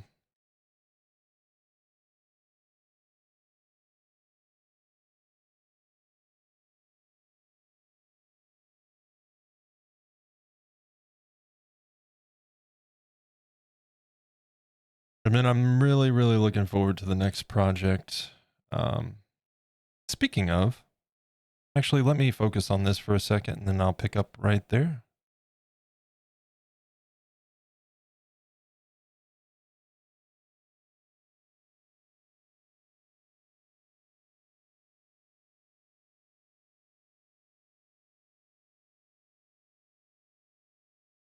So what I was thinking,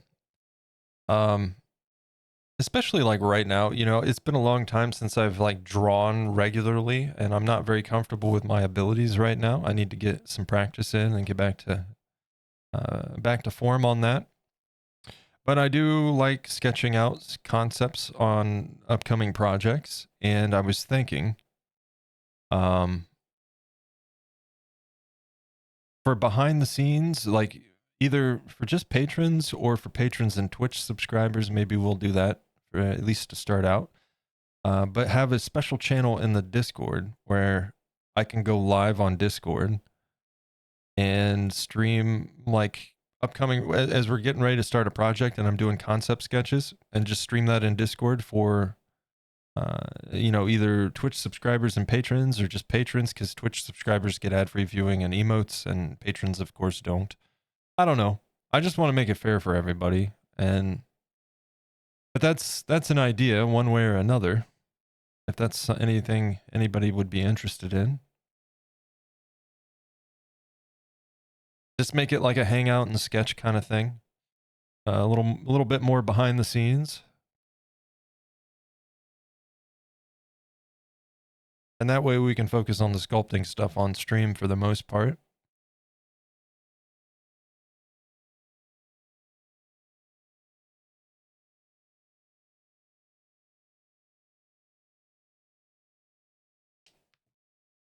All right, so now that we've got a solid form there, we're going to add a little bit more resin to that dripping. Not that much, my goodness.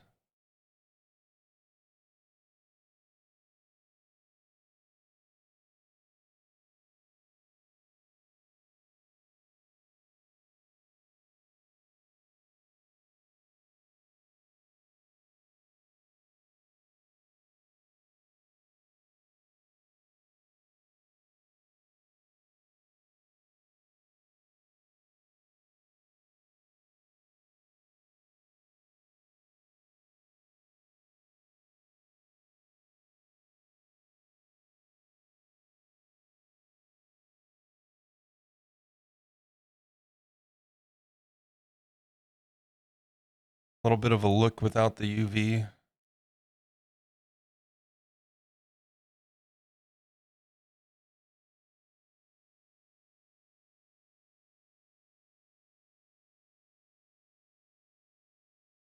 Nice little drool effect there. I'm happy with it. First time I've actually done a running effect like this, so.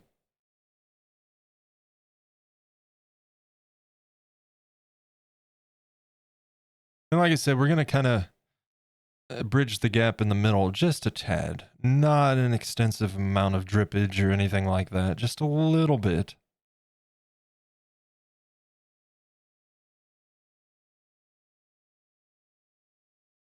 And then we'll move on to the other guy.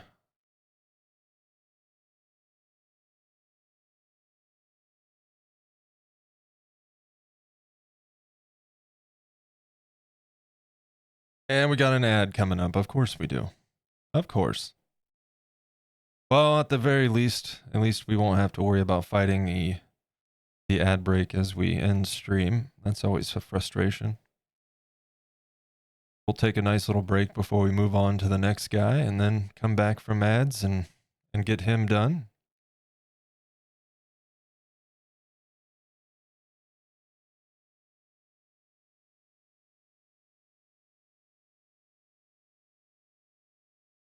Let's see if we can finish this up before it goes to ads.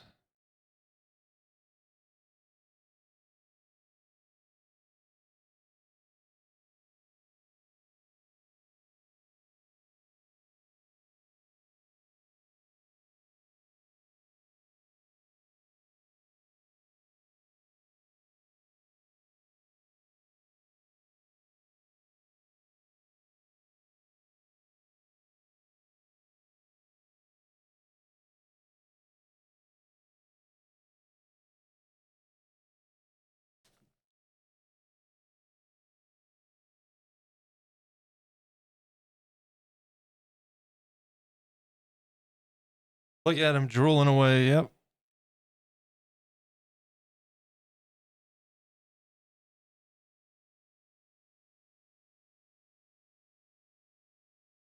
I'd say that's probably good. We don't, like I said, we don't want to overdo it.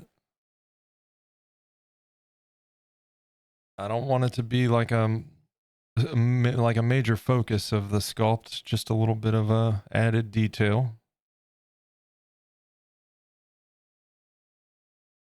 Saw a fox cub today? For real? That's awesome, Shires. You know, I've never seen a fox in the wild. Menchie's seen like 2 since she's moved up here. Yeah, I haven't seen any. I've never seen a fox in the wild. It's time to take a short break. Stand up, stretch and hydrate. Yep, there's the ad break coming.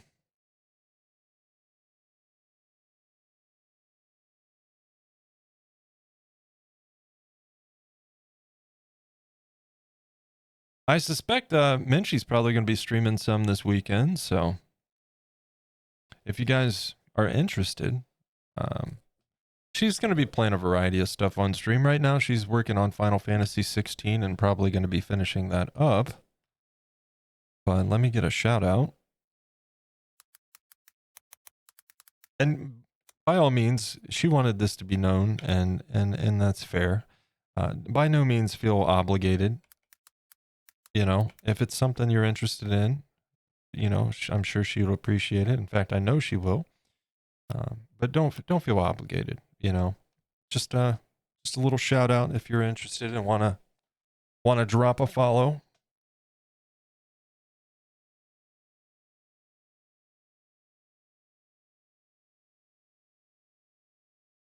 I saw a fox the other day too. Nice. I practically work in the middle of nowhere. I see all the wildlife. Nice, Shires. Yeah, we see a lot around here. She's seen a fox right around the corner. One day on her way to work, but I have not seen one in person. Nope. All right. Got some droolage happening here. I'm happy with it. I'm happy with it. We'll do this guy after break.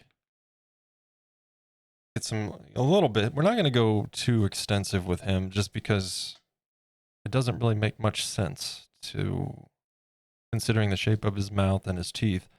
But we'll get it like a little bit of buildup around this bottom gum line and maybe like a little drool out of the corner or something. Yeah. So we'll do that after break. But thank you guys for being here. I certainly appreciate it. I hope you've been enjoying the stream today because I certainly have. And I appreciate you being a part of it. Throwing some links at you real quick. Hear them all the time in my area, though. Yeah, where my dad lives, man, I would hear him all the time at night in the woods. It was crazy. Like, they'd just be carrying on. But there's a link to the YouTube. You can find all my work over there in the form of condensed time lapses and showcase videos. Every project gets a showcase when it's complete. These guys will too. There's a link to the website where you can find all my work as well, including social links and all of that fun stuff. And a link to the Discord, which is the best place for updates on the stream, any updates to the schedule, announcements of pop-up streams. You can share your artwork in there because we love to see it. Certainly do. And if you stream, you can let us know when you're going live because I try to lurk and hang out when I can. So anyway, there's the ads. I'll put the break screen up. I'm going to use the restroom. It's a great opportunity to do that. Get a stretch in, grab a drink, snack, all that good stuff. We come back, we'll finish this guy up, and we'll find somebody to go say hello to. So thank you guys for being here. I'll see you in just a few. Mating season, so you're bound to hear them a lot. Yeah. Out there carrying on. Speaking of,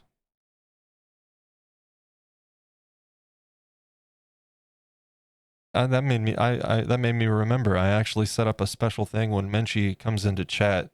It plays a fox noises and gives her a shout out.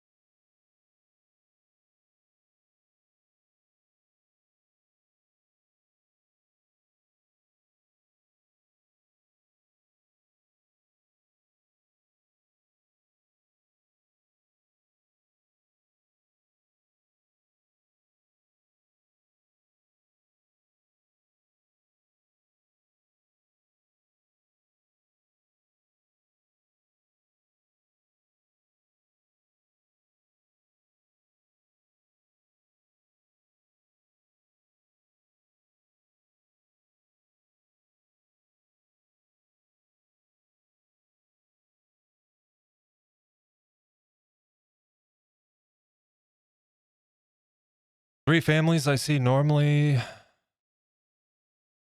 Normally 2 like to play in the parking lot at 5:30 and 6, and the other lives on the farmyard. Nice, man.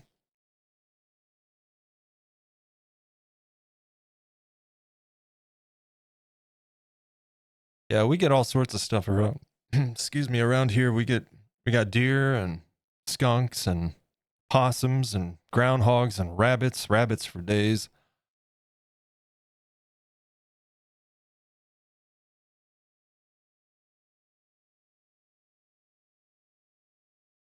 And thankfully I haven't run into the skunk personally. I've seen him in our front yard, but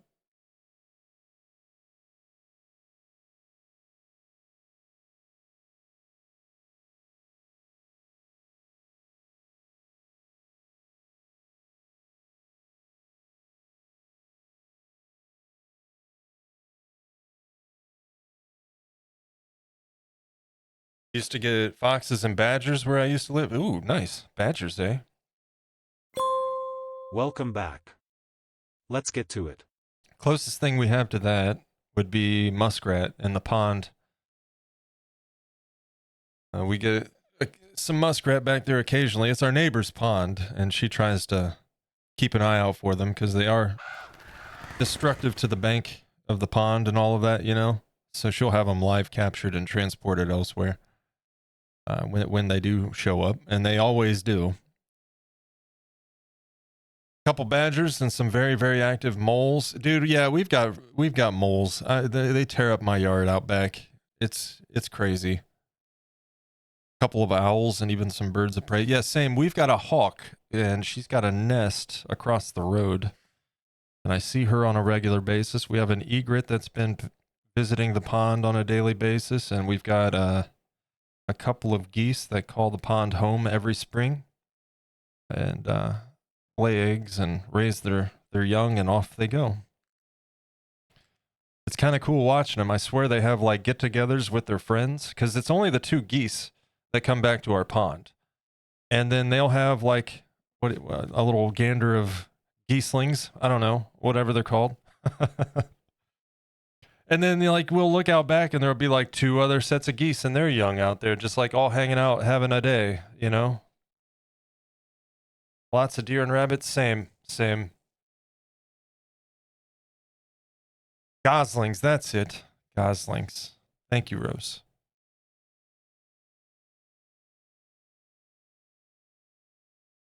Now let's switch over here. What are you doing, OBS? What are you doing? Okay. You know what? I need to open this.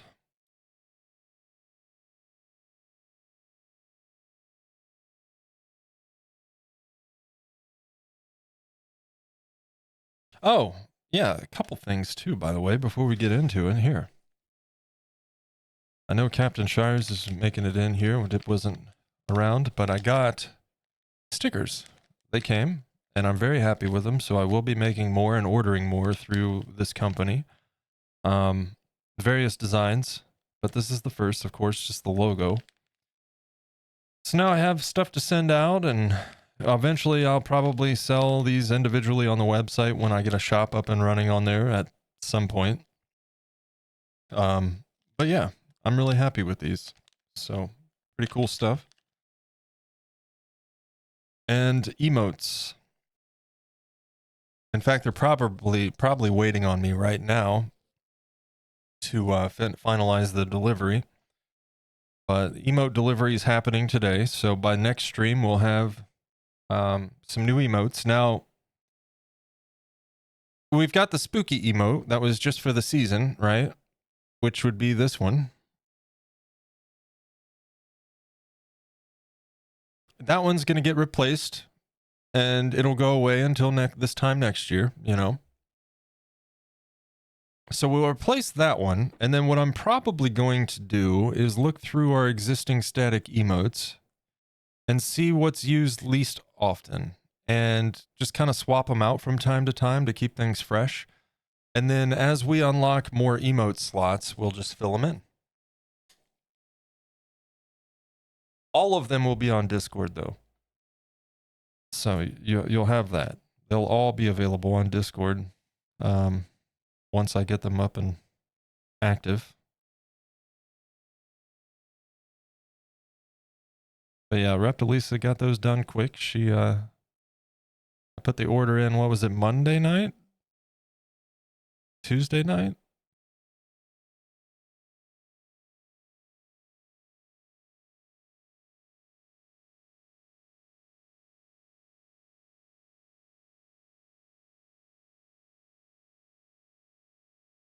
And they would have been done, but there was a couple revisions I asked for, so. And then a little bit of delay in getting back and forth and messaging, but on my part, that was my bad. I got wrapped up in watching election results and didn't see the message.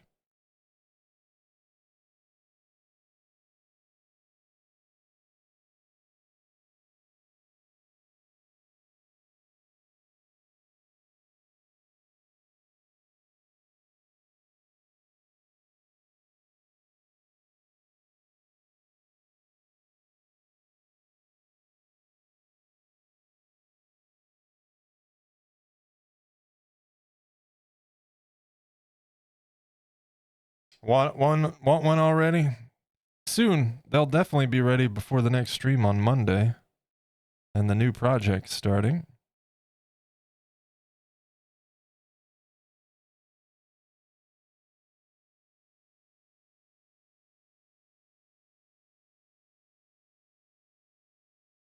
And maybe I can give you guys a quick look at them.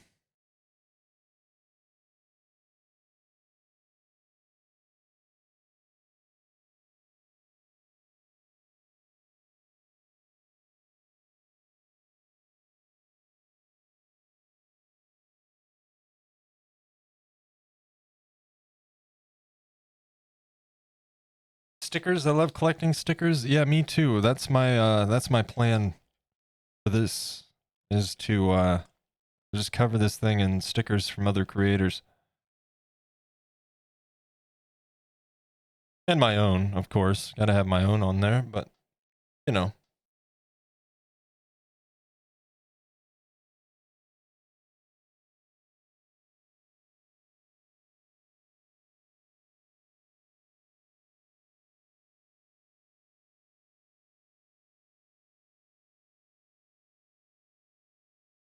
They sent a cool sheet too. While we're curing this resin. This sheet right here. Apparently they sent 2 of these, so I gave one to Menchie. But Andy said that this is something that they do. You get one of these with every order. And it's kind of cool that they do this. This is a sticker company out of Sweden, Sticker App. They do a thank you card collaboration, right? So this is the thank you card. And they use like a specific artist each time, like to kind of showcase the artist. Like right here, you can do a full interview. You can read the full interview. But that's really cool, man. And then like a whole sheet of stickers of that artist's work. Pretty cool company, man. I dig it. They also have a fun sense of humor. This is what was on top of the sticker pack. And when you open it up, this reminded me of Good Idea, Bad Idea from Animaniacs. Reactions when opening sticker pack. Yes. No. Handling of stickers. Yes. No. Applying stickers. Yes, when your car is parked. No, when you're driving down the road. It's the placement of stickers. Yes, but not on your face. It's just goofy. I love it.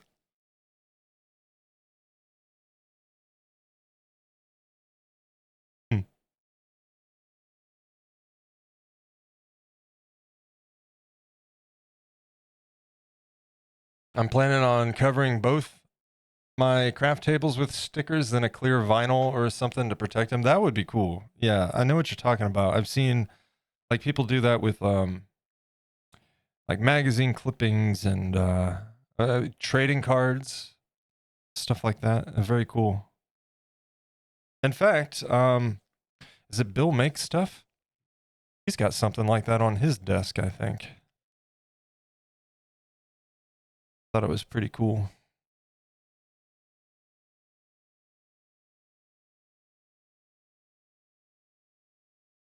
Apt song.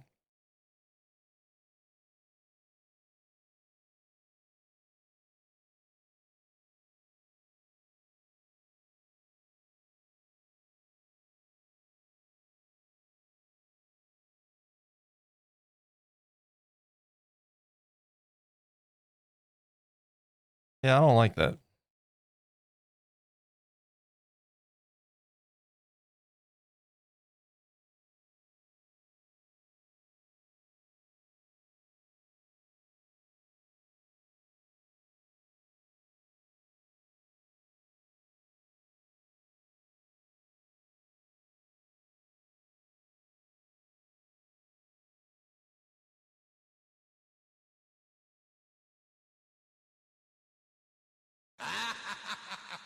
Well, now I gotta wash my.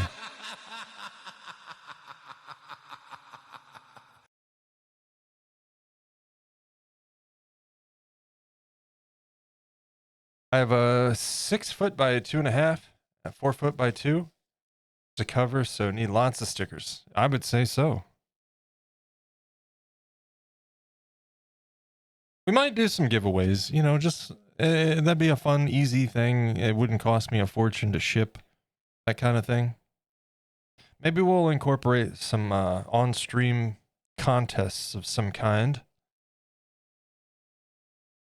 Especially when I get like a couple more orders in of various designs, which is part of my plans for the weekend. For one, my first priority between now and Monday's stream is going to be reworking the overlay. Yeah, we're just going to do it. It's fine. It's not going to be even noticeable. But yeah, I want to get rid of the spooky season stuff now that we're finishing up the pumpkins. Kind of lean more into the fall of it all. That'll transition into a bit of a winter theme. But I want to get the fall stuff set up, get rid of the spooky stuff.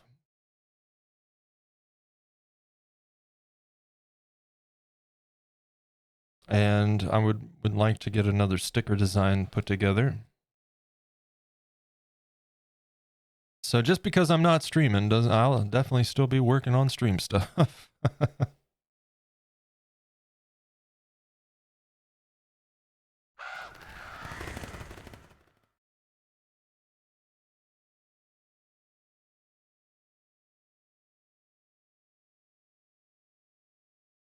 I think we're gonna keep it simple with this guy. I just don't think that he warrants a bunch of drool. It just doesn't. Like there's a little bit coming down there. Maybe we'll add a little bit more on this side. On the pictures of some goslings I took a few years ago. Nice. It's really cute watching them down at the pond. Really is. I enjoy it. It's, you know, animals are interesting if you really just take some time to observe it. Like the rabbits, for instance, man, there's been a couple times we've looked out back at random and it was like an army of freaking rabbits. Like I don't even, like dozens of rabbits just gathered like they were having some kind of like get together reunion or something of that nature, you know? Like how do they know? How do they organize this?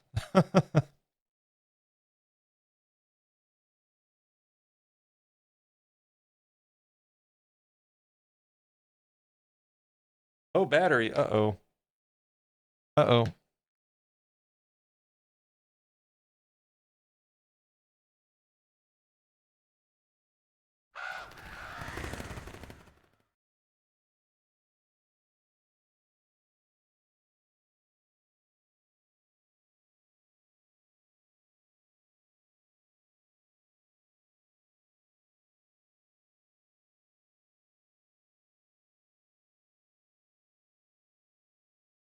Well, forgot I unplugged the tablet so that I could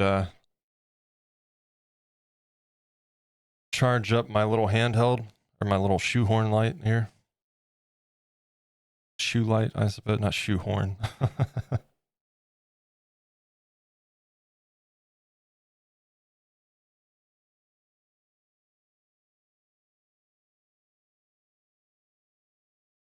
Let's see, I saw that one. Somewhere on my hard drive, there's the kingfisher pictures I took. That's cool. Yeah, that egret that's down by the pond, he's been coming back on a daily basis. He is massive. What a big bird. And like I said, we've got that hawk. She's awesome. She landed on the front deck the one day, like right outside our front window. Just kind of perched on the railing. Somewhere, yeah.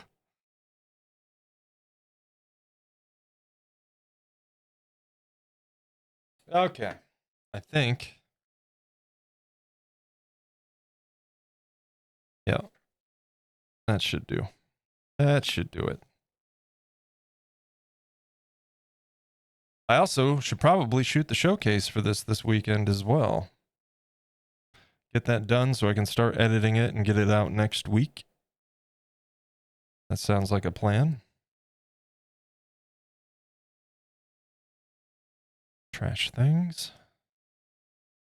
Wash things. All right.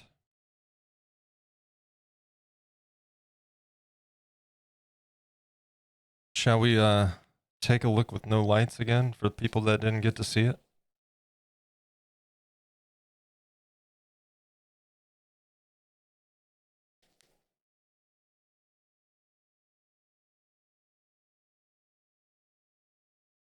Man, that's so freaking creepy.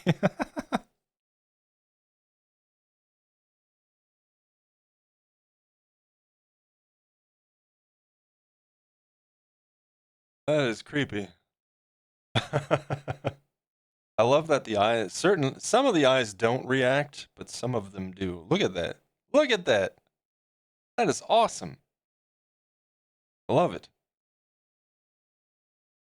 I might have to incorporate this a little bit into the showcase. A little bit. It's kind of crazy though, like the teeth, you know? Look at the teeth. They look like they're gray under the UV. It's wild how colors react to these.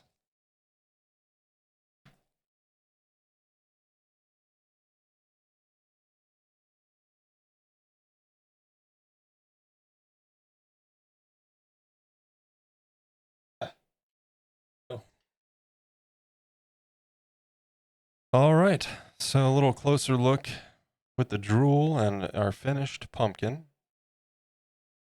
In fact, I'm going to go ahead and just kind of showcase both of these. We'll clip it. Let's go back to, no, never mind. It's fine.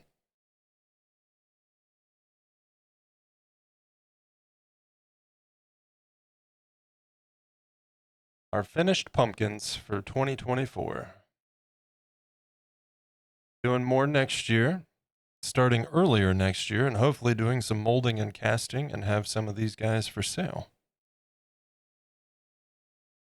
New iterations, of course, but there's definitely things that I'm going to take away from these two that I really am happy with how they turned out, and we'll work to reproduce that in the next iterations.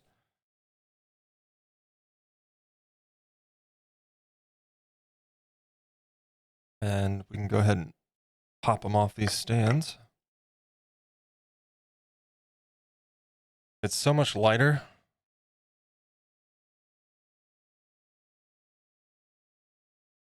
And another thing too, like in the future iterations, there will be a maker's mark on the back.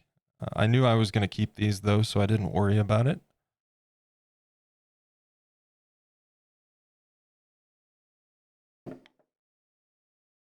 And there's this one. Stevie, what's up, man? Pumpkins, yep. Guys linked in the chat there. There's a shout out for Stevie Seal, another maker and crafter here on Twitch. You can find him, wow, words. You can find him working on models and his model train set, all sorts of stuff over his way. You know what? We got a little bit of cleanup on this eyeball, and we got some varnish on it. Let's get that.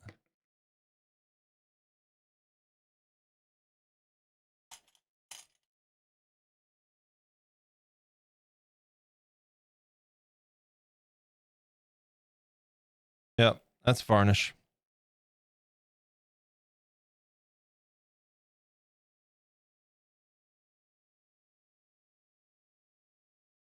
I probably should just check the other one too, just to be safe.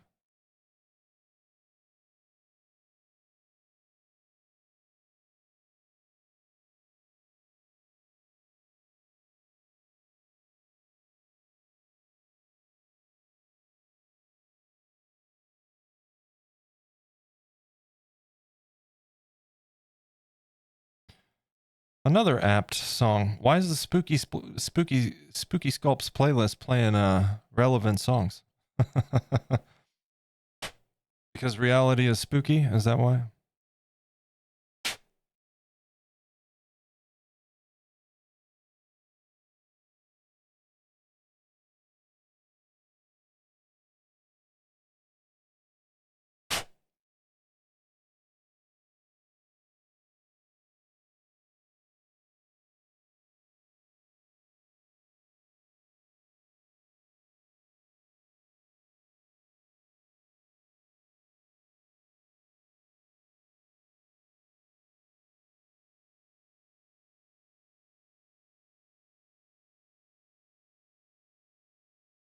I'm gonna run and grab a Q-tip real quick after this.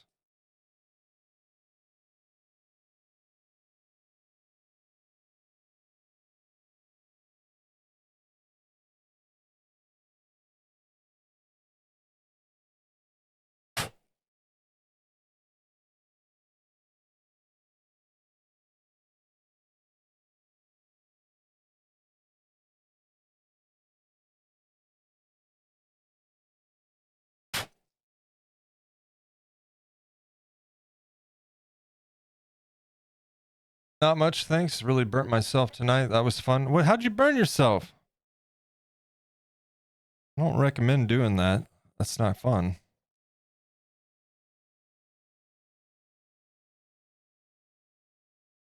Yeah, yeah. The original song was by Genesis. I actually like this cover. Pretty decent cover.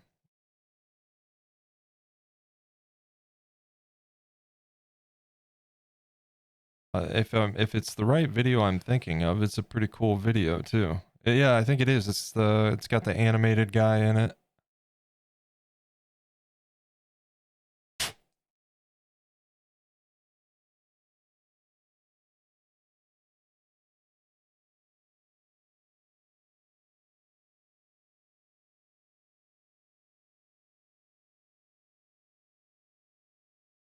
All right, let me get a Q-tip and we'll finish up clean up on that. Gotta step across the hall real quick. I'll be right back.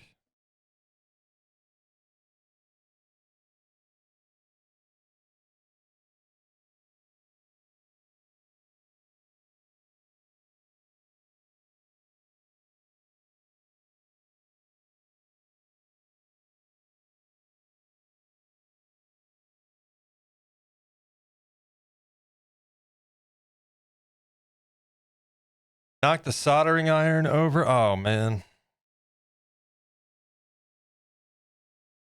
You found it, Rose?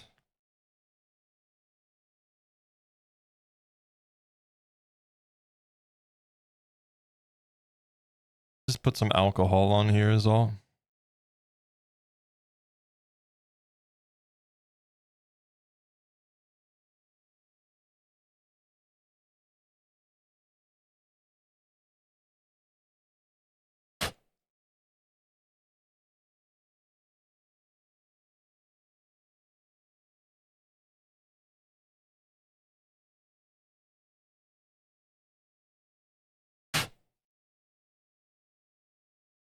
Helps if I don't spit all over it.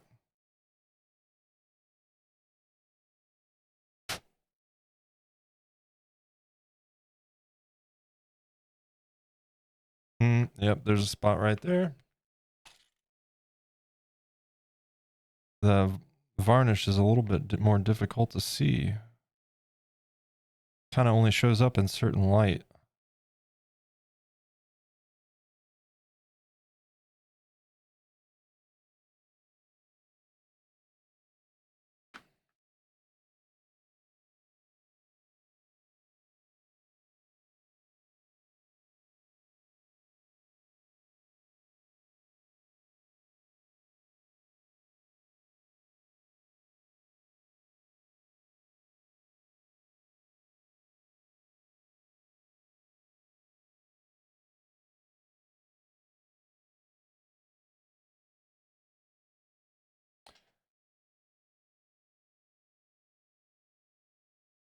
I'm really, really happy with the drool effect there. That turned out nicely.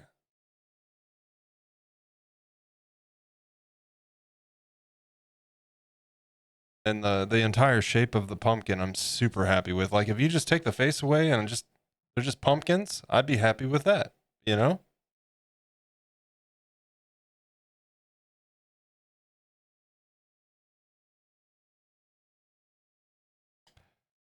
Yeah, I'm happy with this. Very happy. The entire purpose of this project was to revisit this, scale them up, and go harder on the detail, better on the painting, and I certainly did that, didn't I? I'm not shy to say so. Posted in Discord, Rose. Nice. Beautiful foxes. Thank you, Corpse. Thank you. Atomic, what's up, man? Folks, there's another one in the chat there. Shout out in the chat for Atomic Gift Shop. Be sure to show some love. Looks good and expressive. Thank you, man. Yeah, I'm really happy with him. Really happy with him. I got a nice like greenish gray, like I didn't want it to be brown, but I didn't want it to be green, so I think that's a nice desaturated look on the stem. The highlights are they're not distracting, but they're there. It doesn't come through on these cameras very well, like I said, but you guys should be able to see it better in the showcase, like the shading around the eyes, and which does kind of come through on camera. I'm not sure about the top.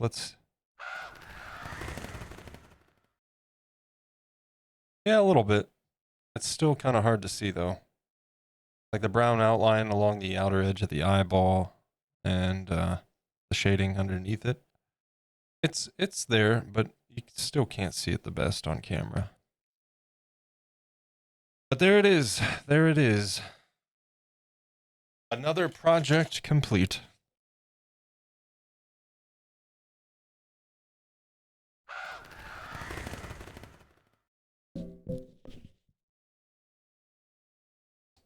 Another project wrapped. So we'll get a showcase video coming soon. I'm going to try to get that at least filmed over the weekend. I know I won't probably get to it tomorrow because tomorrow is probably going to be Rake and Leaves Day. And my back is already screaming, so that should be interesting. Let me see if we have a quick look at emotes. Let me see if I can do that.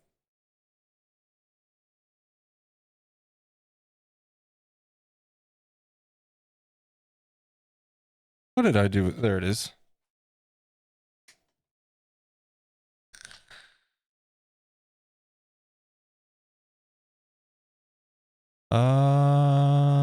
There they are. Here, I'm not gonna, I gotta finish the delivery yet, so I'm just going to download this little thing that she sends with all the orders that shows all the emotes. And I will pull that up and we'll take a look at that. Oh, that's not what I want. And then I go ahead and click the same thing. There we go.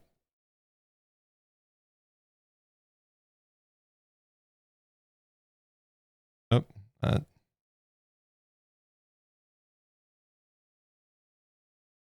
oh crap. I'm trying to maximize it and I keep clicking on the bot instead and maximizing that instead of the picture. All right, here we go. New emotes coming. We're swapping out a couple, and we'll just kind of rotate some of the lesser used emotes from time to time. So there's the new ones that are coming. We got the little head pats. Gotta have the head pats. And I thought this was cute, so I wanted something like that. And then, you know,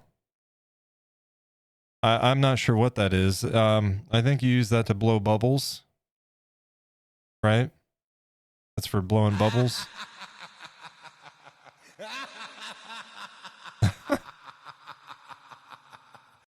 And then we got the derpy one. Nah, I had to have a little bong emote. That's fun. Why not? So all of these will be available in Discord as far as live stream goes. Which one should replace the spooky pumpkin emote? Which would be our little seasonal spooky emote? This one right here. Which one should replace that one? What do we think?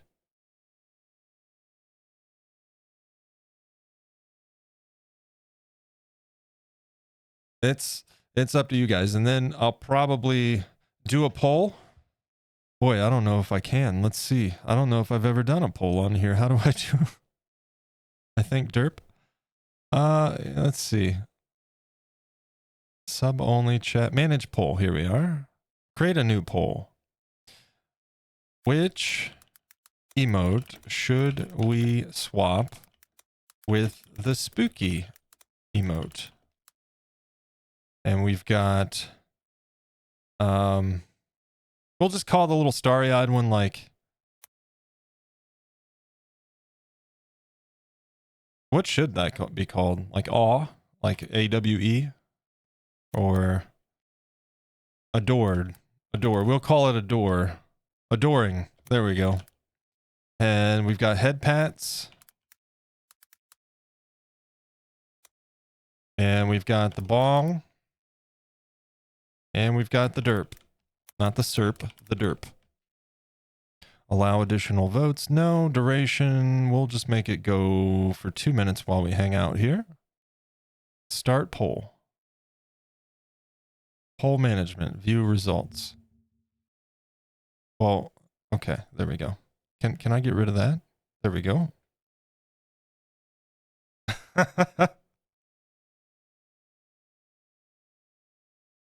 All right. Poll at the top of the chat.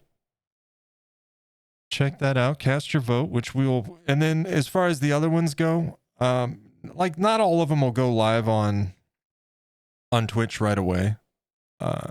We'll replace whichever one we vote for here with the spooky emote, of course.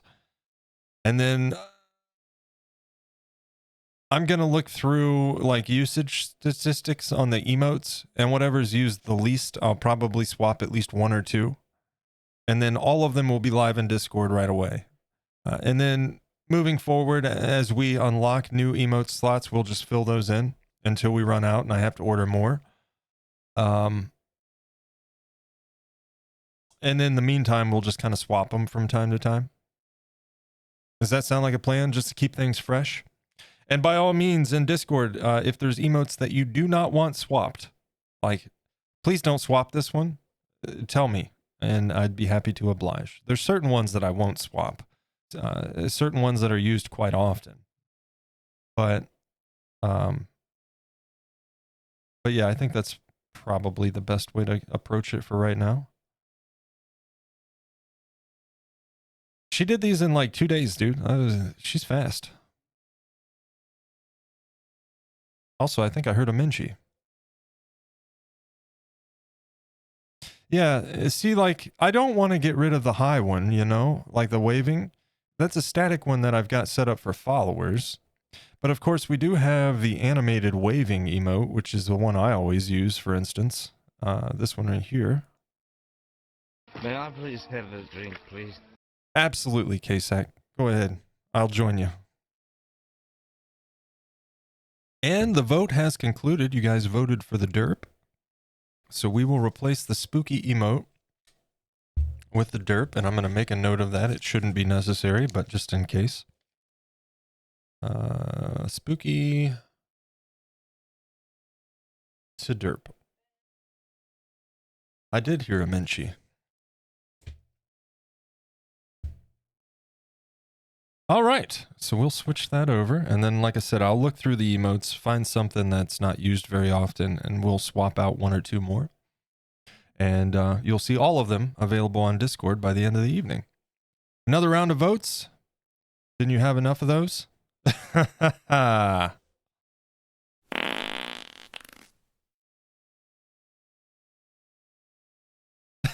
Linecraftery, what's up, man?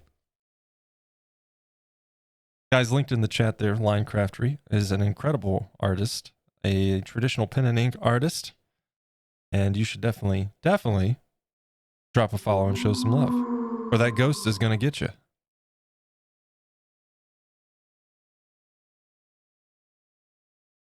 High five. Goodness. All right, let's hop over here. I think we got the voting stuff handled, right? Okay. Well, what a stream. Very productive. We got the pumpkins done. New project on Monday.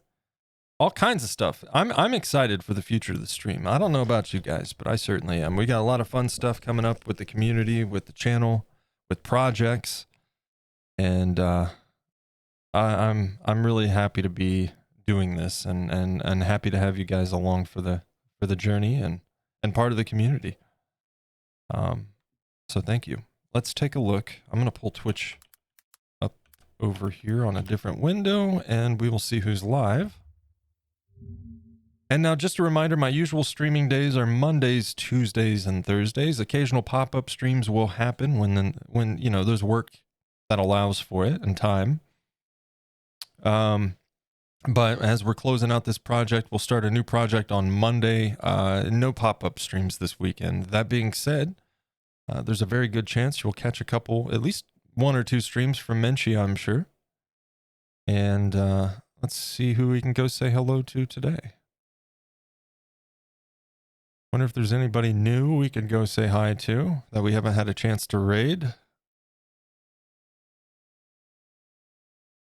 It doesn't look like it.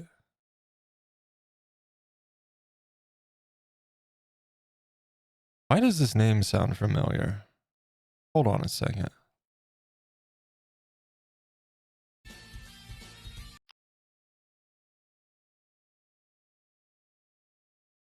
Who's it? Somebody must have referred me to this channel. Anybody familiar with Jason Fraley?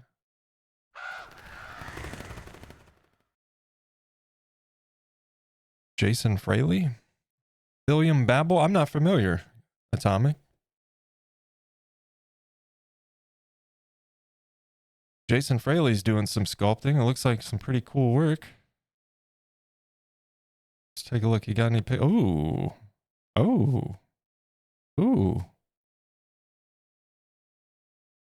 Some a labyrinth? Pan's Labyrinth? What does Billiam Babel do?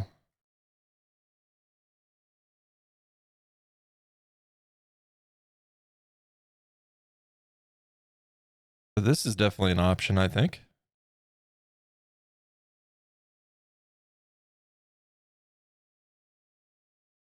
Not a stream we've rated before.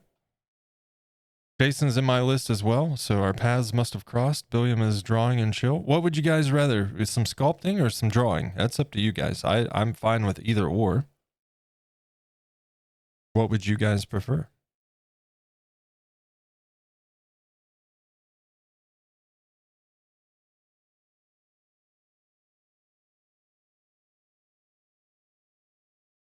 Any preference?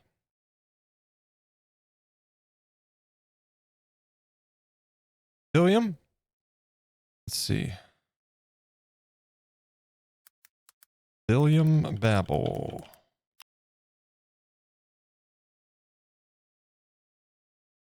Doing some drawing.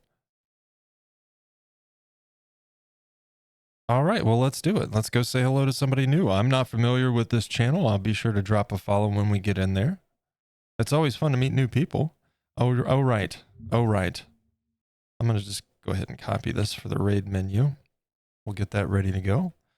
All right, guys, thank you so much. I appreciate you being here. I really, really do. It's been a fun day, man. In spite of the week here in the U.S., you guys have it lifted my spirits. Just being here, hanging out. We've had some wonderful conversations. It was nice to just put the world aside and focus on some art today. And I think I'm really excited to have this to focus on instead of everything else in the dumpster fire, right? So thank you guys for being a part of that and supporting my work and making this such a joyous, experience. I truly appreciate it. Thank you for that. I know from personal experience, if I did not have this, I'd be probably in a pretty dark place right now.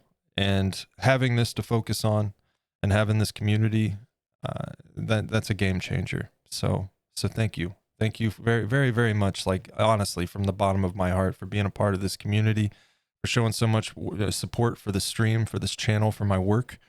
And thank you for just being awesome people, man. I think, like I said before, I think now is a time more than ever appropriate to lean into the arts, to lean into community, and to lean on one another. So thank you guys. Fire Shadow, you too, man. Have a good night. Art is the best healer. Absolutely. Absolutely, Captain Shires. I agree. Thank you for the company. Moon, thank you. Thank you. And absolutely, Craft, thanks for being here, bud. It was good to see you. Jason is... Okay, so I saw that. Yeah. Yeah, you too, Atomic. Have a good night. Stevie, you too. Let me see if I got some thank yous real quick. I'm just trying to find it. Celamute. Can Roush. I'm Not a Crook. Trash Panda the Caring. Thank you all for those follows. I hope you enjoyed the stream today. I certainly appreciated the conversation and the company, and I look forward to seeing you next time, which will be Monday. I will see you guys then with a brand new project. Let's get those raid calls out. I'm going to throw the Discord link in the chat, though, real quick. If anybody is interested, you can join us there for updates and art shares and all that good stuff. Do keep in mind it is a manually assigned access role, so sit tight in the waiting room. We'll get you the Ravens role as soon as possible, and you'll be all set. Non-subs, there's a raid call for you. And if you're sub to the channel, the one with the little howling wolf on the red moon, that one is for you. Get those copied, ready to go. When we get over to Billiam Babble's channel, throw that in the chat. Make some noise, give a nice hearty hello. And if you like what you see, drop a follow. If not, hey, no harm, no foul. I should have probably pasted the channel name in here first. We'll get there. We'll get there. And raid is queued. Guys, thank you again. Last time, I know I'm rambling, but thank you. It's been a wonderful project. Honestly, I've had a blast with these guys. Thank you guys for keeping me company and joining me along the way. We're starting a stylized black cat sculpt on Monday. We've got multiple projects starting in the coming weeks that we'll kind of be alternating back and forth through. That's exciting. That's a first. And I'm looking forward to it. So have a wonderful weekend. Maybe I'll see you around Andy Mecca's stream. Maybe I'll see you around Stevie's stream or Minchie's stream. But I will see you back here on Monday. Until then, take care. Have a wonderful weekend. Get those raid calls ready. I'll see you on the other side. Take care, guys. And I'll send you on your way in 3, 2, 1. There's a bloke called Feral Moon in my Discord.